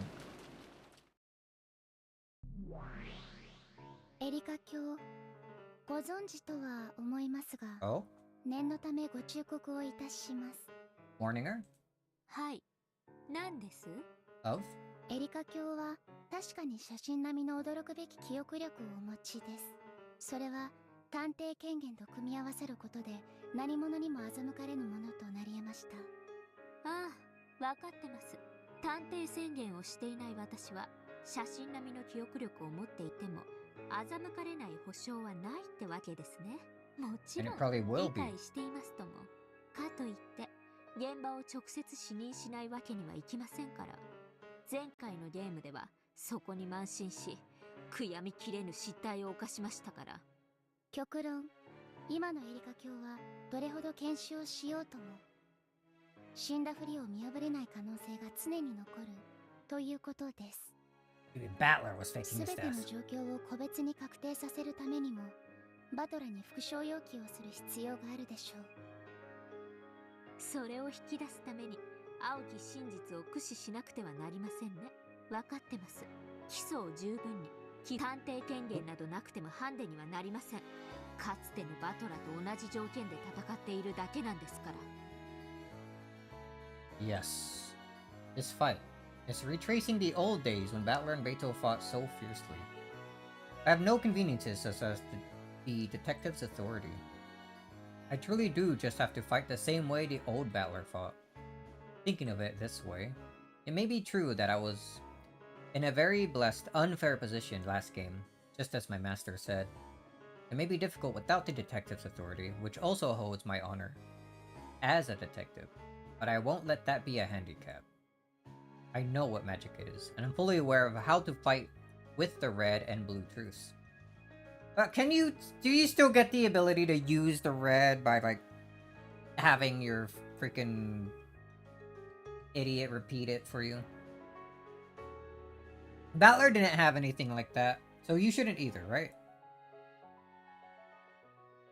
I know the way to fight in this game many times better than the old Battler did. We're going against new Battler. I quickly visited the VIP room across the study and Atsui's room on the second floor, as well as the parlor and guest room on the first floor. This time, checking with my own eyes, as I had neglected to do last game. First off, all of the scenes were made to look like locked rooms. Probably of special note is the fact that the master keys have no relation to the tricks this time. The locked rooms were all constructed without relying on any elements that could be locked or unlocked from the outside by a master key or something else. The windows were locked from the inside, and the doors were all locked and chained. Master Key can get around all of the locks on doors, but the window locks and the chain locks are more trouble than they might appear. I haven't yet used the repetition request to get confirmation that it's impossible to manipulate them from the outside, but I'm sure I'll be able to say it in red. It'd be stupid otherwise. 分かってます。今の私はただの人間。遺体の死亡確認さえ満足にできやしない。Last time I neglected to check the bodies. I let a massive piece of magic get by me. I won't fail like that again. If I let that happen even once more, I won't be able to face the master I'm so indebted to. Why are you indebted to them? すべての現場を確認し、情報の整理が終わりました。ご報告いたします。お願いします。まず、すべての部屋は窓の施錠とチェーンロック等による。Okay, before we continue with this, I did hear the drop. Oh. A slash? Oh, because she can't confirm if they're actually dead or not. In her own room, did not perform a sufficiently detailed investigation, though the details of the cause of death are unknown. No Nanjo to say anything. Alright, that's an interesting way to display that. 外部よりも干渉の困難な方法によって密室を構築されていました。唯一の例外はローザとマリアの死んでいた客間のみです。金系慎んで申し上げる。帽子掛けが勘抜きにされていたものなり。実質的にチェーンロックと同様の内側のみより施錠可能と思われるものなりや。マスターキーによる解釈を完全に封じた密室を構成するためでしょう。It's very smart, Bella. 客間の性格上、チェーンロックがないため、他の何かで代用することも自然です。ならどうしてチェーンロックのある他の部屋を密室に選ばなかったかが興味深いですね。バトラが死んでいた客室は他にも数室あって同じような構造をしてたわけですよね。はい、そうです。ならそこに閉じ込めれば全員チェーンロックの密室ということでより美しかったはずなのにそれをしなかった。I mean,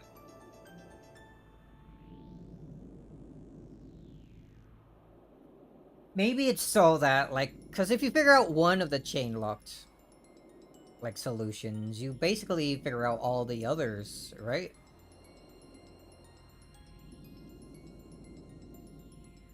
So it's to leave...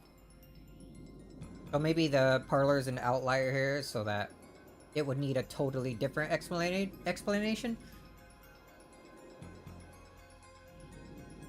Hmm. どうもこの客間の帽子掛けの勘抜きとやらがうさんくさいです。復讐要求でよく追求するべきでしょうね。あと遺体なんですが前回の首がバッサリみたいに探偵権限がなくとも絶対の死亡を確認できるようなものはありましたか？ Of course, she had checked all of the corpses and all of the crime scenes this time. However, without the detective's authority, she had no guarantee that she would be able to see through any fake deaths with certainty. The old battler also started fighting by doubting whether the victims were truly dead. It was the same for Erica. 近景謹んで申し上げる。絶対の死を物理的に確認できる遺体はないと知りたまえ。近景謹んで申し上げたてまつる。いずれの遺体も装飾された偽装死の可能性を否定できぬものなり。ま、死亡確定の復唱要求をしたところでバトラが簡単に答えてくれるとも思いませんが、やれやれ。私はベアとの時の6連鎖密室の方が面白かったけど、でもマスターキーが一切通用しないという意味においては密室の完成度は今回の方が上ね。 I think what Battler did is pretty cool. バトラが狙ってくる密室破りはおおむね2つ。密室錯覚と事件錯覚、このどちらかね。密室錯覚はわかるわ。一見密室に見えて実はそうじゃないってことでしょ。事件錯覚ってのは何？事件が起こったと錯覚することよ。 Like someone just faking their death. Come on. 本当に死んでいるのかどうかということ。何それ、バカバカしい。いくら密室でも中の人が生きてたらそんなのただのトイレでおしっこしてるのと同じだわ。でも今回の密室殺人、ぶっちゃけそれが怪盗だとしか思えないのよね。チェーンロックを外側から細工する無限の可能性は、隠し扉の有無、遠隔殺人の有無、あるいは自殺の可能性だって、そもそも密室が成立しているのかさえわからないというのに。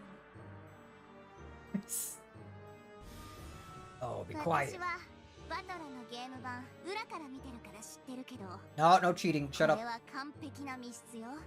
密室は内部からのみ構築され、外部からは構築も解除も干渉も一切できない。Interesting. それ赤で言える？さすがにそれはバトラに悪いから遠慮するわ。Alright, good. Based. ベルンが私を愛してるんだったら、私の発言も赤き真実で見えるはずよ。なら密室は完璧。つまりこれは事件錯覚ってことになるわ。そうなるわね。だとしたらこれは全部表現密室だわ。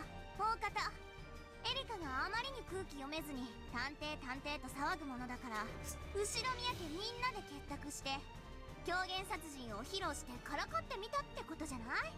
あら、これ正解。私ってば超名探偵。Super great detective.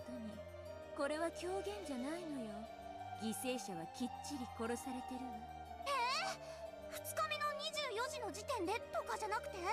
探偵宣言を出してこそいないけど、彼女の検視は極めて正確よ。私が赤き真実を与えられるくらいにね。 Almost. それで、 Huh? エリカの検視時に間違いなく死亡してたってことになるの？ええ、そうよ。それはもうがっつりと。でも赤き真実では言ってあげないのね。エリカはその赤が喉から手が出るほど欲しいだろうに。だって今回のあいつ探偵でさえないもの。赤き真実なんてあげないわ。 Alright, good. No more cheating. しかしとなるとすごいじゃない。バトラの今回のこれ完璧な密室殺人だわ。あら、そうなる？エリカ大丈夫？一見普通の密室殺人だけど、地味にかなりヤバい密室だわこれ。探偵権限さえないエリカにはちょっと荷が重いんじゃない？自称名探偵だもの。きっとエリカはやってくれるわ。探偵ですらない人間風情に打ち破られたら、バトラもベアトも最高にざまあないくらいに粉々でしょ。それに万一エリカが負けても最悪のかけらにぶち込んで忘却の深淵に叩き込んで遊ぶから、それはそれで面白そうだし。 That sounds fun. そういうこと。私たちはどっちに転んでも退屈しないわ。あんたってば本当に血も涙もないわね。 They again have like no stakes in this at all. They never put themselves on the line. 黒猫を雑巾のように絞って一滴だけ滴る雫を舐める時が私の至福なわけだけど。ベアとのゲーム版でも散々遊ばせてもらってるけど、もう何も出てきやしないくらいにこのゲームもこれでおしまいなのよ。だから最後にふさわしくエリカ、バトラ互いの破滅をかけた一騎打ちくらいには盛り上がってくれなきゃね。ちえ、このゲームで無限にあんたと遊ぼうと思ったのに残念だわ。とんでもない、十分にあんたに付き合わされたわよ。また面白そうなゲーム版を見つけてらっしゃい。そしたらまた遊んであげる。 Another. 本当にあんたは私を飽きさせないわ。それでいいのよ、ベルンカステル。そんなあんたの表情を苦悶に歪めることだけが私が覚えてしまった唯一の禁断の蜜なのだから。Lambda Delta had guaranteed that it was a perfect locked room. Arkansas guaranteed that it was a perfect murder. A perfect locked room murder. Which is hated to be a killjoy, so don't yet say anything with the red truth. Pursuing that would be the role of Battler and Erica. I don't know how much I 随 believe 分 that. ドタバタと現場巡りをしたようだな。十分か？現場検証は。ええ、十分です。さて、私とあなたの赤と青の論争バトルですが、いかがします？早速始めますか？ Ooh, starting now? それとも最後にまとめて？お預けは俺の勝負じゃねえな。それはお前もだろうぜ。なら、早速この第1の番の密室に切り込ませていただきます。その前に確認です。復唱要求に応じるおつもりは？ Please say no. It'll be so good. 内容によるぜ。すべてに応じる義務はなく、応じない理由も開示しない。グッと。ではシンプルに密室定義の確認から参りましょう。Same as Beatrice's, I assume. 呼び上げてください。了解です。以下の復唱を要求します。Then Nora unfurled the kind of scroll often depicted in Western fairy tales when an official reads a royal decree. Just pulled that out, and she read the contents aloud. 一つ、6人の部屋はすべて密室である。認める。もちろん。ゴーダたちがチェーンを切断するなどして密室を破るまでの話だが。At a nod from Delnora, Cornelia, who stood behind her, started taking notes. Note this down, note this down! 密室の定義とは外部より構築不可能であること。認める。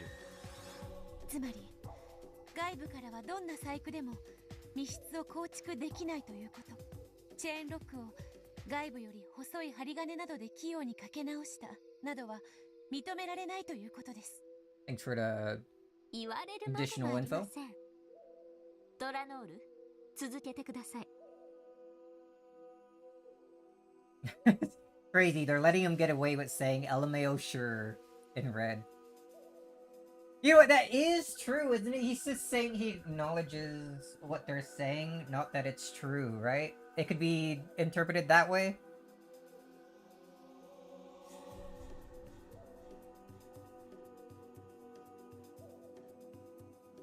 That's gonna be insane if it comes up like that later on.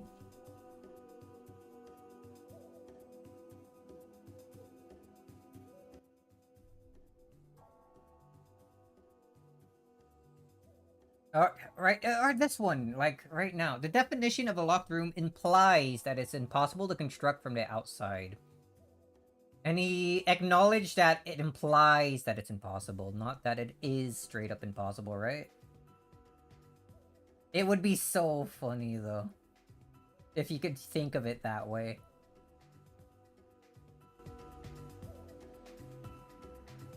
一つ、密室の定義とは内外を横断する一切の干渉が断絶されていることを指す。認める。ただしノックや声、内線電話など一般的な部屋で想定できる干渉方法を否定はしない。一つ、密室破壊時、室内には犠牲者、ナツヒ、エヴァ、キリエ、ローザ、マリア、バトラ以外存在しない。None existed within the rooms except 認める。This was to check that the murders hadn't been murderers. This was to check that the murderer hadn't been hiding inside a locked room, because if the discoverers departed the scene after becoming aware of the locked room murder, and then the culprit slipped out of a room after that, it would have been possible to construct an illusion of a locked room. Yeah, we get it. Because Butler had acknowledged her statement with the red truth, this possibility that the culprit and victim had both been inside the locked room at the time of the crime, following which the culprit had hid under the bed and snuck out after the discovery of the crime, had now been eliminated. 一つ、密室破 No 壊 hiding 時 under the 以降 bed. 殺人は行われていない。拒否する。Oh? No murder was committed after the breaking the locked room. なぜです？実は密室を破った時点では犠牲者たちが生きてたからですか？そして実は押し入ったクラウスたちが犯人で、そこで殺人を行った。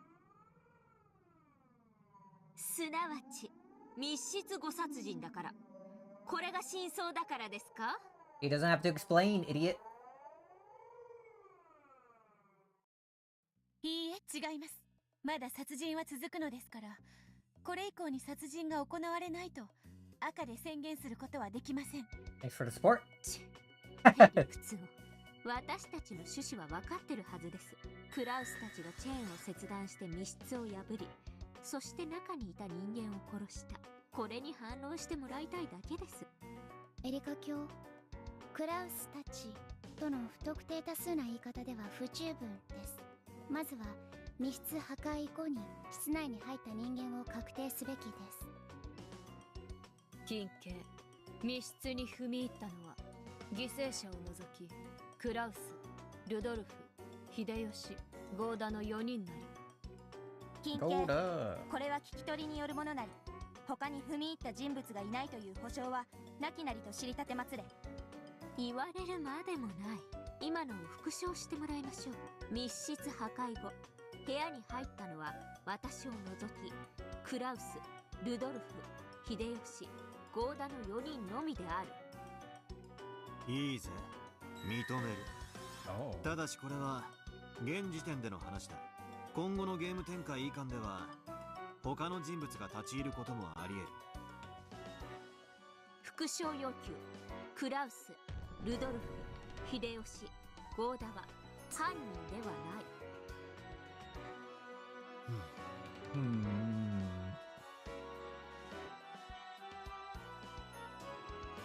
I feel like I would decline to answer that. Butler put his finger on his chin, deep in thought. This word, culprit, was fairly broad, and it might serve to greatly restrict the darkness of the witch. 答えてもいいのではないでしょうか。もし拒否すれば、クラウスたちが犯人であるという青き真実が残ったままとなります。そうだな。認めはするが、言い方をさらに厳密にしよう。クラウス、ルドルフ、秀吉、ゴーダたち4人は、ナツヒ、エヴァ、キリエ、ローザ、マリア、バトラたち6人の殺人に関わっていない。Had no involvement.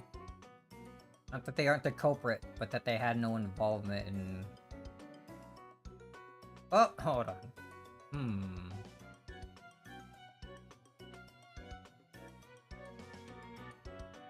Guess no involvement means they can't be the culprit. Would it also mean that they couldn't kill later? They could.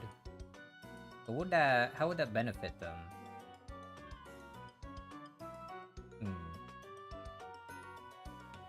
Murdering. ということは、密室に入ってさえいない、それ以外の人間たちもまた殺人に関わることは不可能ということになりますね。さあな、自分で考えな。密室に立ち入らずに密室殺人を成立させる青き真実が提出できるってんなら、こっちも赤き真実で返答してもいいぜ。もっとも俺はお前がこれから提出する青き真実のうち、つまり今からお前が遠隔密室殺人のトリック X を青き真実で説明できたとして、 He loves Trick X. 必ずしもそれに赤き真実で答える必要はないわけだ。 These are the rules of the Witch's game. And you check these details with Beto in the 4th game. The Witch side lays out a mystery after mystery and claims them all to be impossible to carry out, except by magic. The human side must use the blue truth to argue that they're explainable with tricks. If they cannot make a counter-argument with the blue truth for even one of these mysteries, that mystery will be considered to have been done by magic, and will be impossible to deny the existence of a witch. In other words, Samadhi, the witch side only needs to protect any one of its mysteries. In contrast, the human side has to fully explain all mysteries with the blue truth. And even if the human side manages to explain all of the mysteries with the blue truth, if any one of those is successfully countered with the red truth, the witch will win. Therefore, just like the strategy that the old Beito adopted in their final game, it is sufficient for the witch side to put off their red text counter-arguments until the very last moment, then make a single strike at their opponent's most fragile spot. いずれにせよ、今の復唱要求には拒否ということですね。勘違いするなよ。復唱要求はお前へのサービスではないんだぜ。God damn, Battler's so cool right now. How does he fuck it all up later? From the perspective of the witch side, repetition requests are just a supplement to make sure that the human side hasn't misunderstood the question. Therefore, they have neither a technical nor a moral obligation to respond to requests that are extremely broad. やりますね。魔女側プレイヤーとしてもなかなか頑張るじゃないですか。お前とは場数が違うぜ。ドラノール、続けます。一つ、犠牲者たちは他殺を除くあらゆる方法で死んではいない。認める。Ooh, all homicides? 自殺や事故死ではありません。一つ、犠牲者はドラノール。Oh? よろしいのですか？まだ項目が。もう十分です。 What, did he solve it then? 現場の状況は確認できました。ここから青き真実での反論タイムとしましょう。ああ、いいぜ。ご公説を拝聴しようじゃないか。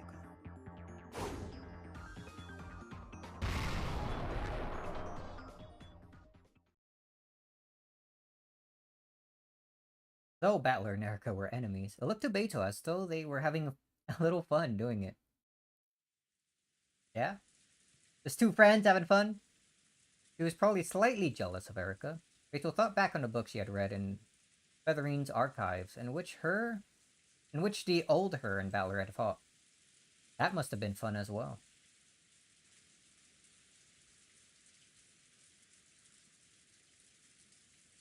Yeah, I'm sure they're having a blast. You can't say that. During a short break in the family conference, a horrible, brutal mass murder had occurred. Excluding Battler, the 6 people killed had all been women. I was bringing a point to that, huh? The men who had been left behind went mad with rage at the cowardice of it, broke down sobbing at the sadness of losing their wives, and went back and forth between the two many times. どうして女ばかり？卑劣にも程があるやないか。俺たちは何だってんだ。同じ屋根の下にいて自分の家族が殺されてるのに揃いも揃って気づかずのんびりヤニを吸ってたってわけかよ、畜生。しかし誰がどうやって。妻たちは決して無防備ではなかったのだぞ。皆チェーンをしたままだった。くだらねえぜそんなこと。どうやって殺したかが問題じゃねえ。誰が殺したかだけが問題だ。なあ、源氏さん、郷田さん、親族会議中の屋敷は窓も扉もすべて鍵がかかってたっちゅうんやな。はい、それはもう間違いなく。Oh, doubt. 奥様のお言いつけ通り、普段は夜の見回り時に必ず全ての施錠をいたしております。今夜は特別でございましたので、お子様方をゲストハウスへお送りしてからすぐに施錠するようにいたしておりました。そりゃおかしいぜ。だったらどうして屋敷にバトラーやマリアちゃんがいるんだ。入ってこれないはずだろう。 That is a point I wasn't thinking about. They were supposed to be in the guest house. How did they end up in the mansion?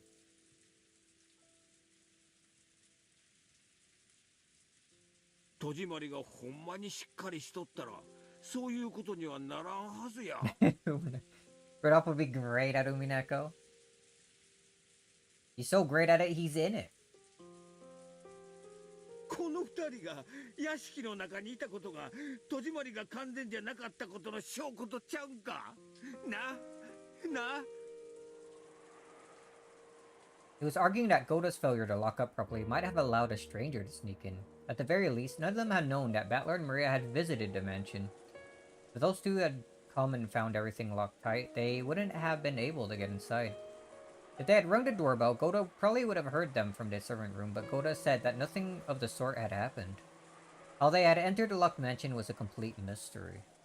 ひょっとするとでございますが、例えば奥様方のどなたかがたまたま玄関近くにおいでになり、バトラー様たちのノックか呼び鈴に気づいて扉をお開けになったとか。そんなわけねえだろ。その時ゴダさんは使用人室にいたはずだろ。玄関が開いたら使用人室にチャイムが鳴る仕掛けがあったはずだぜ。来客に気づかねえわけはねえ。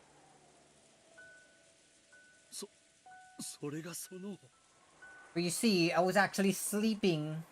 ゴーダはその時ちょうど皆様方のお言いつけで Oh, okay. So an opening to get 使用 inside. 人室に不在でした。なんでこんな大事な日に屋敷の使用人が一人なんだ。どうして源氏さんみたいな重要な人がゲストハウスの当番なんだ。おかしいじゃねえか。どうして使用人室を空っぽにしちまったんだ。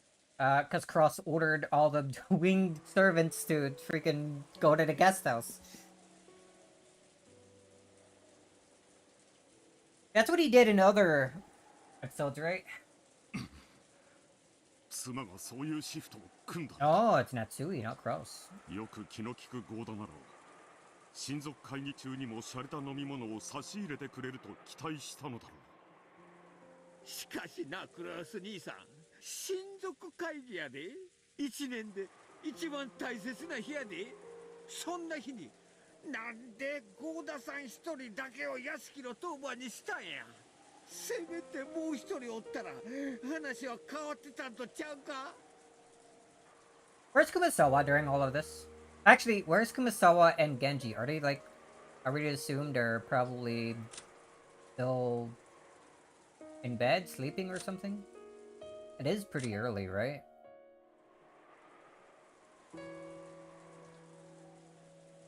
Also, these two are around in the guest house somewhere. Where's Shannon and Canon? Also in the guest house? Sleeping in? She's old? I wish I was sleeping in.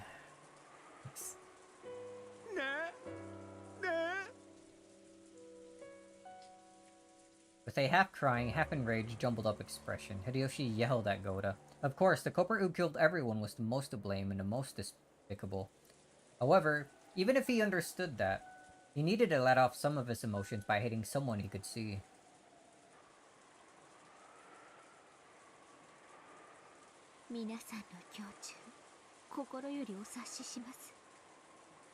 Get up, blaster! All three of you. Two of you? 落ち着いてください。ゴーダさんの戸締まりが不完全だったか、あるいはゲストハウスから戻ってきたバトラさんとマリアさんを誰かが迎え入れて、それが謎の犯人の侵入と関係があったとは限りません。何しろあれだけの大きなお屋敷です。もっと早い段階から屋敷に入り、ずっと深夜までどこかの部屋で息を殺していたのかもしれません。was you. You did it. Points gun at her. 誰かを疑いたい気持ちはわかりますが、 None of this would have happened if we didn't let you on the island. 客人の言う通りだ。憎むべきは犯人であって、たまたま当番だったゴーダではない。とにかく落ち着こう。私とて悔しい。だが今は我々が率先して冷静さを取り戻さなくてはどうしようもない。兄貴、皆辛くて悔しい気持ちは同じだ。そして犯人を絶対に許したくない。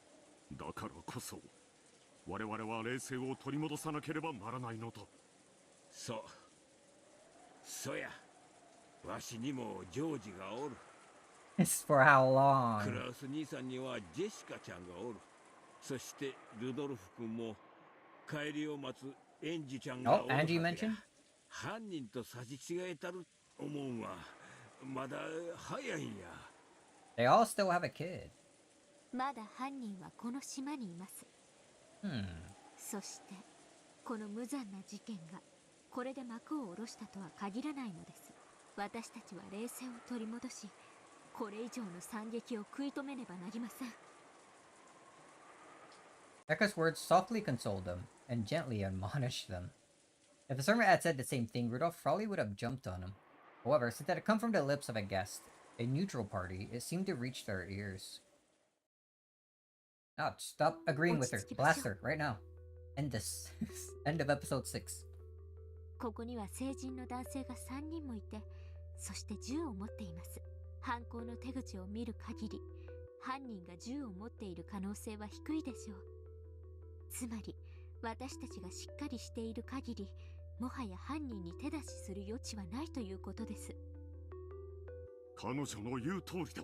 後ろ宮の島でこれ以上犯人の好き勝手にさせるわけにはいかん。探し出そう。この台風だ。島からは逃げられねえし、雨宿りできる場所だって限られてるはずだ。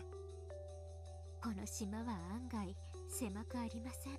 残念ですが、この程度の人数で島を探すのは難しいでしょう。何しろ皆さんは見つけたら即座に撃ち殺さんばかりの勢いです。Yeah, and what's wrong with that? 怯えた犯人があの深い森の中に逃げ込んだとしたら、簡単には見つけられません。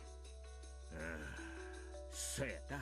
おとなしく台風が過ぎるのを待って船に警察を呼んでもらい、島中を徹底的に探し回ってもらう方がええやろ。警察はな、何百人も来てくれて、ほんまにしらみつぶしで探すんや。いくらあの深い森でもな、絶対にあぶり出してみせるで。今一番大事なのはこれ以上愛する家族を失わないことだ。ルドルフ、お前に万が一があったら帰りを待つエンジェちゃんはどうなる？キリエ、バトラ、チクショー、チクショー、お前たちに俺はまだ。There's the truth thing that we still don't know anything about. クラウスさん、きっといとこ部屋の皆さんも激しく動揺していると思います。クラウスさんが落ち着きを取り戻したところを見せることによって、皆さんも少なからず言ってあげてはどうでしょう。そうだ、みんなにこれからのことを話さなければならない。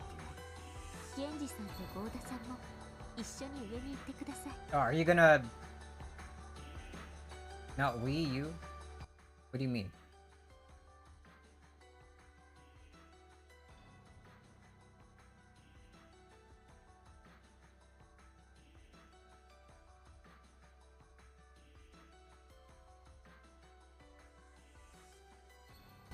Oh, alright, you already know because you read through the... Alright, shut the fuck up. Shut up, you're confusing me for a second there, you idiot. Shut up. You're making me get sidetracked. Waste time. I'm gonna beat you up, dude. So she's getting rid of everyone except for, I guess, Rudolph to hear what this truth is supposed to be, right? シャノンさんやカノンさん、熊沢さんもきっと動揺されてると思います。はい、それはもうきっと皆さんも動揺されていることでしょう。よろしいのですか。何かお手伝いできることは他にありませんか。だからこそクラウスさんと一緒にいてください。何かの時すぐにそれに応えられるように。私たちは先にここの戸締まりを確認したいと思います。すぐに上がりますから先に行ってください。わかりました。何かございましたらお呼びください。Kinda hate how they're all just listening to her right now. Genji bowed and nodded to Cross. Cross nodded to Erika and then headed upstairs with Genji and Goda. When only men are around at a time of confusion, it's easy for a composed member of the opposite sex to control the initiative. Really? Even without the detective's authority, she was able to control them quite naturally. Erika had wanted to get rid of the servants for the time being. よし、そうと来たら早速戸締まりを確認しようぜ。問題はラウンジのこの大窓やな。シャッターもないみたいや。ここをぶち破られたら侵入は防げんで。いいさ、ガラスの割れる音で十分だぜ。蜂の巣にしてやら。お静かに。皆さんに残ってもらったのは戸締まりの確認のためではありません。Oh? 今から言うことを冷静に聞いてください。When Erika lowered her voice, Rudolph and Hideyoshi realized that she had something secret to talk about. They had brought their ears closer as soon as they regained their composure. いいですか？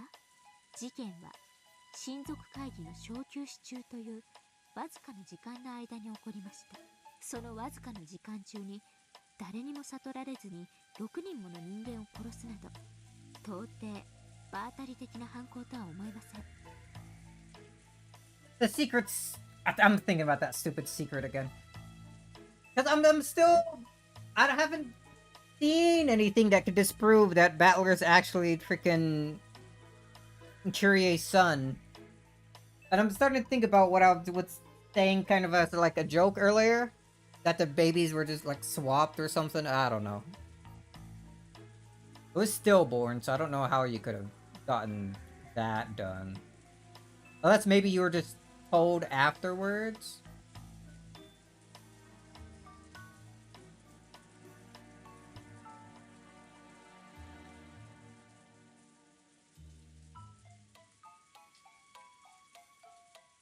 I don't know.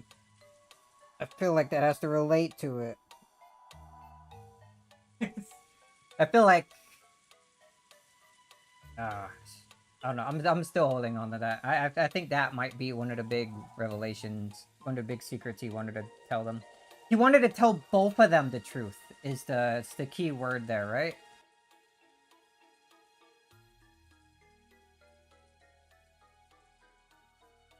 Yeah, he said Kyrie and Battler never had the chance to tell you the truth. Implying something to both of them don't matter about, or don't matter, don't know about. Something to both of them don't know about.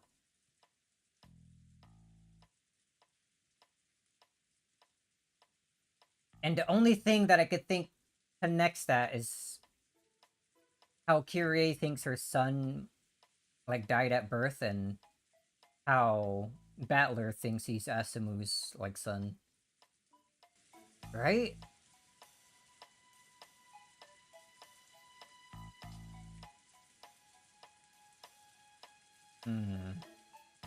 Alright, anyway, where were we?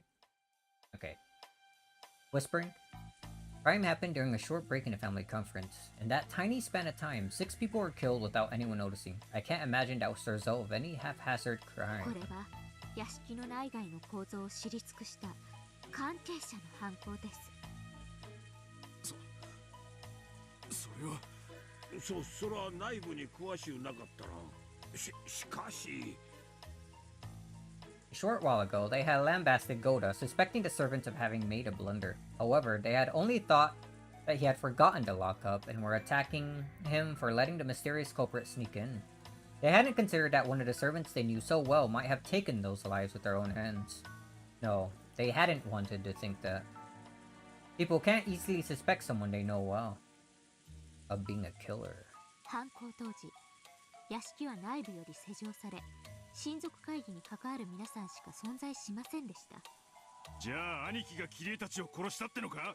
それとも秀吉兄さんを疑えってのか？ありえねえ。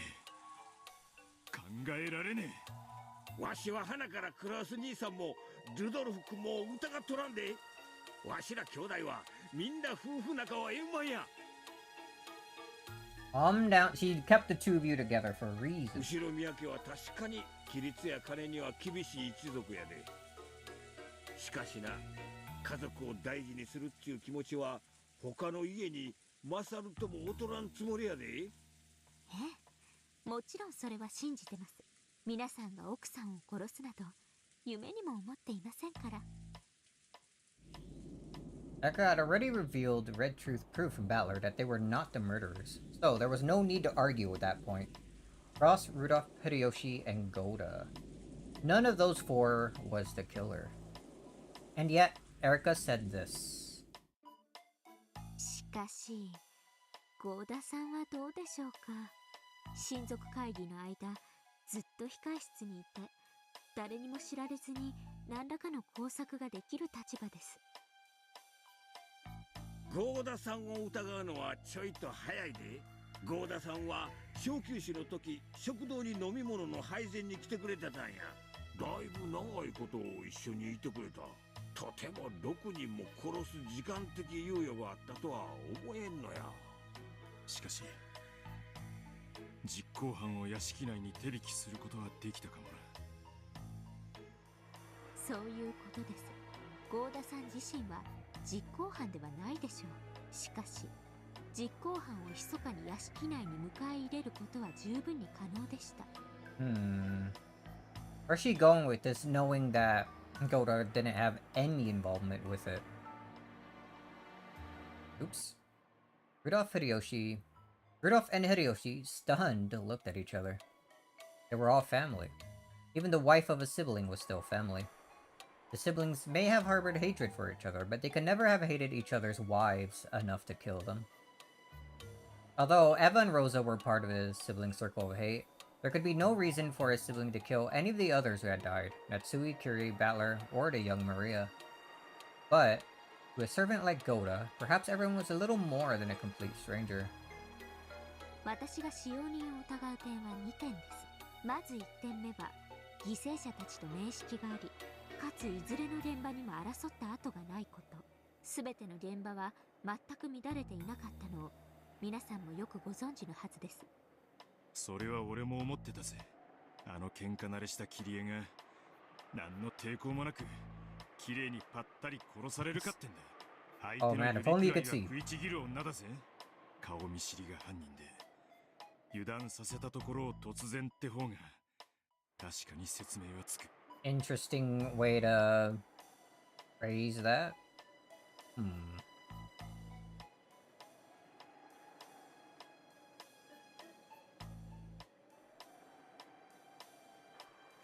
それを That's what happened to Battler. 何しろ武芸百般。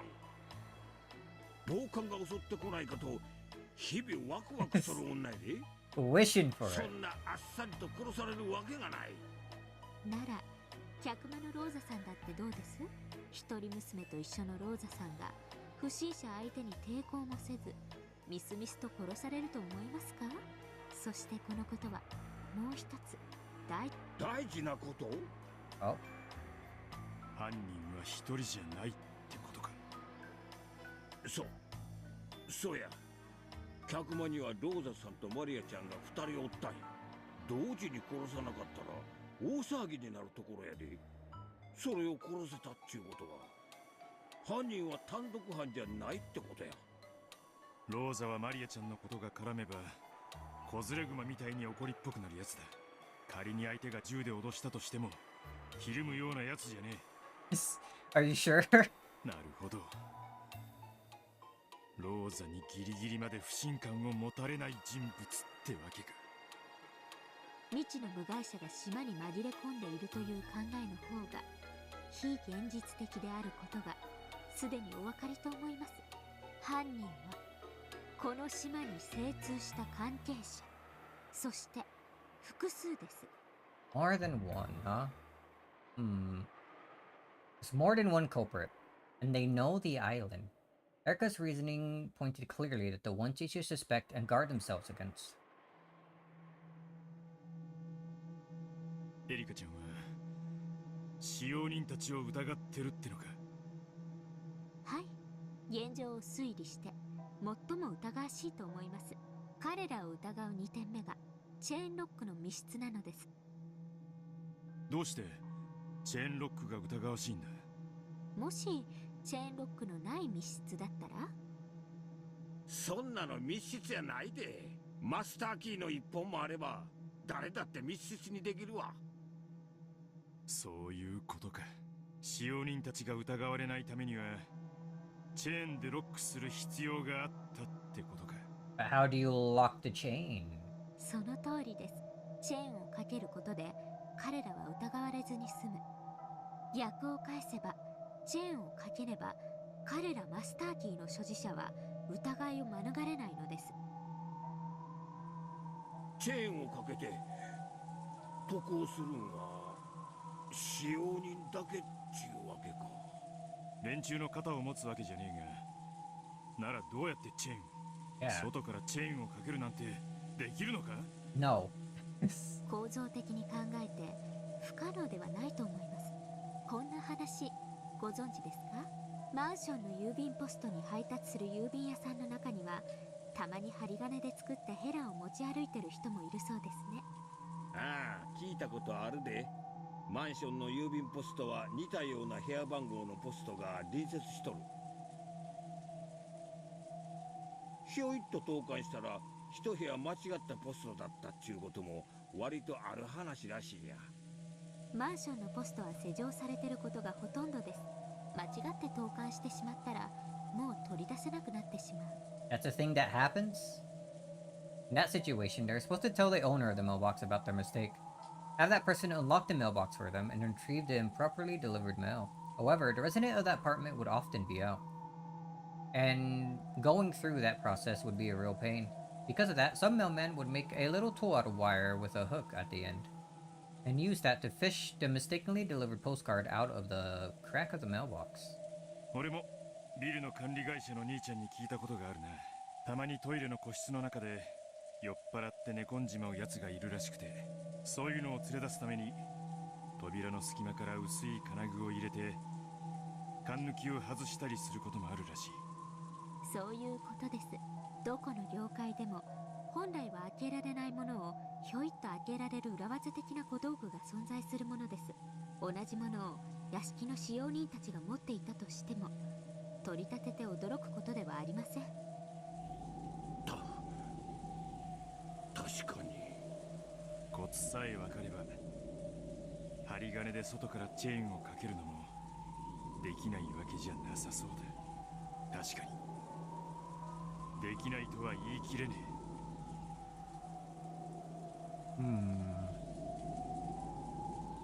True, physically speaking.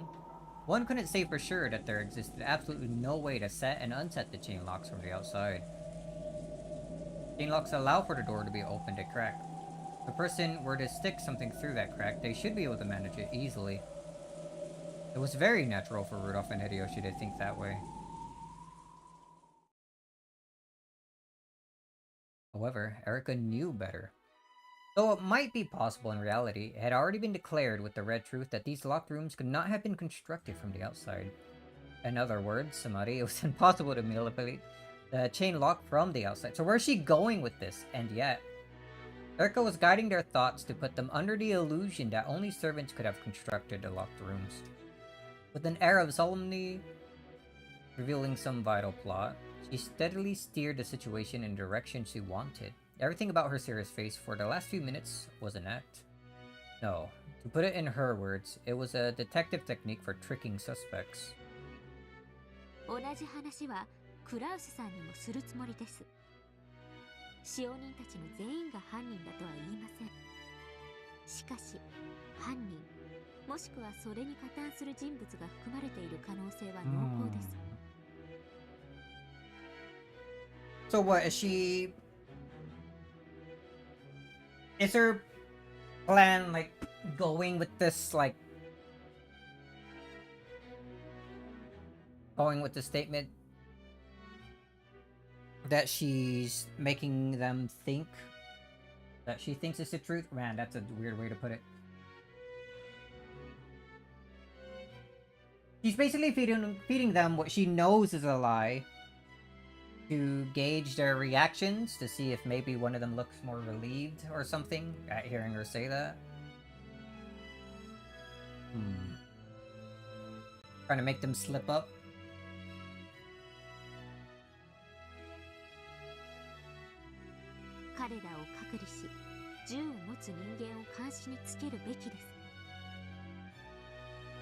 Rudolph and Hideyoshi looked at each other again. What she was saying made sense, and it sounded as though she was calmly smoking out the most suspicious people at this point in time. With her accomplished conversation techniques, Erika was skillfully grasping the initiative. Even without the presence of the detective authority, controlling human nature like this is trivial. Let's shut the fuck up. Shut up! I hate her so much. Get her out of here. Keen over.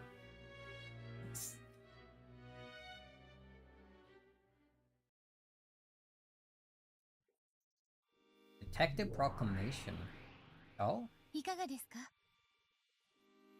That's the name of this chapter? Alright, Mr. S-Jam, if you're even still here. Is this about where we end and start off next stream, or do we still got a little bit to go? We get through this chapter.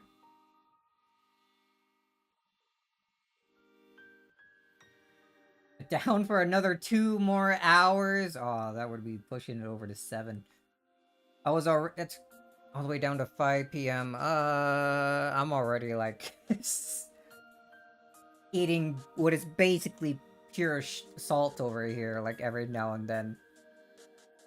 Kind of underestimated how much there's left. It might even be 3 episodes. We could do another 3 streams again, but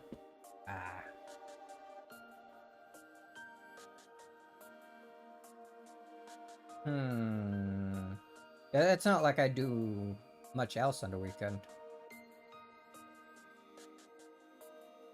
2 more streams or 1 really long one. We'll see how we feel on the weekend, I suppose. I did say on the weekend is fine for longer streams.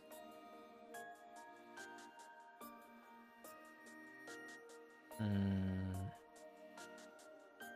2 more hours.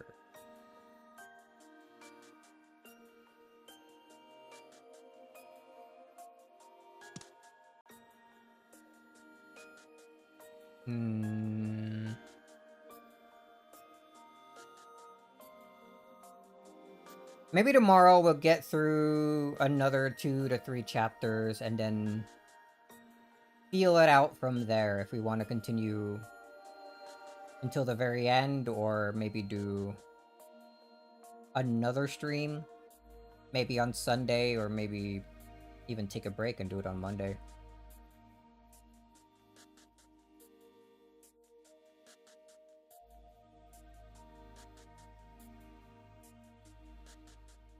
Even with 2 more hours, the next stream would be long.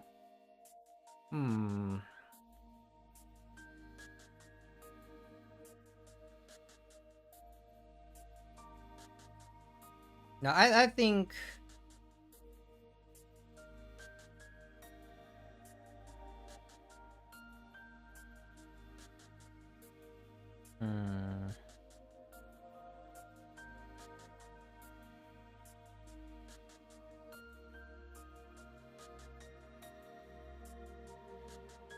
Yeah. Call it here, and then we can see how we feel after like 2 to 3 more chapters tomorrow. And then we could probably for sure finish it by either the next day, Sunday, or if I decide to take a break like I usually try to do, then we can finish it off Monday.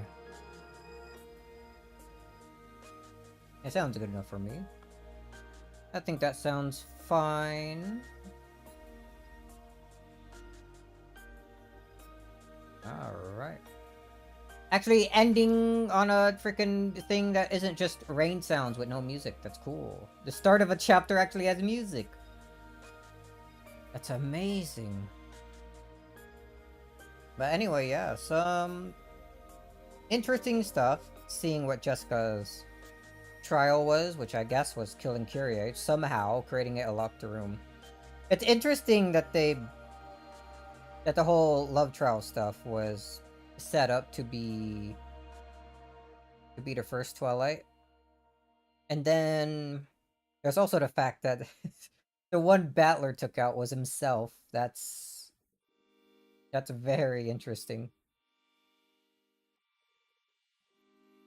I guess if he's the game master, he doesn't really need like his piece to like be there, right?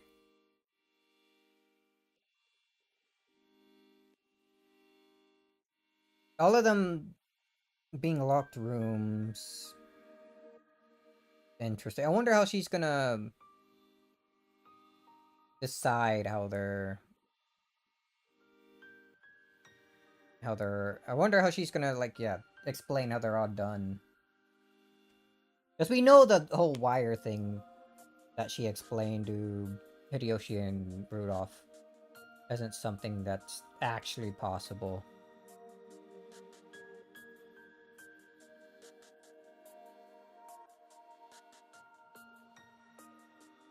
I, so far, can't really think of anything. It would be interesting if they were, like...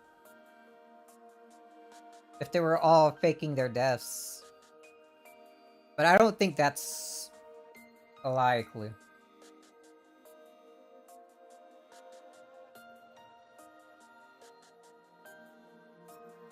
Or is, I don't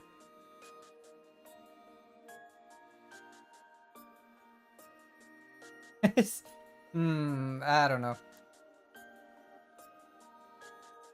Alright, we also learned a bit more about Kyrie and what she's been through. Actually, pretty much admitting to Jessica there that she was ready to just about kill Asamu. But a miracle happened. She just died and Kyrie didn't have to do anything. A true miracle it was.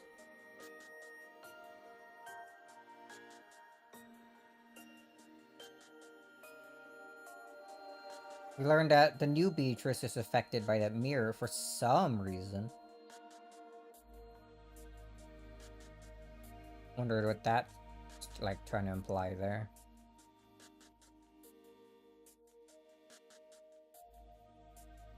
I'd feel like the whole thing with the epitaph is like, at least so far, has been kinda thrown out, like it doesn't matter.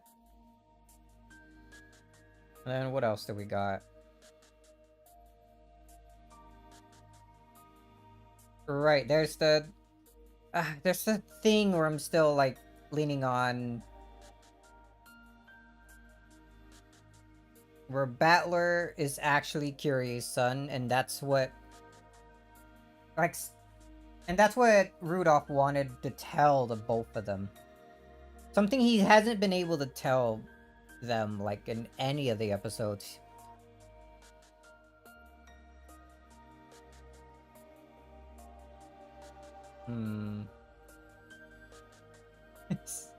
How nice of Asamu, yeah. Was there anything else that we might have thought of?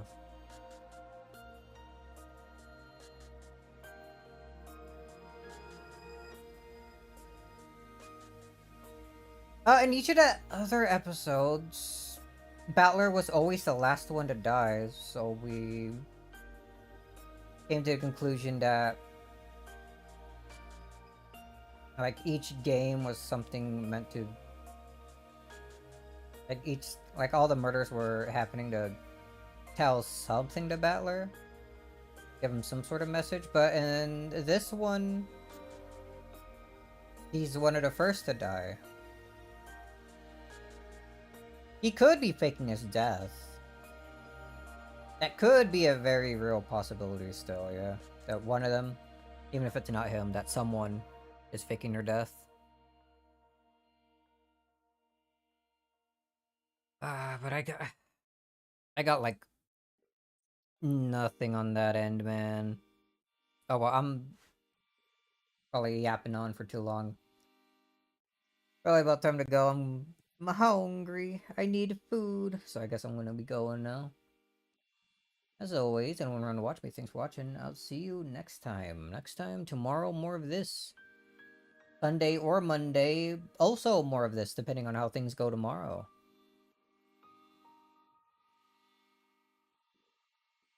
We're definitely getting through episode 6 within the next few days. It's like 2 weeks and some change, and I'm still thinking about Sonic Crossroads, dude. I want to play racing game again. Oh well. See ya.